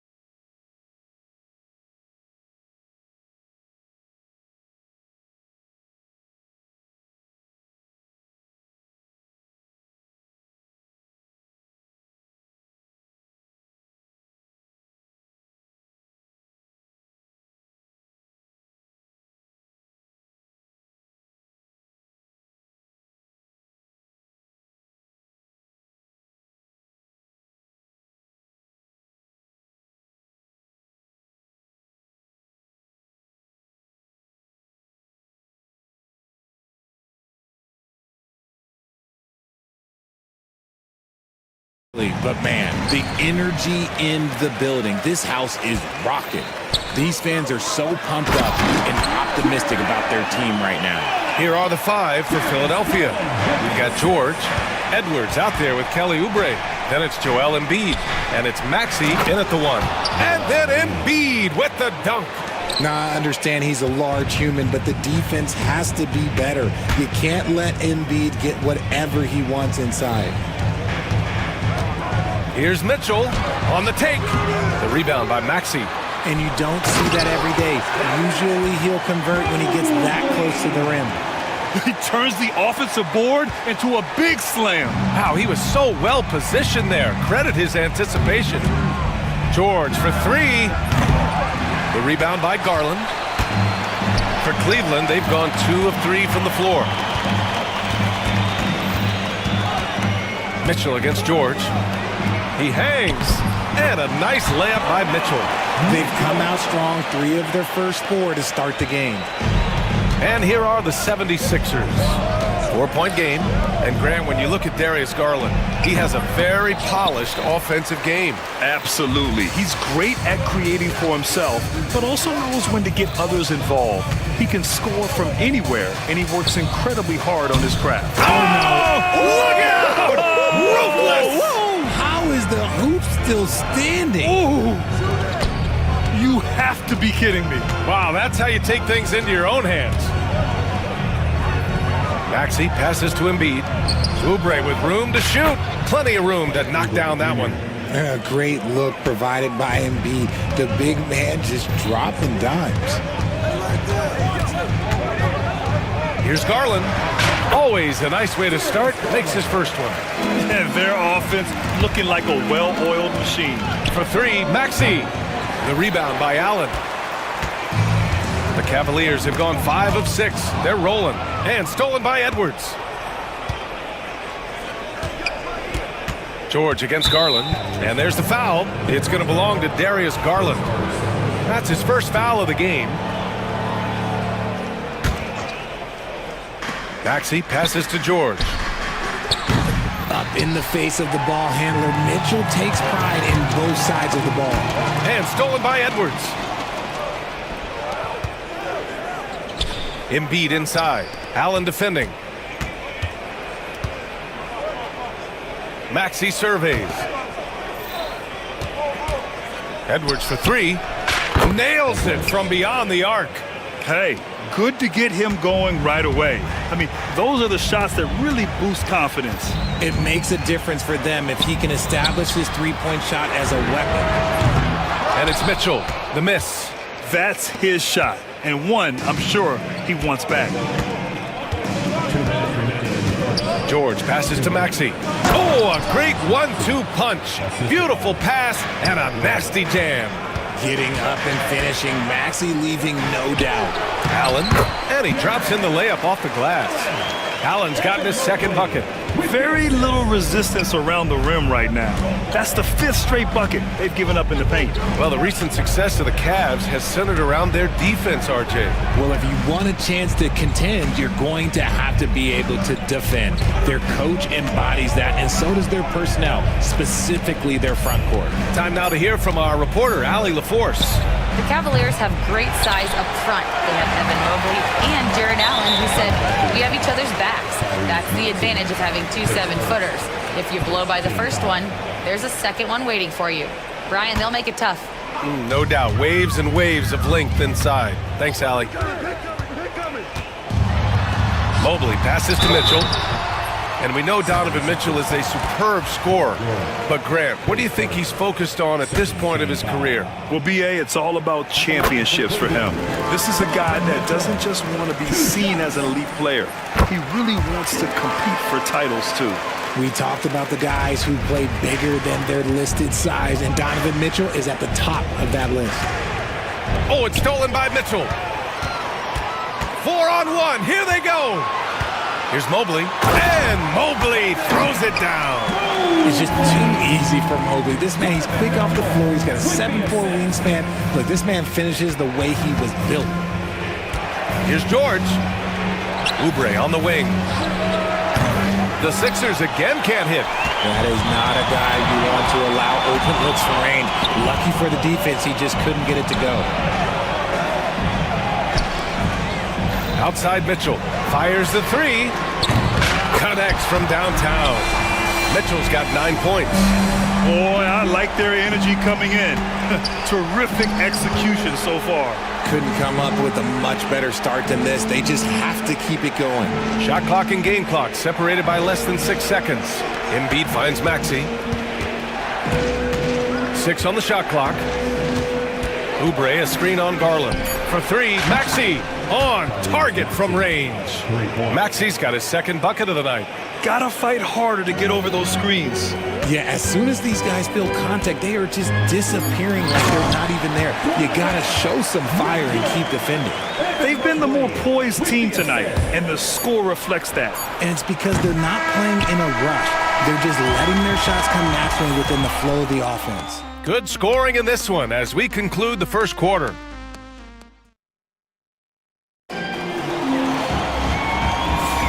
We welcome you back to second quarter action.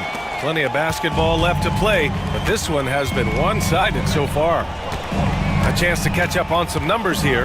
The scoring breakdown for the Cavaliers. Well, they're off to a good start getting it inside and scoring at close range. Solid fundamentals so far in this one. And another thing, they found the open man. Really playing unselfish basketball, moving the ball around there on the perimeter. Garland and Mitchell, the talented 1 and 2. At the 4 and the 5, the lengthy pair of Mobley and Allen. And it's Okoro in at the 3 slot. So that's who's on the floor for the Cavs. Mobley outside.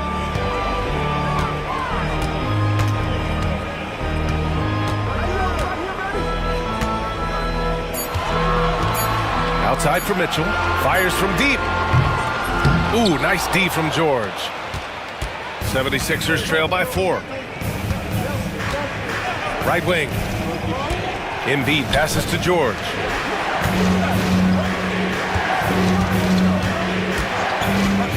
Baseline try. And the 76ers tack on 2 more. And that's the versatility of George. He does it from long range, mid-range, and at the rim. To the inside. It's good. And he drew contact on the shot, so he will go to the line.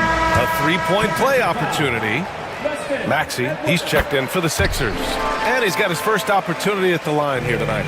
Well, Grant, you played on some very tight-knit teams. Talk to us about chemistry. Well, B.A., you know, in some sports, chemistry is not a big issue. But in basketball, it is huge. You have to trust and believe in your teammates, and it has to be a unit, not 5 separate individuals.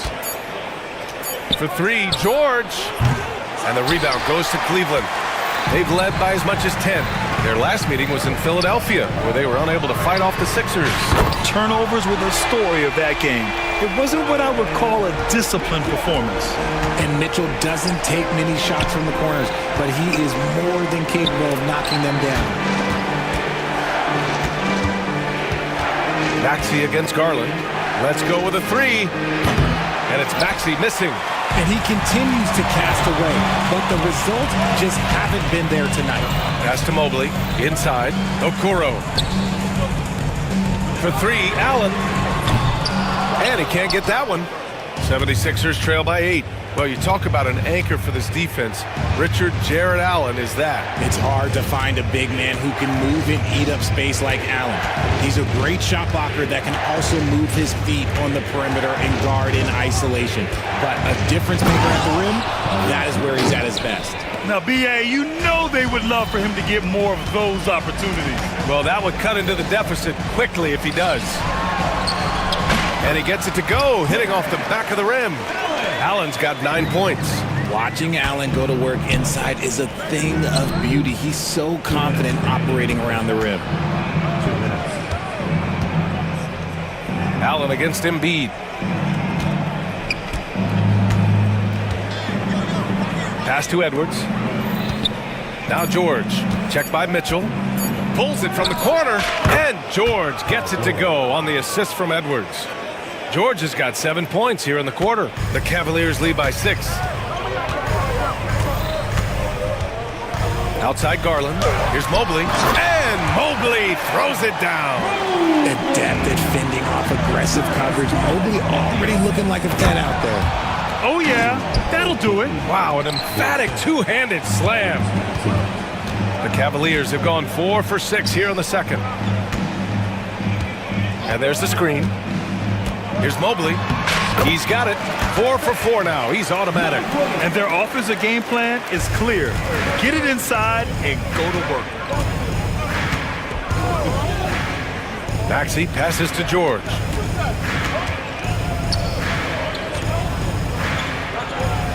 Out left to the wing. Puts up a 3. Oh, Kiki's shot is good. He's got 5. And when you look at the numbers over the last few years, it's clear that George has made a jump as a playmaker. Mobley, right side. He missed there. His first misfire in 5 tries. 76ers trail by 5. For 3, George. And the 76ers another 3. He's looking much more confident here in the second quarter as far as his scoring goes. Mobley, a screen on Maxey. Garland, the pass to Mobley. Yes, and a nice assist from Garland. Garland's got 3 assists tonight. And he's made his mark on offense especially. They got to be thankful he's on their squad. Now Embiid. Pass to George. Back to Embiid.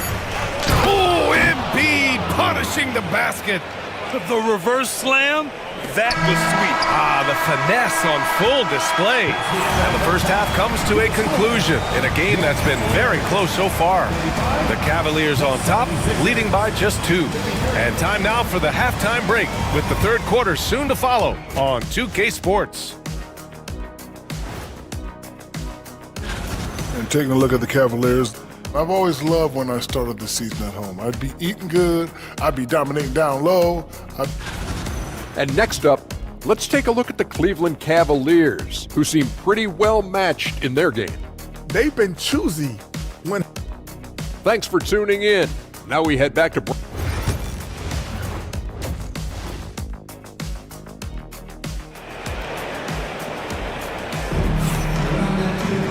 And after a fairly even first couple of quarters, this second half could turn out to be a great one, as both teams trying to gain an edge. What a game we're seeing from Donovan Mitchell. Yeah, tonight he's done a great job of slashing through the lane and finishing. And you love that mindset he has going at the rim. He hasn't settled for anything, and he's been the aggressor all game long. And the 76ers, looking at who they've got. Joel Embiid is out there with Kelly Oubre. Then there's George, and it's Grimes in at the point guard position. For the tie. Out to Oubre. Pass to Roddy for the lead. He drops it from range. Roddy's gotten himself on the board with a 3 there. You give a shooter of his caliber that much time to seam it up? Oh, yeah, you're done. Well, this was a big summer for the 76ers, Grant, trying to capitalize on their championship window with superstar Joel Embiid. You're spot on, B.A.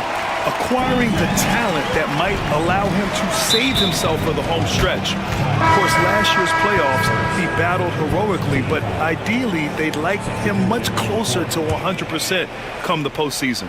Evan Mobley, he's checked in for Thompson. Okiki's checked in for Philadelphia. Maxey comes in for Grimes. And here's Oubre from the arc. Philadelphia with another miss. You gotta love how they've been crashing the boards, fighting hard for every miss. He clipped the ball there, but not enough to nab the steal.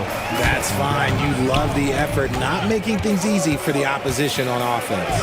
Grimes, he's checked in for Philadelphia. Oh, my! That's why we had those breakaway rims. Dude, he risked pulling the whole thing down to the floor right there. George, uneasy too on the layup. George has got 12 points. And at the offensive end, George persistent and consistent. Down low, it's tipped. Fast break, Philadelphia. Here's Grimes. The three-pointer off the mark. For Cleveland, they've got 2 of 3 from the floor in this third quarter. Here's Jerome. There's the drive. Rebound by the 76ers. They'll be hosting Toronto for their next one. It'll be a quick stopover at home before they have to get back out on the road. It's George on the wing, covered by Strus. 6 to shoot. Late clock, the Sixers need to put one up here. Here's George. And George with the jam. He's not going to take it easy when he gets to the bucket. George will hammer it home. The Cavs trailing. A little under 2.5 minutes gone by in the third quarter. Here's Mobley from in close. He gets it. He's 7 for 8 and really going at him out there. He is torching a defense that simply has no answers for him. Oubre into the lane, and he banks in the layup. And the 76ers lead by 1. We've seen 5 lead changes so far. Neither team able to pull away. Yeah, this game just feels like it's going to come down to the wire. They grabbed their own miss. And for some reason, he decided to foul there. Yeah, B.A., that's an odd move. Maybe there's something else behind it. Embiid, he's checked in for Okiki. It's stolen by Oubre. Right around 3 minutes into this second half. 2 minutes remaining in the third. 2 minutes. Fires for 3. Mobley grabs the board. Mobley's got 8 rebounds in the game. Here's Jerome. Still no points. And play stops. A whistle there on what looks like an illegal screen. You're not going to fool the officials too often on an illegal screen. That's a very avoidable turnover. You gotta focus on the details. Richard, no doubt about the upside of Evan Mobley. What's his best position, you think, though? Defensively, he can guard 1 through 5. He is a defensive player of the year candidate every single year. But offensively, unless he improves his three-point shot, he is most likely going to be more of a 5. If he wants to play the 4, he's got to be able to stretch it from 3. Some changes for Philadelphia. Gordon comes in for George, and it's Tyrese Maxey in for Grimes. Gordon, the pass to Roddy. Gordon against Strus. And Gordon with the big finish. And plays like that one can make the difference in a close game. And it definitely got the bench on their feet, too. And you can feel the jolt of energy that he sent through his team. That is a huge boost in a tight game like this. The kick to Hunter. And there's the drive. Soft touch off the glass. Proving how coachable he is. Mobley, this man is building a pretty decent passing game. Here's Roddy. Hunter covering. Roddy, the pass to Oubre. From the arc. And Roddy gets it to go. Roddy's got 6. When guys are moving the ball, sharing it, it makes the game so much more fun, both as a player and as a fan. Embiid against Mobley. To the paint. Here's Thor. And he makes no mistake. Slam dunk. Making sure of it with the two-hand slam, B.A. Yeah, I don't blame him with the score this tight. You cannot take a chance here. Thompson, he's checked in for Mobley. The 76ers also with a sub. Paul George, he's checked in for Roddy. We've got 22 seconds left in the third quarter. Maxey with a screen on Hunter. George drives in. And the jam by George. George's athleticism has always been a strength. Not many guys can pull off that dunk. On the wing, Strus to the middle. George with a steal. And a great show through 3 quarters as we enter the fourth. Who will carry the day? The Sixers on top. They lead by. And let's take this opportunity to show you our State Farm assist to the game. Talk about painting a magnificent picture with that dime. Just a great decision and a perfect delivery. A lot of times a spectacular pass is more impressive than a spectacular shot. This is one of those times. And it's been a very competitive game so far as we get rolling here in quarter number 4. Ty Jerome is out there with Max Strus. Then it's DeAndre Hunter. Then it's Thompson. And it's Thor in at the 4-man position. That's the 5 for Cleveland right now.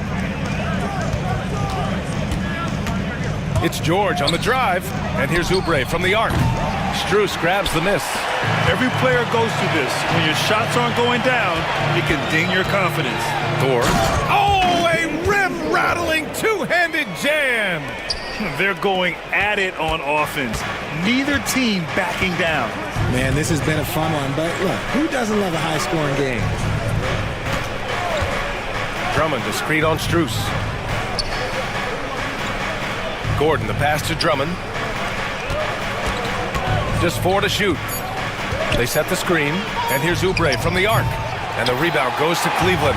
Well, despite some uneven shooting for them, they're still out in front. And an intentional foul right there. You don't want to stop the clock right there. I'm not quite sure what he was thinking. And the Cavaliers going with a whole new group out there. Embiid, he's checked in for the Sixers. Edwards comes in for Gordon. George with it. He's picked up by Garland. George passes to Maxey. Embiid, a screen on Allen. Outside Oubre. Launches it. Fires in the triple. All right, guys, let's get your take on the hustle stats for Philadelphia. They've been defending with excellent anticipation all game long. Just look at how many times they've managed to get their hands on the ball. Well, another thing they've been doing right in this one is making the most of turnovers. Lots of points for them tonight off of them. From deep, Mitchell. Oh, Mitchell with a triple. Wanting the ball there. Mitchell getting those 3 points back. The Sixers leading. George finds Maxey. Embiid, a screen on Garland. George for 3. Can't get it to go. He's 7 for 12. The D has to respect his range. He made 2 in the first half, and he's capable of draining even more here in the second. And the shot is good by Garland. When you give Garland these looks, oh, he's going to find ways to capitalize, but I love his aggressiveness. Here's George. That one's good. He's now 8 for 13. And this is just typical of him. Always making an impact at crucial moments in the game. And his team needs every bit of his production if they want to pull this one out. It is neck and neck here in the final period. And Philadelphia making a change here. Okiki's checked in. Fourth quarter of play. We're about 2.5 minutes through it now. Now here's Mitchell, the 11-footer. Here's Mobley. Outside Garland. Mobley, a screen on Maxey. Here's Garland. Pass to Allen. 4 on the clock. Outside for Mitchell. It's stolen by Maxey. Going inside. Oh, and Mobley with the block. Already a stellar defender. Mobley proving he can be relied on to anchor for this team. And we're about 3 minutes into the fourth now. George with it. Guarded now by Okoro. And there's Oubre. That one's good. On the assist by George. George has got 5 assists tonight. And Tyrese Maxey gets the whistle that time. That's his 3rd foul so far.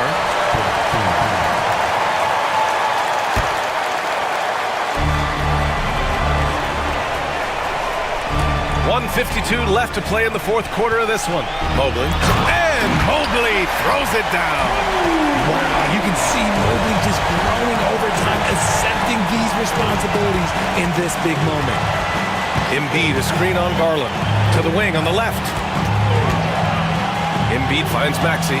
Back to Embiid. Here's a Kiki. Shot clock at 6. Maxey passes to Oubre. Over Okoro. Oubre can't hit. And so it's Mobley with it. He brings it up for the Cavaliers. Trailing by 2. Pass to Allen. Garland feeling it out a bit. To the inside. And Mobley throws it down. Showing poise in the clutch. Mobley has that quiet confidence. Maxey against Garland. Okiki, the pass to Oubre. Here's Embiid. It falls! Some players shrink when the pressure's on, but he lives for these moments. Here's Allen. And he sinks it. And tie game! Huge basket right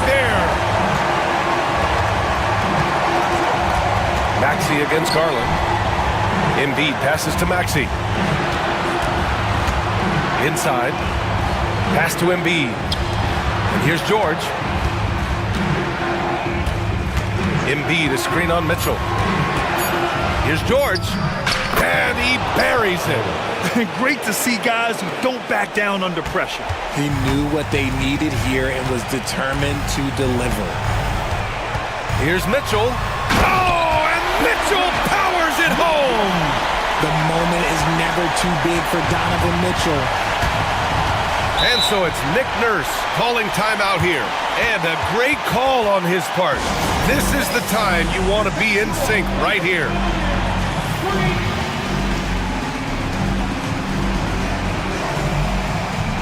And Philadelphia making a change here.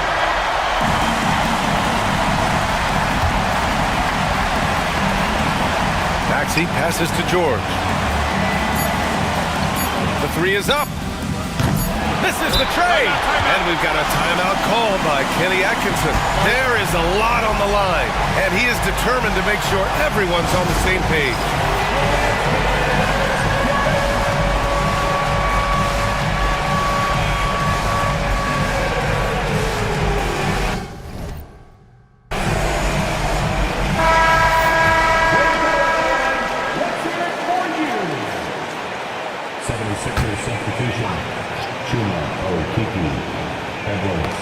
Regulation is ended, and we are headed to overtime.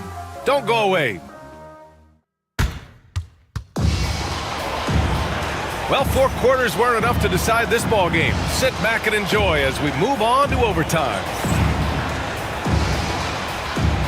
Here we go.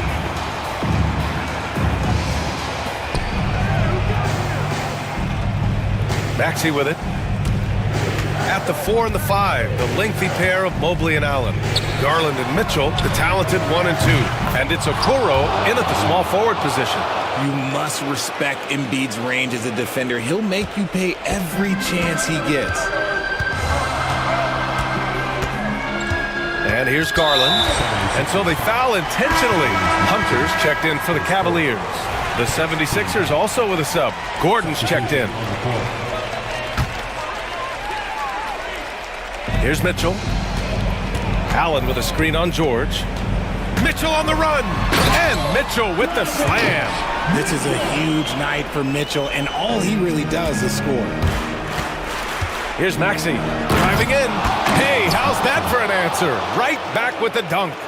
And you have to love it. The floor general taking things into his own hands. Just the aggression they're looking for, man. No doubt. That's the kind of play that can energize the whole team, and they will take it in a close game like this. 3 on 3. Pass to Gordon. Back to Maxey. Fires from deep. And Philadelphia hits again from deep. The number of threes are increasing for Maxey since he entered the league. He is getting more comfortable out there. And that's an intentional foul. Oubre, he's checked in for Philadelphia. Second team foul. 76ers. Here's Garland. Number 9, Oubre Jr. Mobley, right side. Outside Mitchell. Oh, George with a steal. And he gets it to go again. He's connected on 10 of 15 now. Getting it done inside. You know, I love seeing George be active on the interior. Pass to Allen. Shoots over Embiid. And once again, off the mark by Cleveland. Philadelphia leading by 8.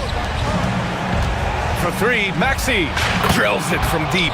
The pure shooting stroke of Maxey, gifted at draining it from outside the arc. Down low, Mobley. And Mobley throws it down. A brilliant dunk, and he hangs up there for a while, too. Like he's posing for the camera. He's just hanging out, posing for pictures, just making himself at home. Garland against Maxey. Pass to Okiki. Shot clock at 5. No good on the triple. And Cleveland has possession. It's a 3-on-3 fast break. Maxey finds Oubre. Parked it down low that time. Got hit with the 3-second call. Cavaliers ball.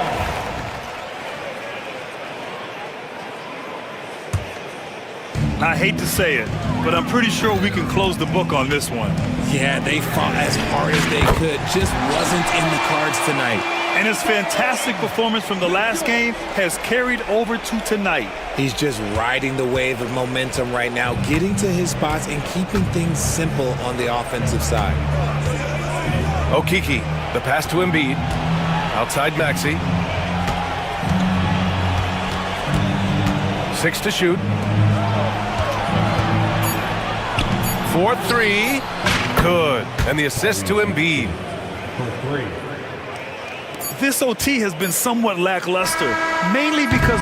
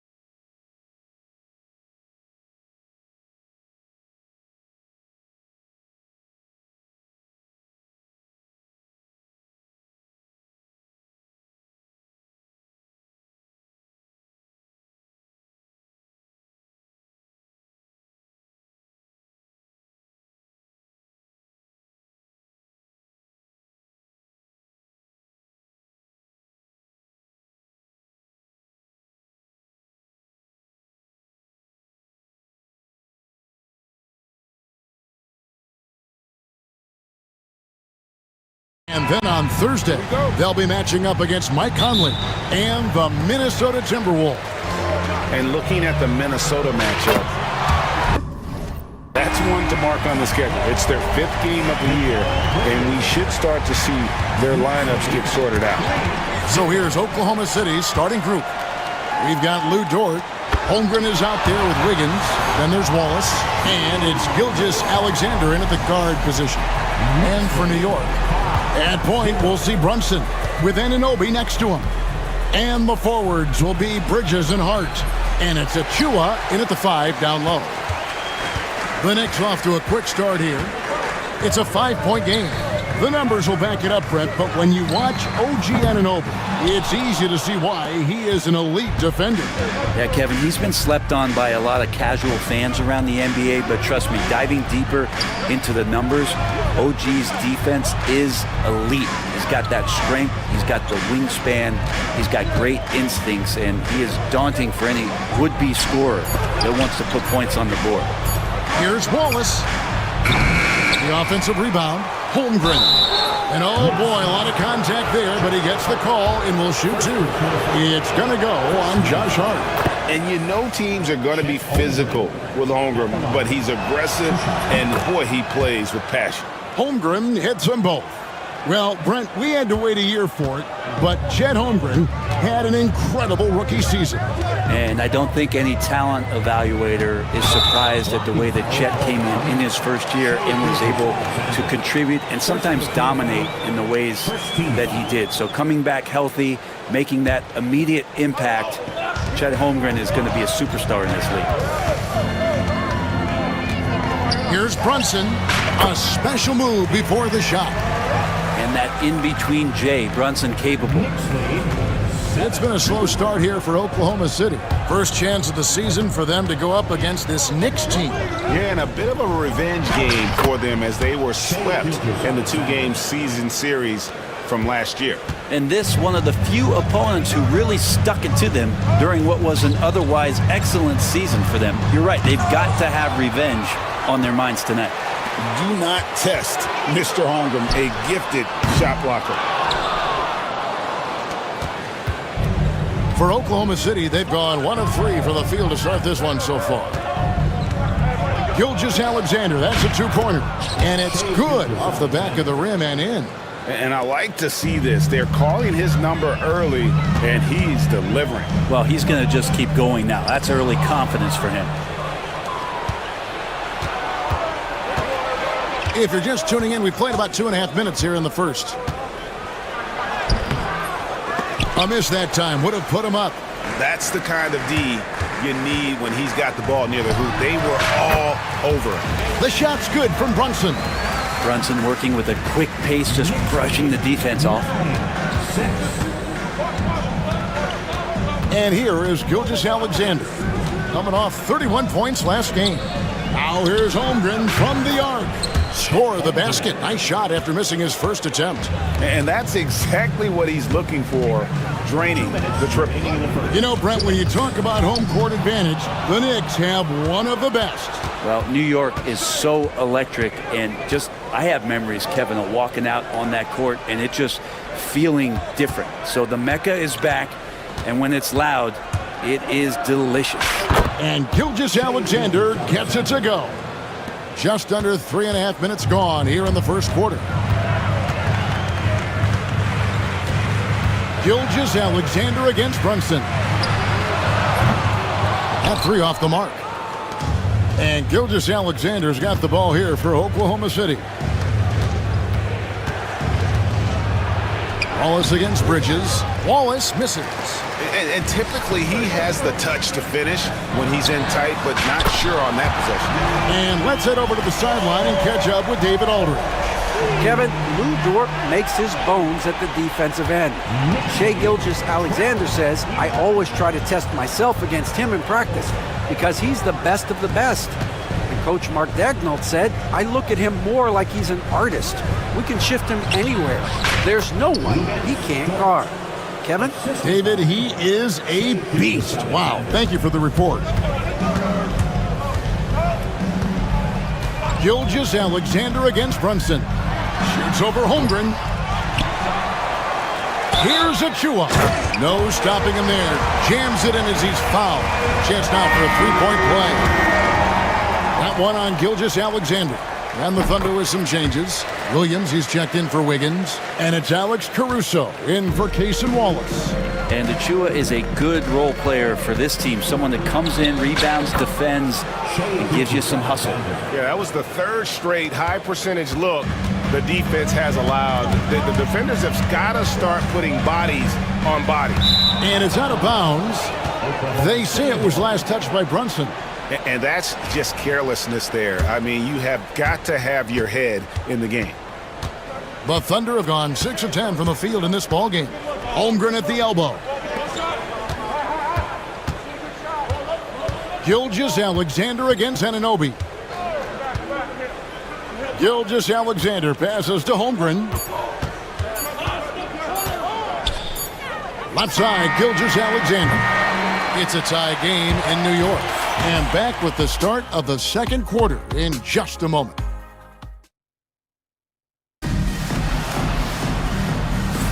And close game underway so far. We'll see if either of these teams can jump out in the second quarter. And what stands out to you from New York in this one? Well, they used the fast break to generate some easy buckets before the defense could get set. Yeah, they did a great job. Just the initial thrust of that attack. As soon as they got the ball, constantly in transition. Miles McBride out there with Anunoby. Then it's Josh Hart. Then it's Karl Anthony Towns. And it's Wright in at the 3 spot. They're the group New York will start the second with. Pass to Towns. Holmgren with the steal. Gilgeous-Alexander, that's a 2-pointer. Count it, good. Gilgeous-Alexander's got the lead up to 4 now for Oklahoma City. And an important part of every team's game, a look at the hustle stats for the Thunder. No, they're really mucking things up for the opposition, racking up steal after steal, just not letting them develop any kind of offensive rhythm. They've also done a great job of taking turnovers and producing out of that, working really hard that they're not wasting extra chances that they're creating. Here's Caruso.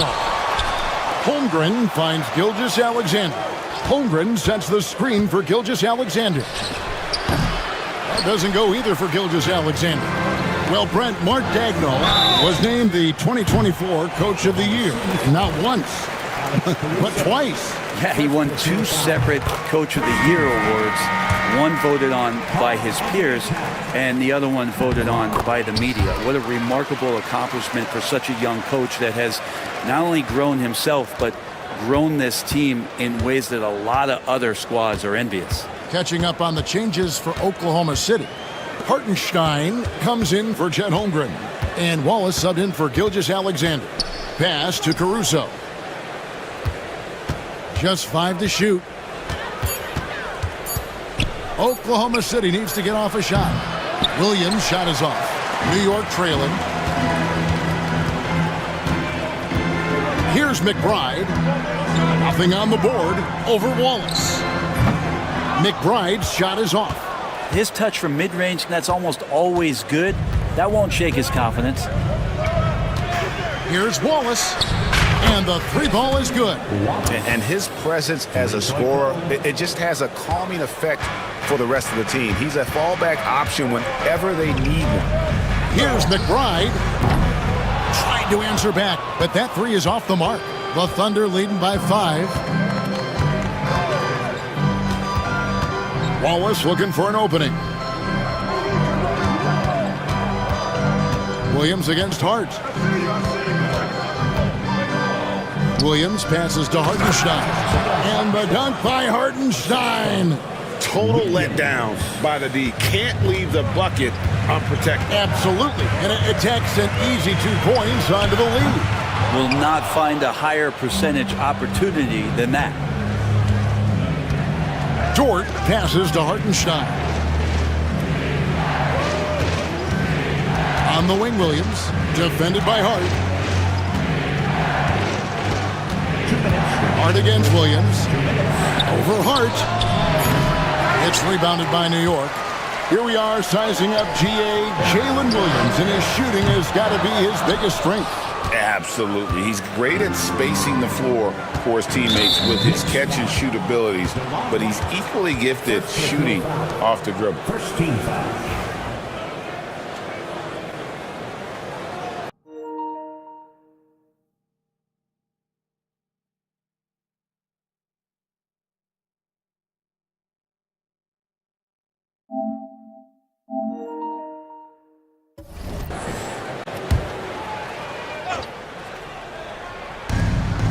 .146 left to play here in the second quarter. Bucket is good, and it's a 9-point Thunder lead. Oh, great ball movement there. They've been struggling here on offense. Yeah, a bit of a dry spell for sure. And there's the call on Lou George. That's his first foul. First personal foul. Second team foul. Here's on an open. Towns, a screen on George. Here's Anunoby, and Anunoby slams it in. Well, you get north to south with OG, and he's going to go all the way. 26-19. Now here's Wallace, defended by McBride. Wallace misses. Knicks trail by 7. Towns for 3, drills it from outside. Towns has got 5 points now in the quarter. It really is something else to watch a guy like Towns shoot from that far out. 26. Wallace kicks to Williams. And they wasted no time getting those 3 points back. And the Thunder lead by 7. Well, you can see it's a matter of pride out there for these guys. Not always the best scenario, but in this game, pride takes over. You score on me, I'm going to come back and score on you. Here's Wallace, the shake, and he sinks the layup. Wallace has got the lead up to 9 now for the Thunder. Not a lot of resistance on the inside, and they're taking full advantage. Pass to Towns. Fires for 3. Rebound by Wallace. Here's Oklahoma City now. They're on a 16-7 run. It's up a 3, and again Oklahoma City with the triple. Give them credit. Offensively, they've been the more efficient team. Yeah, that along with maintaining the pace of play right now, playing with tons of intensity.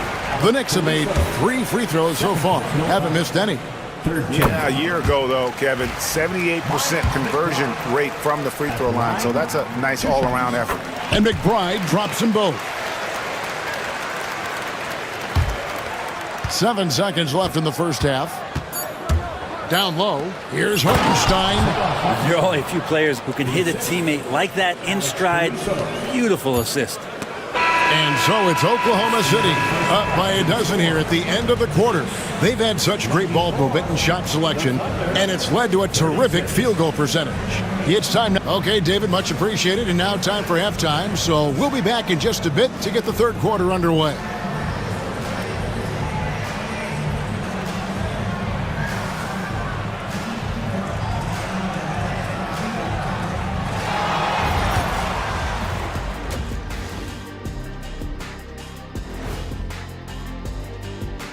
Good to be with you for halftime. Out in Philadelphia, it'll be the 76ers against the Raptors.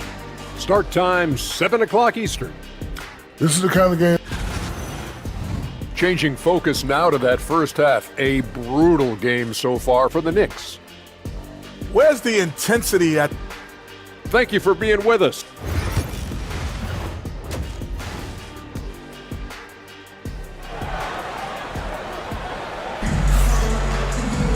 And after a very lopsided first half, we'll see if things play out a little more evenly here in the second. You know, Shai Gilgeous-Alexander has been exceptional here tonight, guys. Really impressed with the shot selection through the first half. Just taking what he can get from the defense. Yeah, I'm thinking back to the first half and wondering, did he take a low percentage shot? Everything efficient. So for Oklahoma City right now, Dort and Williams up in the forward positions. Wallace is out there with Alex Caruso. And it's Hartenstein in at the center position. To the middle. Achua, the pass to Brunson.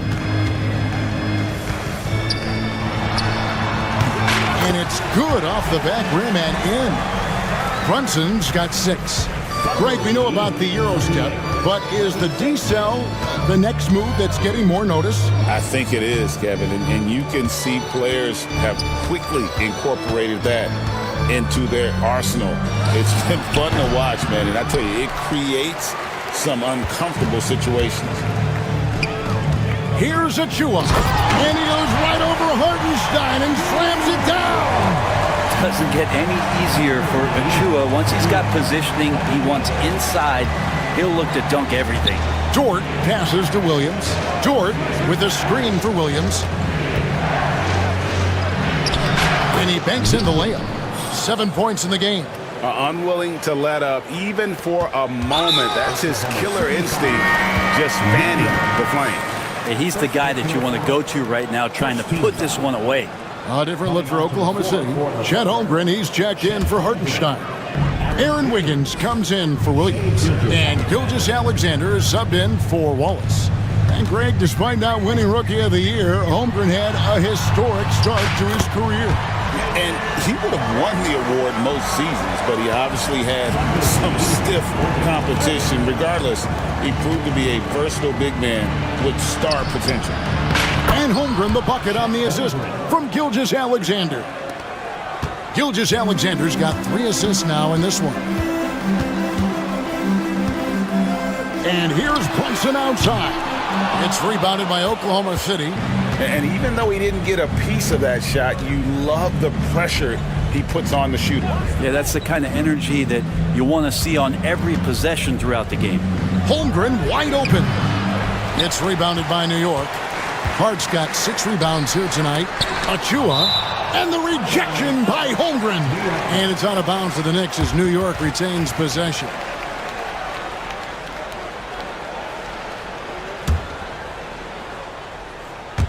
Not quite 2.5 minutes played here in the second half. There's a screen by Achua. And here's Brunson outside. Connects from three-point range. Brunson's got 11 points. And that might be one of his favorite spots. Brunson looking comfortable for 3. Here's Gilgeous-Alexander. And there is no better way to add to the lead. Isn't that true, GA, especially when the slam is coming from the point guard? Oh, yeah, his teammates love that one. I'm sure he's going to hear about it when he gets to the huddle.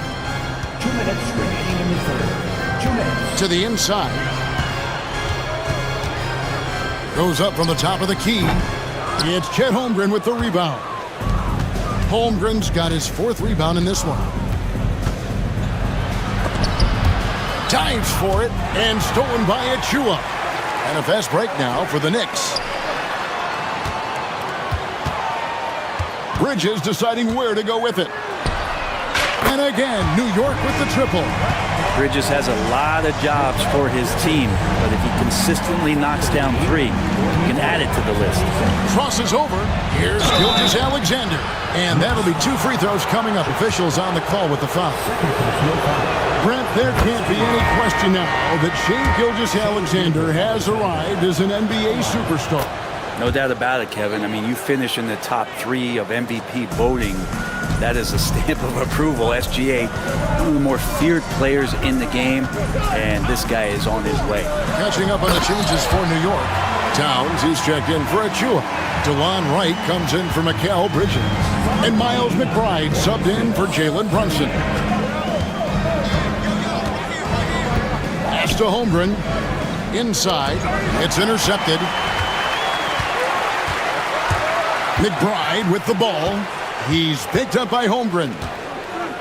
Lets it go from deep. And the Knicks hit again from deep. Yeah, that's too good a look to give him from behind the arc. Holmgren the screen.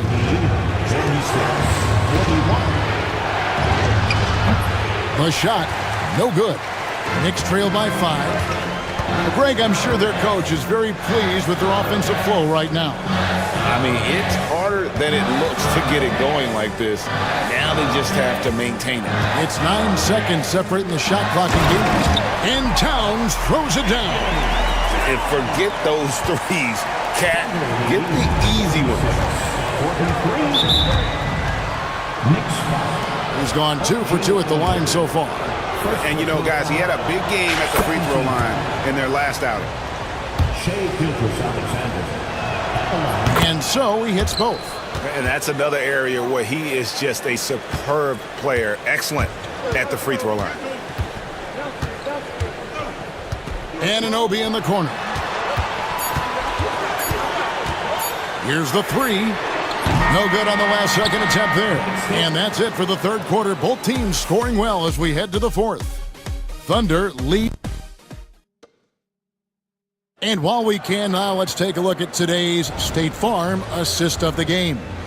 And he may not be known as a pass-first guy playing out of the two-guard spot, but he shows here that he can dole out an assist or two when he needs to. Even though the position is called shooting guard, passing part of your responsibilities in today's game. We've reached the fourth quarter, and what has been a very competitive game should be an exciting finish. They've got OG Anunoby. Josh Hart out there with Wright. Then there's Miles McBride. And it's Towns in at the center, locking down the middle. That's the 5 for New York right now. Gilgeous-Alexander has blossomed into this forceful guard. Just look at this performance. Now McBride. Outside, Towns takes the 3. Rebound by Williams. And here's Gilgeous-Alexander. He'll bring it up for the Thunder. They've led by as many as 14 points. Knicks trail by 4. Poked away. Caruso with the steal. Pass to Williams. It's deflected. And it goes out of bounds. Last touch by Anunoby. You love the pressure he's putting on them. Almost had that steal. Yeah, pestering right now, and that's going to pay some dividends. At some point, there's going to be a turnover. Looking at who's out there now for the Knicks. Achua, he's checked in for Towns. Bridges comes in for Wright, and it's Jalen Brunson in for Miles McBride. If you came to watch a scoring battle, you're in the right place. Yeah, both of these teams locked in on the offensive end. Going to be a high-scoring affair tonight. And there's the foul. Going Alex Caruso. That's his third foul of the game. Chet Holmgren, he's checked in for the Thunder. Gilgeous-Alexander comes in. What a jam! You knew something good was coming, Kevin, right? And vision, such a key part of Brunson's game as the point. To the paint. It's tipped. Unhindered, going all the way. A dunk by Achua. And the offense has just operated really smoothly here in the open floor. They've done very, very well in transition. The problems have come in other areas, which is why they're trailing. Williams. Rebounded by Hart. Hart's got his 7th rebound of the game with that last one. Here's Anunoby. They grab their own miss. And he's going to get whistled for that foul, G. That was intentional, but not exactly logical. How about pointless to foul there? I mean, I don't know where his head is, but it's not in the game. And the Thunder making a change here. Wallace is checked in. Achua finds Brunson. Lock at 6. To tie it up. And the rejection by Holmgren. Already set the Summer League record for blocks in his first game. Holmgren, one of the best young shot blockers in the league. A 3. And he gets it back. Back to Dort.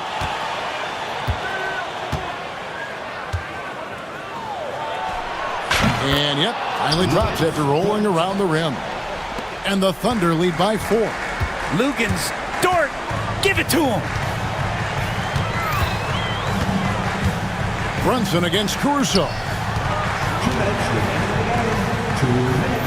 Brunson outside. Brunson down the lane. Can't cash in from close range.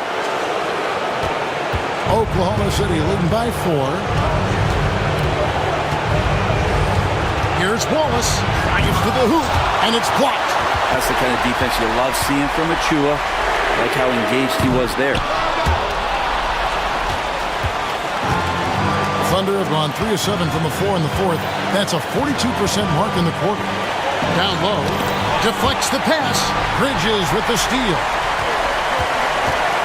And the foul is called. He intentionally grabbed him there for some reason. I don't know. Kevin, all I can think of is that he's trying to slow the game down a little bit. Right. That's a stretch, though. Definitely a strange move on his part.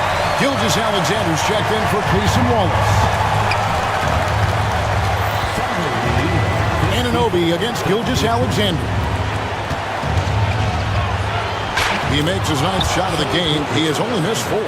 SGA quickly becoming the guy you want with the ball in his hands down the stretch. To the inside, out to Brunson. Got it. And what a sensational bucket to bring down within 1. Whoa, the nerves on this guy. Not backing down from this moment here. When the game is close, he kicks it up a notch. And the foul called on OG Anunoby. That'll be his 2nd foul of the game. First team foul. On defense, the Knicks. Giving up just 8 points in the 4th quarter. Gilgeous-Alexander passes to Holmgren. Let's go. Nice fake there to create the shot, but it's no good. And here are the Knicks. Brunson outside. Achua kicks to Hart. And no good. Had a chance to take the lead there. Well defended that time. He's a shooter that the D has to close down on quickly when he's ready to pull the trigger. Gilgeous-Alexander against Anunoby. Down to 5 on the shot clock. Dort. And a missed late. And the timeout called here by Tom Thibodeau. Coach clearly feeling the necessity to regroup with so much at stake here. Guys, what are their best options now? And guys, it all comes down to this. One shot to win the game. They have just enough time to run a play that'll lead to a catch and shoot here on the inbound. Maybe one quick pass and then get it up.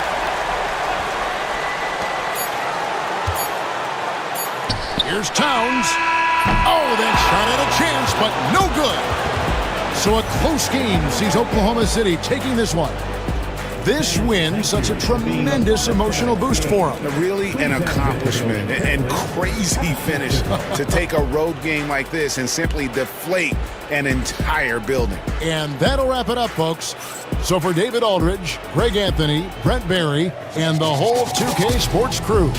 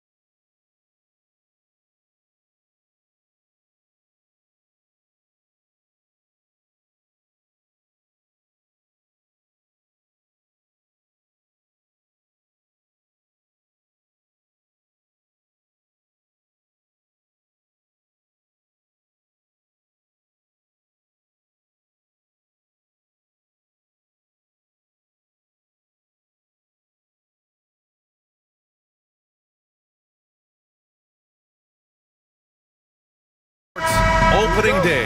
Absolutely, Brian. Everybody's undefeated, everybody's optimistic, and everybody is eager to get going, whether you're playing or the guy on the sidelines drawing up plays. So a look at our starters for Orlando. Suggs runs point with Harris next to him. Goga Batadze is out there with Banchero, and it's Isaac in at the 3. And it's Garland with the ball for the Cleveland Cavaliers. They came away with a victory in their last meeting, which, by the way, was also in this building. They really threw their weight around last time. They got to the free throw line a lot, and it helped secure the win. Well, and coaches will sometimes complain about an inconsistent whistle from the refs, but credit them for the level of aggression to make things happen. Batadze attacking. The rebound by Allen. Here's Okoro. It's rebounded by Banchero. That's their plan, to get him an opportunity to finish in tight. That's a miss they can live with. This Magic squad, Stan, has a great young core.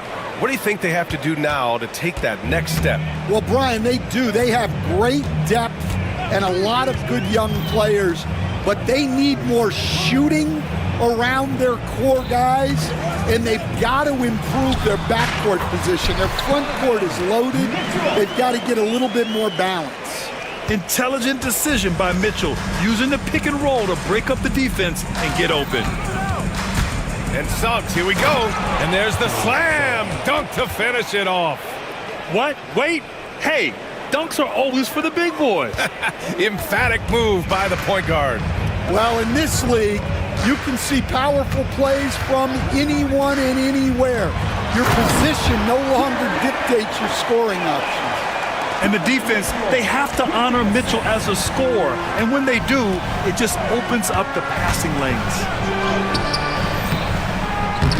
Suggs, no good. The Cavaliers have gone just 2 for 4 from the floor. Here's Mitchell, and Mitchell with the slam. Putting his athleticism to great use. When Mitchell takes the initiative, he's hard to stop. Banchero the screen. There's the triple. Buries it from 3. Don't want to let him get into a rhythm from out there. Cavaliers trail by 3. There's the 3. And there's Mitchell on the assist by Garland. Mitchell's got 7 points in the game. The answer from Mitchell, a 3 of his own. Now here's Suggs. Guarded by Okoro. Suggs, no good. Well, if you give him that shot again, I'm willing to bet he nails it, especially with that lack of defensive effort. Mobley, a screen on Isaac, and it's Mitchell penetrating to the middle. Here's Mobley, outside for Mitchell, down to 5 on the shot clock. Mobley down low. He's against Isaac, and Mobley gets it to go. You're showing off the floor awareness right there.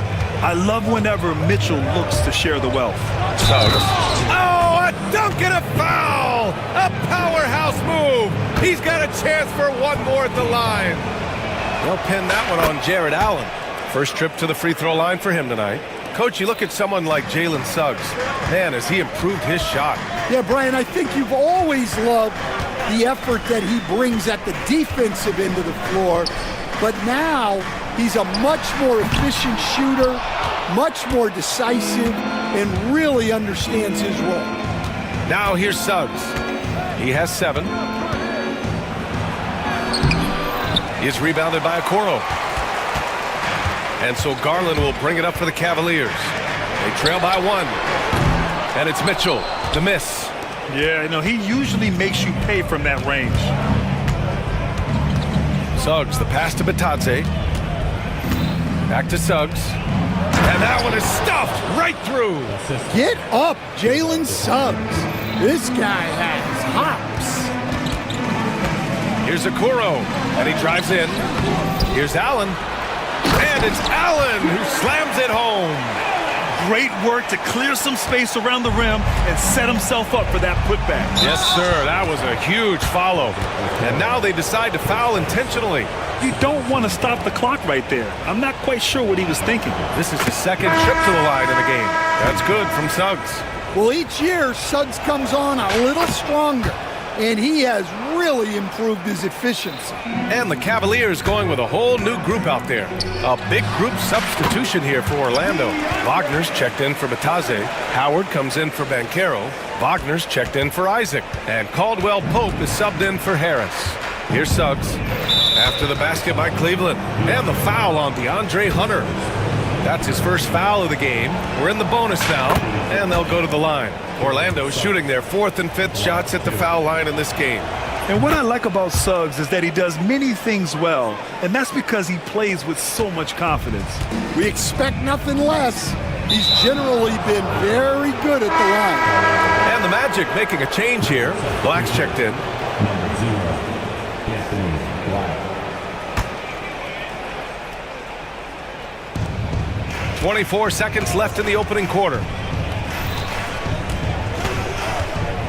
Wagner against Hunter. Wagner with it. Howard with a screen on Hunter. Oh, a big finish with a one-handed jam.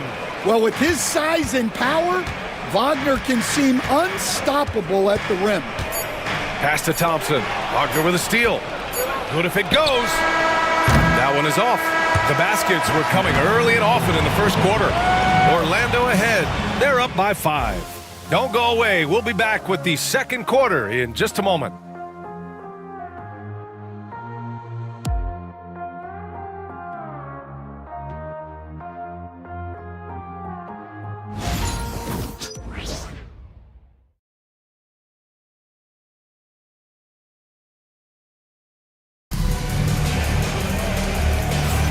And for those of you just tuning in, second quarter action is where we are.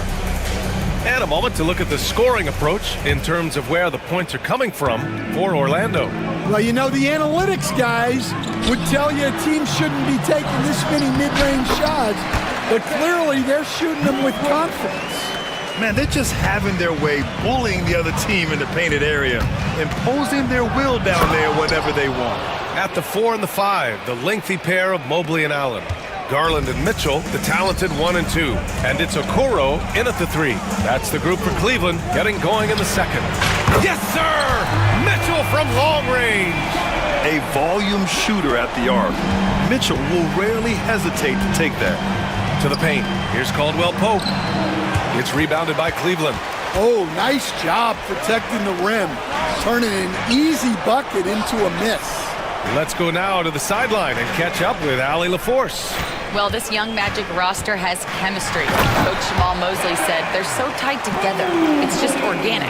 They're happy in creating these relationships over time, and it's because they're all just good kids that like being around each other. Guys, that's what you want. Yeah, no question. Something to build on, Allie. Thank you. And force feeding the ball inside. I mean, no reason to go away from what's working. NBA scoring has been climbing over the past decades, Grant. Is the league too offensive at the moment, do you think? Well, we know that people like scoring, the fans, players, everyone, but the league needs to make sure there aren't hamstringing defenders too much. So I think allowing some more physicality incentivizes the defender to defend, and now we have competition on both sides of the ball. Here's Black. Caldwell Pope with a drive, and he takes that one up and powers it through.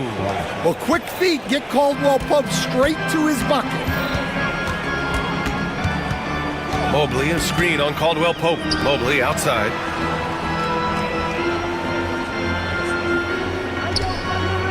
It's stolen by Howard, and they're on the break.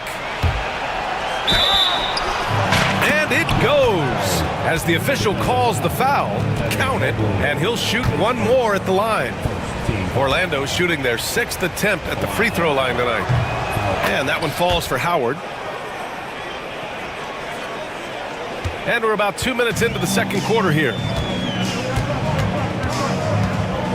Here's Mobley, and Mobley throws it down. Now, B.A., you know they would love for him to get more of those opportunities. Well, that would cut into the deficit quickly if he does. Here's Black, guarded by Garland.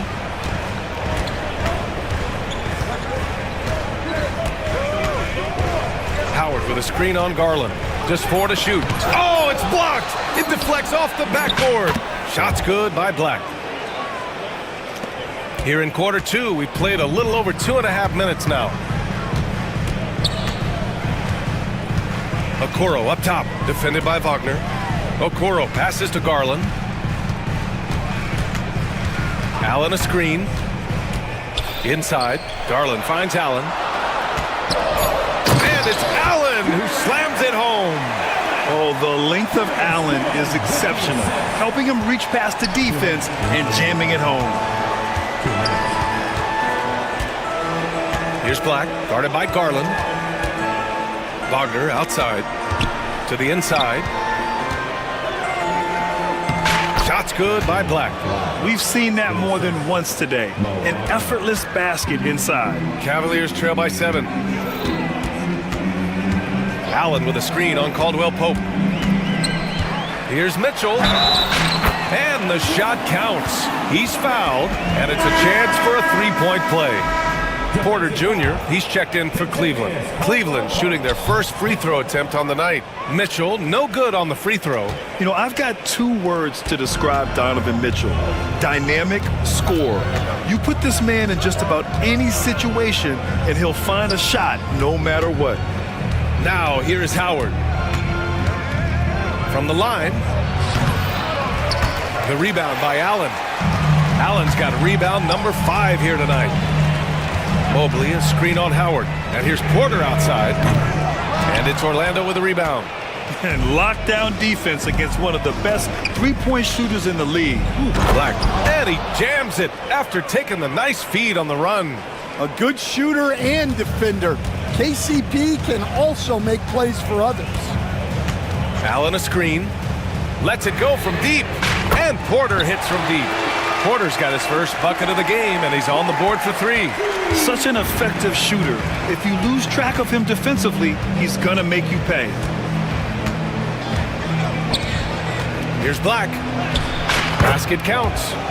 Black's got 12 points now in the quarter. Yeah, their defense is starting to wear down. That's 3 straight buckets at the rim. Outside Porter. And Mobley throws it down. Easy does it. Mobley is such a fluid athlete for his size. Magic leading by 4. Here's Black. He's got 12. There's 10 seconds left in the second period. Caldwell Pope. And there are the Magic with another bucket. Good passing to set that up. Teamwork on display. And Mobley throws it down. Nice pass inside, making things easy for him. And the first half comes to an end. We've got a close game going here. It's the Magic up 4. We'll see you after halftime for the beginning of the third quarter.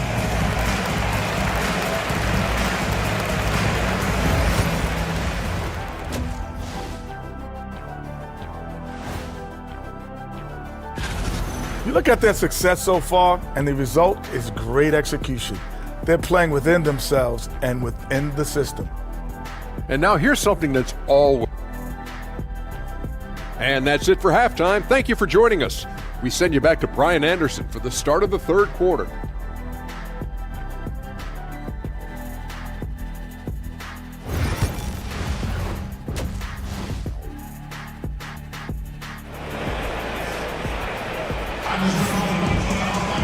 And we're halfway through this one. Plenty of basketball left in a game that's been a fairly even one. Jalen Suggs with a strong contribution so far in this one. Yeah, he's showing off how skilled he is at attacking the defense and converting at the line. Well, he's also a pretty good actor. He sells fouls really well. On the court for Orlando, Harrison Isaac, the 2 and the 3. Paolo Banchero is out there with Goga Batadze. And it's Suggs in at the point guard position. And Suggs has got the ball here for Orlando. 4-point game. And at home for the next game, it'll be Charlotte pulling in to face him. And that's a 1-game homestand for the club. We'll stand in this league. The opportunity always exists to make a name for yourself.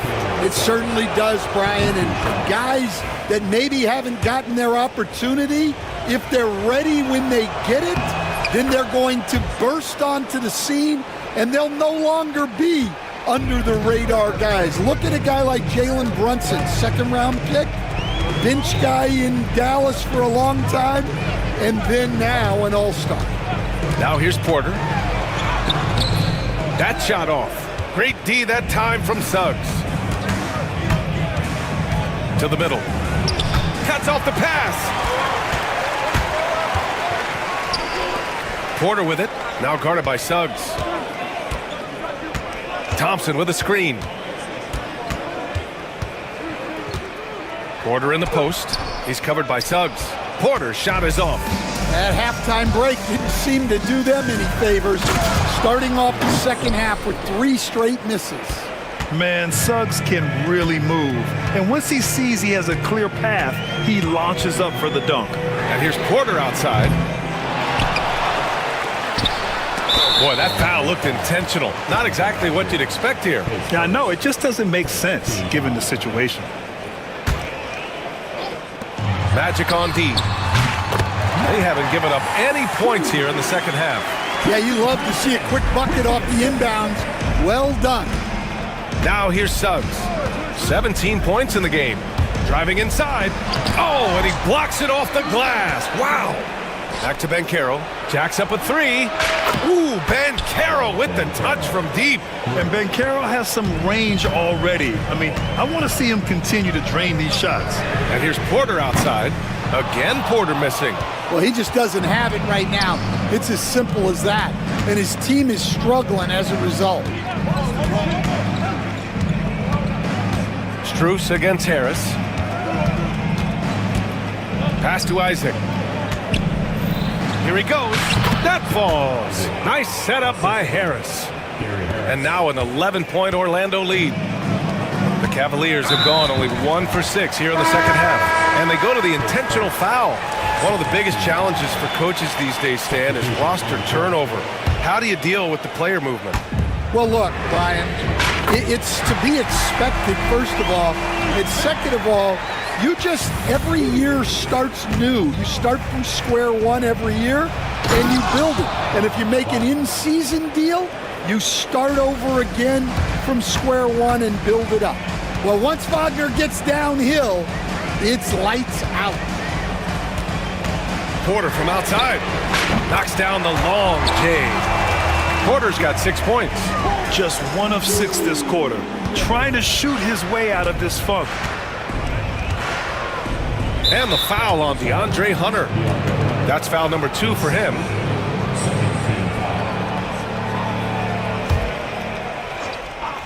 Third quarter here, and 3 minutes have come off the clock. There's Howard with the 3.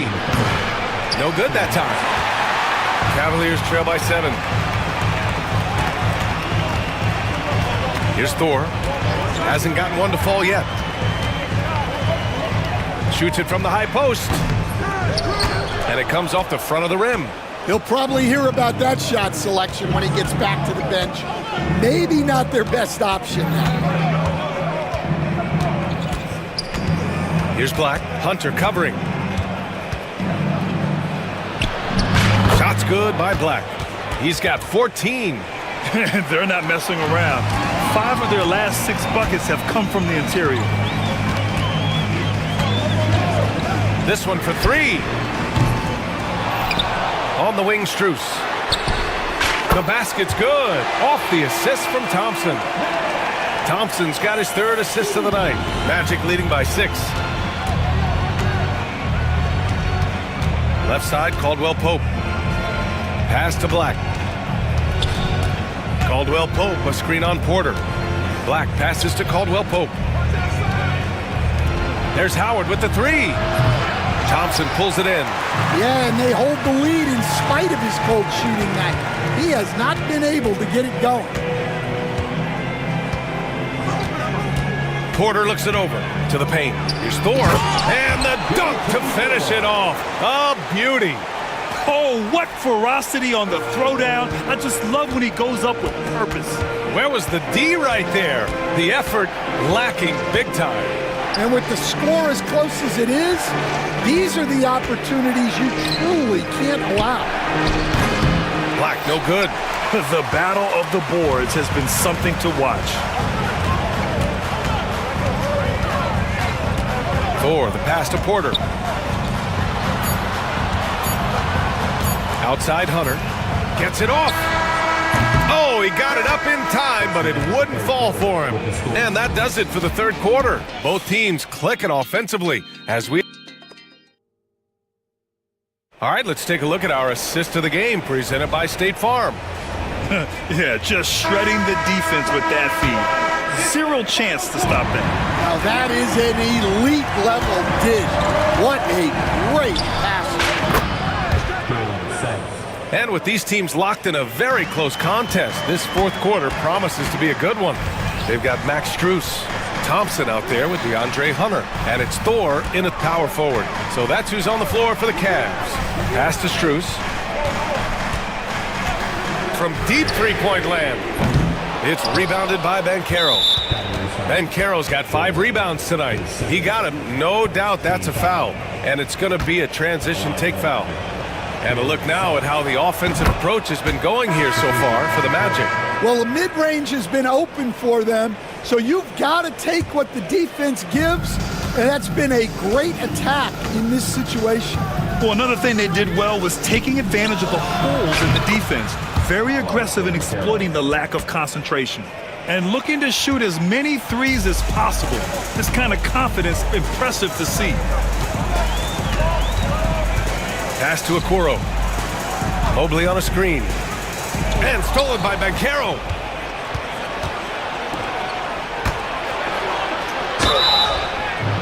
Oh, and he got fouled on his way up. He'll head to the line to shoot 2. They'll pin that one on Jared Allen. He took the contact and had an opportunity to drain it. And man, looking good from the line so far this half. So he gets them both. Cavaliers trail by 12. Mobley down low, working on Banchero. Now Mitchell. For 3, Allen. That one falls. Nice setup by Mitchell. Mitchell's got 4 assists in the game. Yeah, nice quick catch and shoot there from Jared Allen. Suggs surveys the D. Banchero the screen. For 3. Banchero with the answer. Their long-range shooting since halftime has been as strong as you could hope for. Okoro outside, beyond the arc. It's rebounded by Banchero. Banchero's got 6 rebounds in the game. Down low. Moving along, 2 minutes gone in the fourth. And again, it's Orlando converting. The mid-range jumper isn't the most popular shot these days, but it's working for them. Mobley, a screen on Suggs. Mitchell against Isaac. Takes a 3. Rebounded by Suggs. Orlando with the ball. They're on a 13-3 run. Just under 2.5 minutes gone by now in the final quarter. And he banks in the layup. Everything is working for Suggs offensively at the moment. This is a very encouraging sight to see. Oh, and Mitchell powers it home. Oh, guys. I mean, this crowd is in awe of that Mitchell dunk. Heck, I'm in awe, too. And Banchero gets it to go. He's been so aggressive on offense, and with the results, you understand why. Well, yeah, and the defense is going to have to respond to that and chase him off the arc. Here's Jerome. The 3 from Okoro. And it's Orlando with a rebound. Banchero's got his 7th rebound here tonight. Suggs with it. Now guarded by Mobley. Banchero against Mitchell. Lets it fly. And another basket for Orlando. Really feels like they're in control. They've got a big lead with time dwindling. Yeah, and at this point, the focus is take care of the ball, no needless fouls, and no threes. And how sweet was that play? Pinpoint pass, set up the alley-oop flush. Banchero no good. Well, that's a miss you can live with. I expect they'll go to it again, especially if the defense continues to concede it. They came out and had a statement win with their performance tonight. A fantastic effort to get it done here for the Magic. Man, they were in a groove from long range tonight. Yeah, they were able to find space, and they were ready to let it fly the moment they saw an opening. And so this win marks their first victory of the new year. And this is an even matchup, 1-1 on the season series with 2 left to play. And even the opposing fans can't deny this was a sensational game for Paolo Banchero. He has really stood out tonight with his work on the glass. You can see the extra effort coming through. Going beyond mere stats, Mitchell breathes life into this offense. His energy lifts everyone around him. Merrill, he's checked in for Jerome. Franz Wagner checked in for Orlando. Caldwell Pope comes in for Harris. And Suggs has got the ball here for the Magic. Earlier in the game, they led by 19. Caldwell Pope for 3. Knocks it down from distance. And the Magic lead by 16. Yeah, they blocked out the noise, blocked out the distractions, kept on grinding, and this is their reward. It is always a special feeling winning on the road. The degree of difficulty adding to that sense of accomplishment. Merrill, that's good. Well, Allen is usually the last stop the ball makes, but he selflessly gives it up to a wide open guy.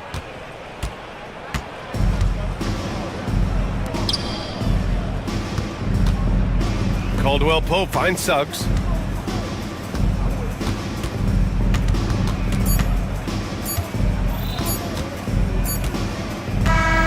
So no problem for Orlando as they get the win. Boy, a nice win on the road. By the time this one was winding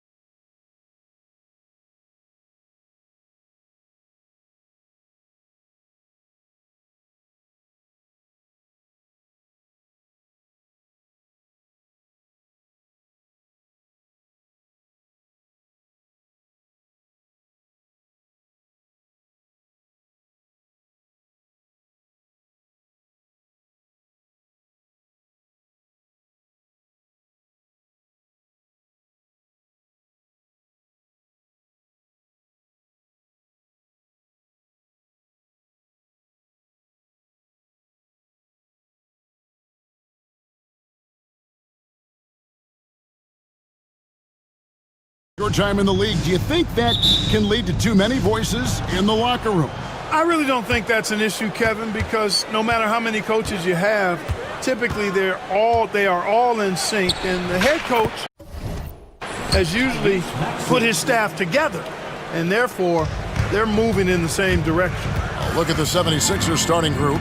Paul George is out there with Tyrese Maxey. Then there's Embiid. Then there's Oubre.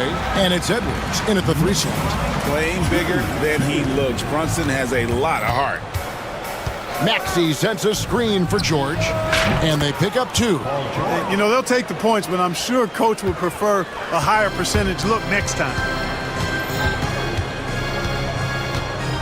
George against Brunson. Pass to Achua. Brunson outside. Off target with his 3. First quarter of play, 1 minute played. And Joel Embiid is a giant center. Clark, his size, his arm span. How does his sheer size, do you think, affect the game? Well, he's a mountain of a man. Not only is he tall, he's wide, and he's deep too, Kevin. In other words, he's hard to get around. And he's also hard to challenge because he's north and south. So,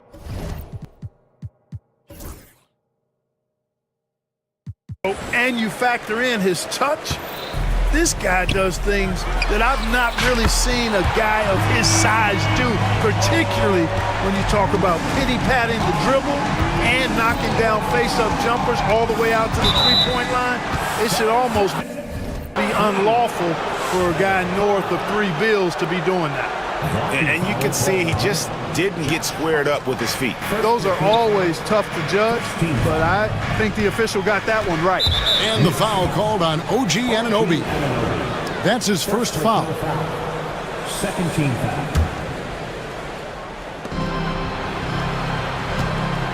Here's George, and George with the stuff. Showing you the vertical that time. Paul George throwing it down. New York's gone 1 of 2 from long range in the first quarter. There's a screen by Achua. That one goes. Count it. Brunson's got his second basket. Boy, he is looking confident. Love how they're using him so far. And you know what? They're going to keep using him. I mean, he'll be the centerpiece of their offense today. You can bank on that. Maxey off with the layup. The Knicks have gone 3 of 4 from the field to start out the game. And again, New York with the triple. And early on, they've been nearly perfect from the floor. Just the one miss here on their first 5 attempts. Embiid with a screen on Hart. Back to Oubre. To the middle. And too much time in the lane. They get called for the 3-second violation. All right, a chance here to check out the stats for Paul George. Great showing for him last season. He put up about 22 points a game, 5 rebounds, and 3 assists.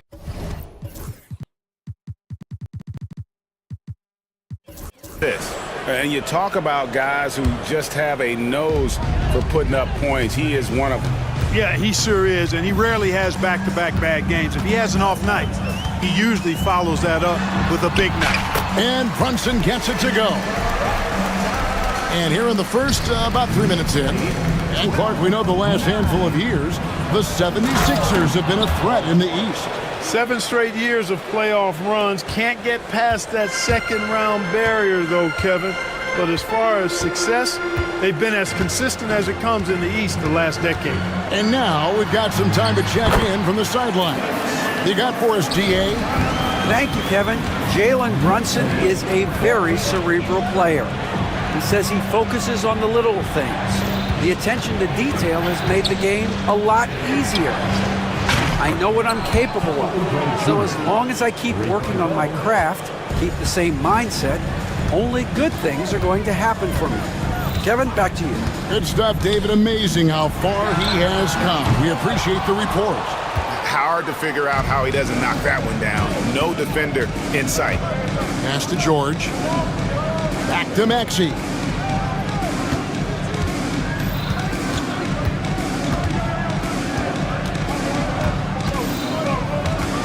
Just 5 on the clock. Here's George. And the layup is good after a nice lead pass. And 11 points for Paul George. You got to be in awe of what he's doing this quarter, actually destroying the opponent. And here is Hart. Launches a three. It's hauled in by George. And so George will bring it up for the 76ers. Embiid finds George. And George with the stuff.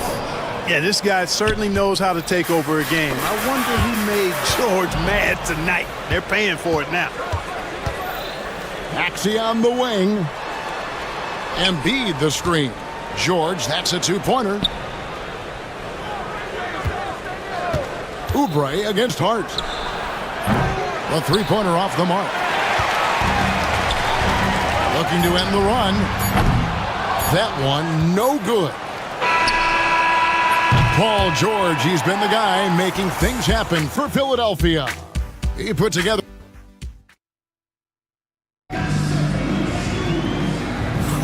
And thanks again for tuning in. If you're just joining us, we've played through one quarter of action so far. And some stats here, guys. The scoring breakdown for Philadelphia. I really like how they're knifing inside with confidence, exploiting any openings they see in the defense, taking advantage. And it seems they've also put an emphasis on moving the ball, working to rotate around the defense and find those quality looks. So on the floor for Philadelphia, we've got Joel Embiid. Maxey out there with George. Then there's Oubre. And it's Roddy in at the three. One of the best 3 and D wings in the league. Let's start with OG Anunoby, who excels from the corner. And Kevin, about 45% on quarter threes the last couple seasons. So OG can space that floor horizontally. That's in addition to his elite defensive ability. Philadelphia leading by 4. Pass to Embiid. There's the three. It's hauled in by Achua. And you could tell he thought that triple was going to fall. Hart, that's good. You know, guys, I don't think the defense has any idea of what to do with Hart if he's knocking down shots like that. That's ridiculous. George dishes to Oubre. Back to George. Count that one as his 7th make in 8 attempts, a scorching 88%. And of the last 6 baskets, 5 have come on the interior. This is just smash-mouth physical basketball, guys.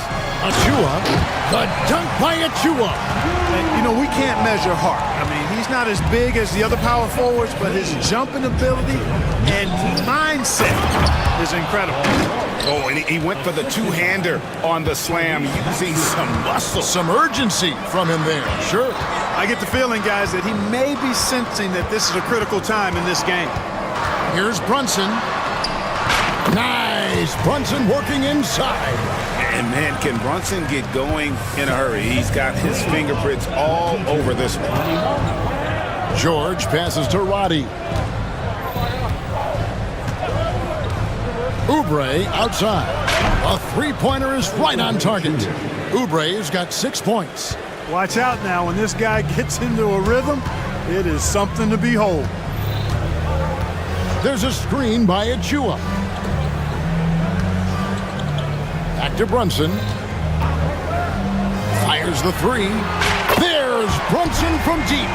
You know, a trend that's been unmistakable, Greg, over the last few decades has been the number of positionless players.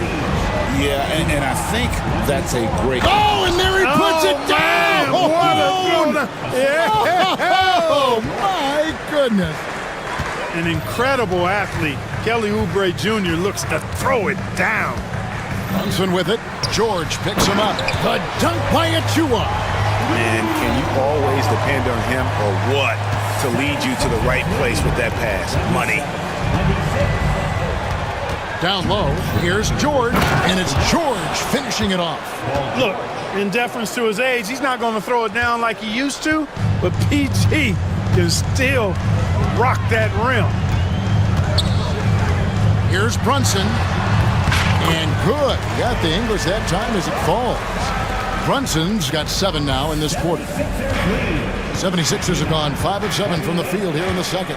And talking about the Knicks, GA, do you feel they took a step forward last season? I do. I mean, losing in 7 in the conference semis with all the injuries they had, that really kind of set them back. They ended that game 7 with the Pacers missing 4 of their starting 5. So no doubt expectations will be high. The game now all time. Brunson's got 21.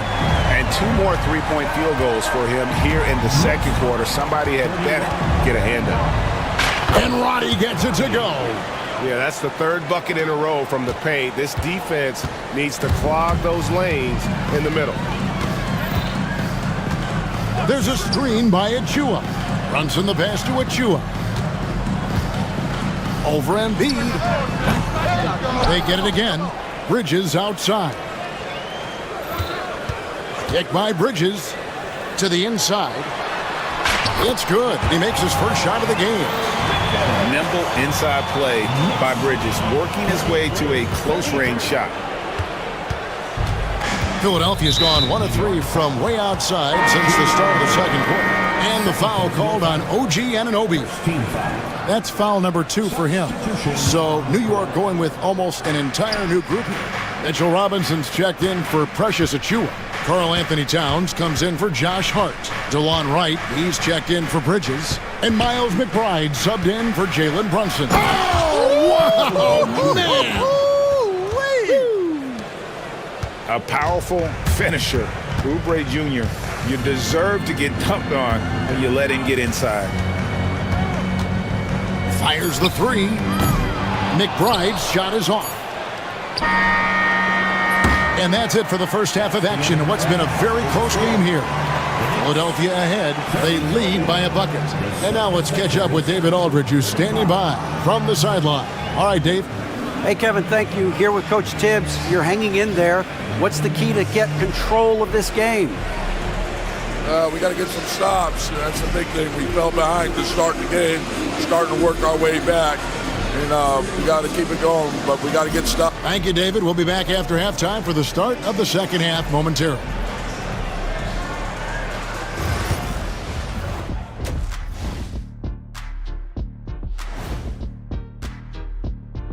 Welcome. When you look at how they're getting their points, a good portion come from inside. They're going right at the defense. And now let's take a glimpse at some of the games on the upcoming schedule. Looking at Philadelphia. And that'll do it for halftime.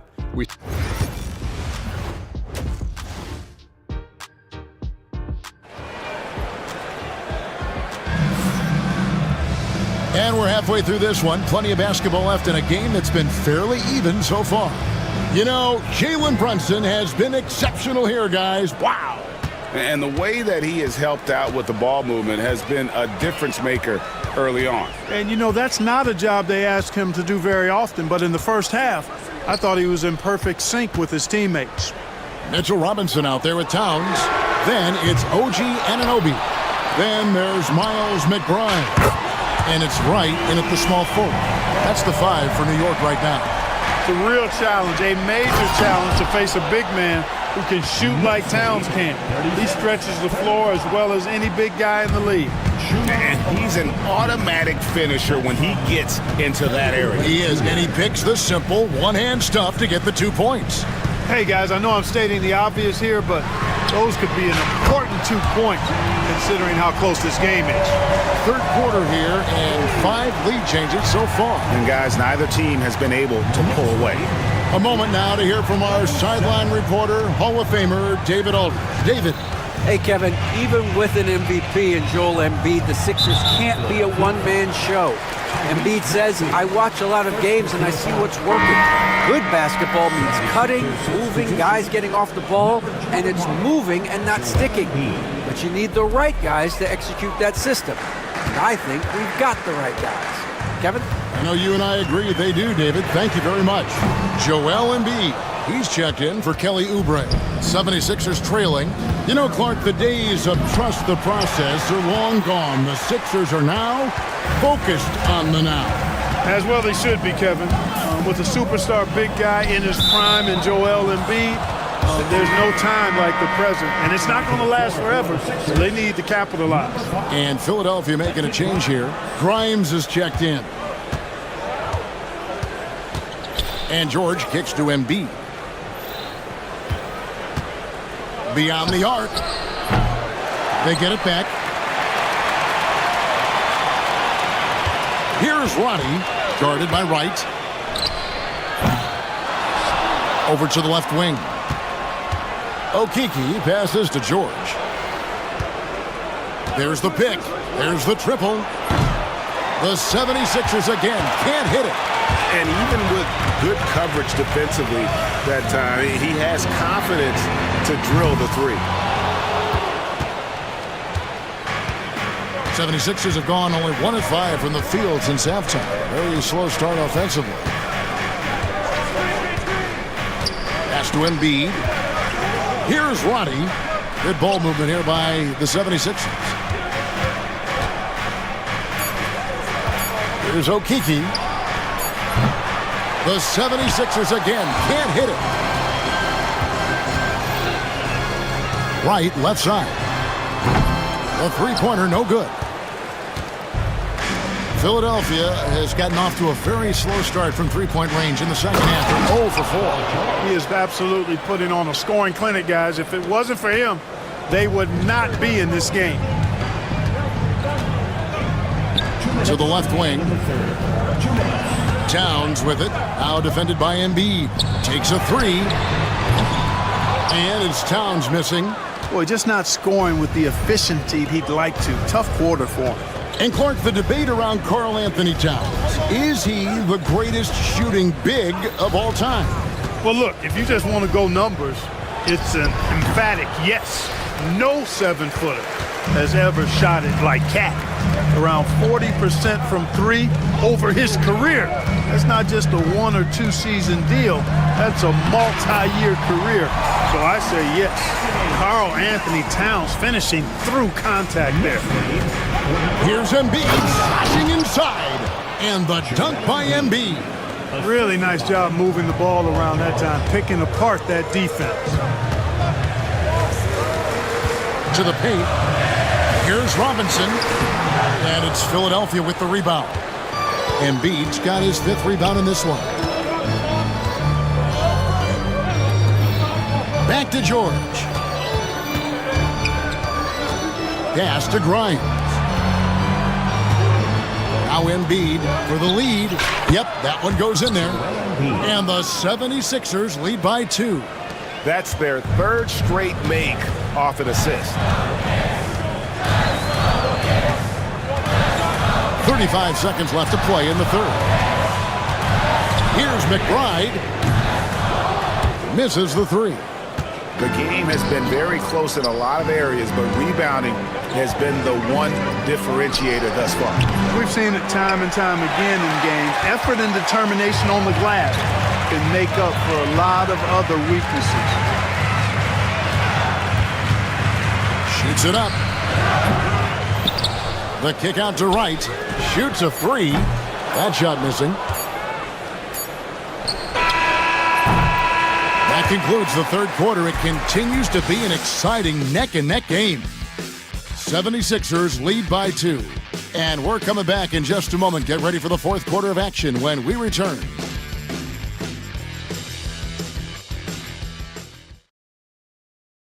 And a moment now as we take a look at our State Farm assists of the game. And the winner today, the big fella here with the sweetest of dimes. What a plus it is to have a post player who's got this ability to find. Boy, that's a nice asset to have. It's a huge boost to any offense, too. It adds a whole nother dimension when you've got a big guy that can pass. And it's been a very competitive game so far as we get rolling here in quarter number 4. On the court for Philadelphia to start the 4th, they've got Paul George, and it's Embiid in at the 5 down low. Now George, pass to Roddy. Here's Grimes, defended by McBride. Here's the screen Grimes passes to Okiki. Nice pass. Led him to the rack perfectly for the layup. Not a lot of resistance on the inside, and they're taking full advantage. Play in the paint has gone almost entirely all their way. Really no idea why you're fouling in a situation like that. You know, maybe there's some bad blood between those two. Yeah, but that's no excuse for that kind of foul. I mean, that might be an explanation for it, but certainly doesn't justify it. And even then, it's just not a good play. And he comes up with the deuce. Brunson's got 23. This is the player that Brunson has become. He's capable of carrying the load offensively on any given night. Inside. And how about the incredible timing on that alley-oop? He absolutely hammered it down. Well, I tell you what, that's the play we'll remember if they can put together a little surge to break this game open. An intentional foul committed, but for what purpose, Greg, I'm not sure. A scene of confusion right there. I can't imagine why he thought it was a good idea to foul there. Here's Brunson, and he nails that one right through the net. Brunson's got 4 points this quarter. No doubt Brunson committed to getting his rhythm. He wants to be a provider on the scoreboard. Embiid kicks to George. Maxey with the screen on Anunoby. George. Shooting foul as the whistle blows. He'll shoot 2 free throws. It's going to be on Precious Achiuwa. And you know, George is a tough cover. The length, the range, smooth athlete, very difficult to match up with. Knicks trail by 4. Brunson with it. Now defended by Oubre, and he commits the intentional foul. First personal foul. Third team foul. George against Brunson. Shoots from the elbow, and he's fouled pretty hard on that shot, but he's got the chance to pick up the points at the line. GA, as you know, Jalen Brunson is a second-generation NBA player. Yeah, his dad, Rick Brunson, was an 11-year vet who also played overseas and eventually settled in as a coach in this league. So Jalen grew up in those NBA locker rooms. And there's the whistle. Illegal screen. He went a decent amount of time before his first turnover there. It's really been a good, safe stretch of basketball from him to this point. Brunson scanning the floor. Pass to Achiuwa. Embiid with the steal. 76ers have gone 2 of 3 from the field to get the fourth quarter started. Oubre sets the screen for George. Back to Oubre. And now the fast break. Bridges with the ball. That doesn't go in. Had a chance, though, to take the lead. The 76ers lead. Just over 2.5 minutes played now here in the final quarter of regulation. George finds Maxey. Down to 5 on the shot clock. It's good from long range. And the 76ers lead by 5. No fear in Maxey, folks. This guy is ready for the big moment and welcomes the challenge. Bridges, no one around him. A shot's good on the assist by Brunson. Brunson's got 5 assists tonight. The 76ers have gone 3 of 4 in field goal attempts since getting things started here in the fourth. Maxey against Bridges. Maxey attacking. Lays it up and banks it in. Maxey's got 5 points now in the quarter. So great seeing Maxey come through in the big spots, continuing to evolve right before our eyes. There's a screen by Achiuwa. The kick out to Anunoby. That shot is off. Well, you've got to be there defensively. I mean, that's an easy mid-range jumper that he'll typically drain. Hard against George. Embiid with the screen on Hart. George passes to Edwards. There's the triple. It's hauled in by Achiuwa. Knicks trail by 4. On deep, Brunson. It's good. And that shot brings them to within just 1. and you can't get a bigger bucket than that. Well, that was 1-2. He wanted the ball. Nobody else was taking that shot. Shot after shot, one after the other. PG, Paul George, making it happen. Paul George. First personal foul. 15 foul. It's the first, and that brings them within 2 here. And both free throws good for Brunson. And he doesn't let the pressure get to him. Cool and confident from the line. Guys are not going to be in any rush on this possession. Not with the lead. Now's the time to burn some clock. That's a surprise. I mean, really out of character for him to miss when the defense is not right up on him. Now 8 seconds separating the two clocks.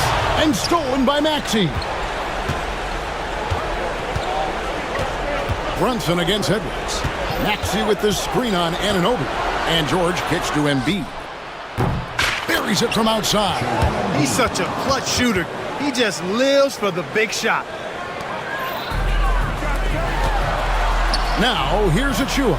Guarded by Embiid. From deep, Brunson. And no good that time.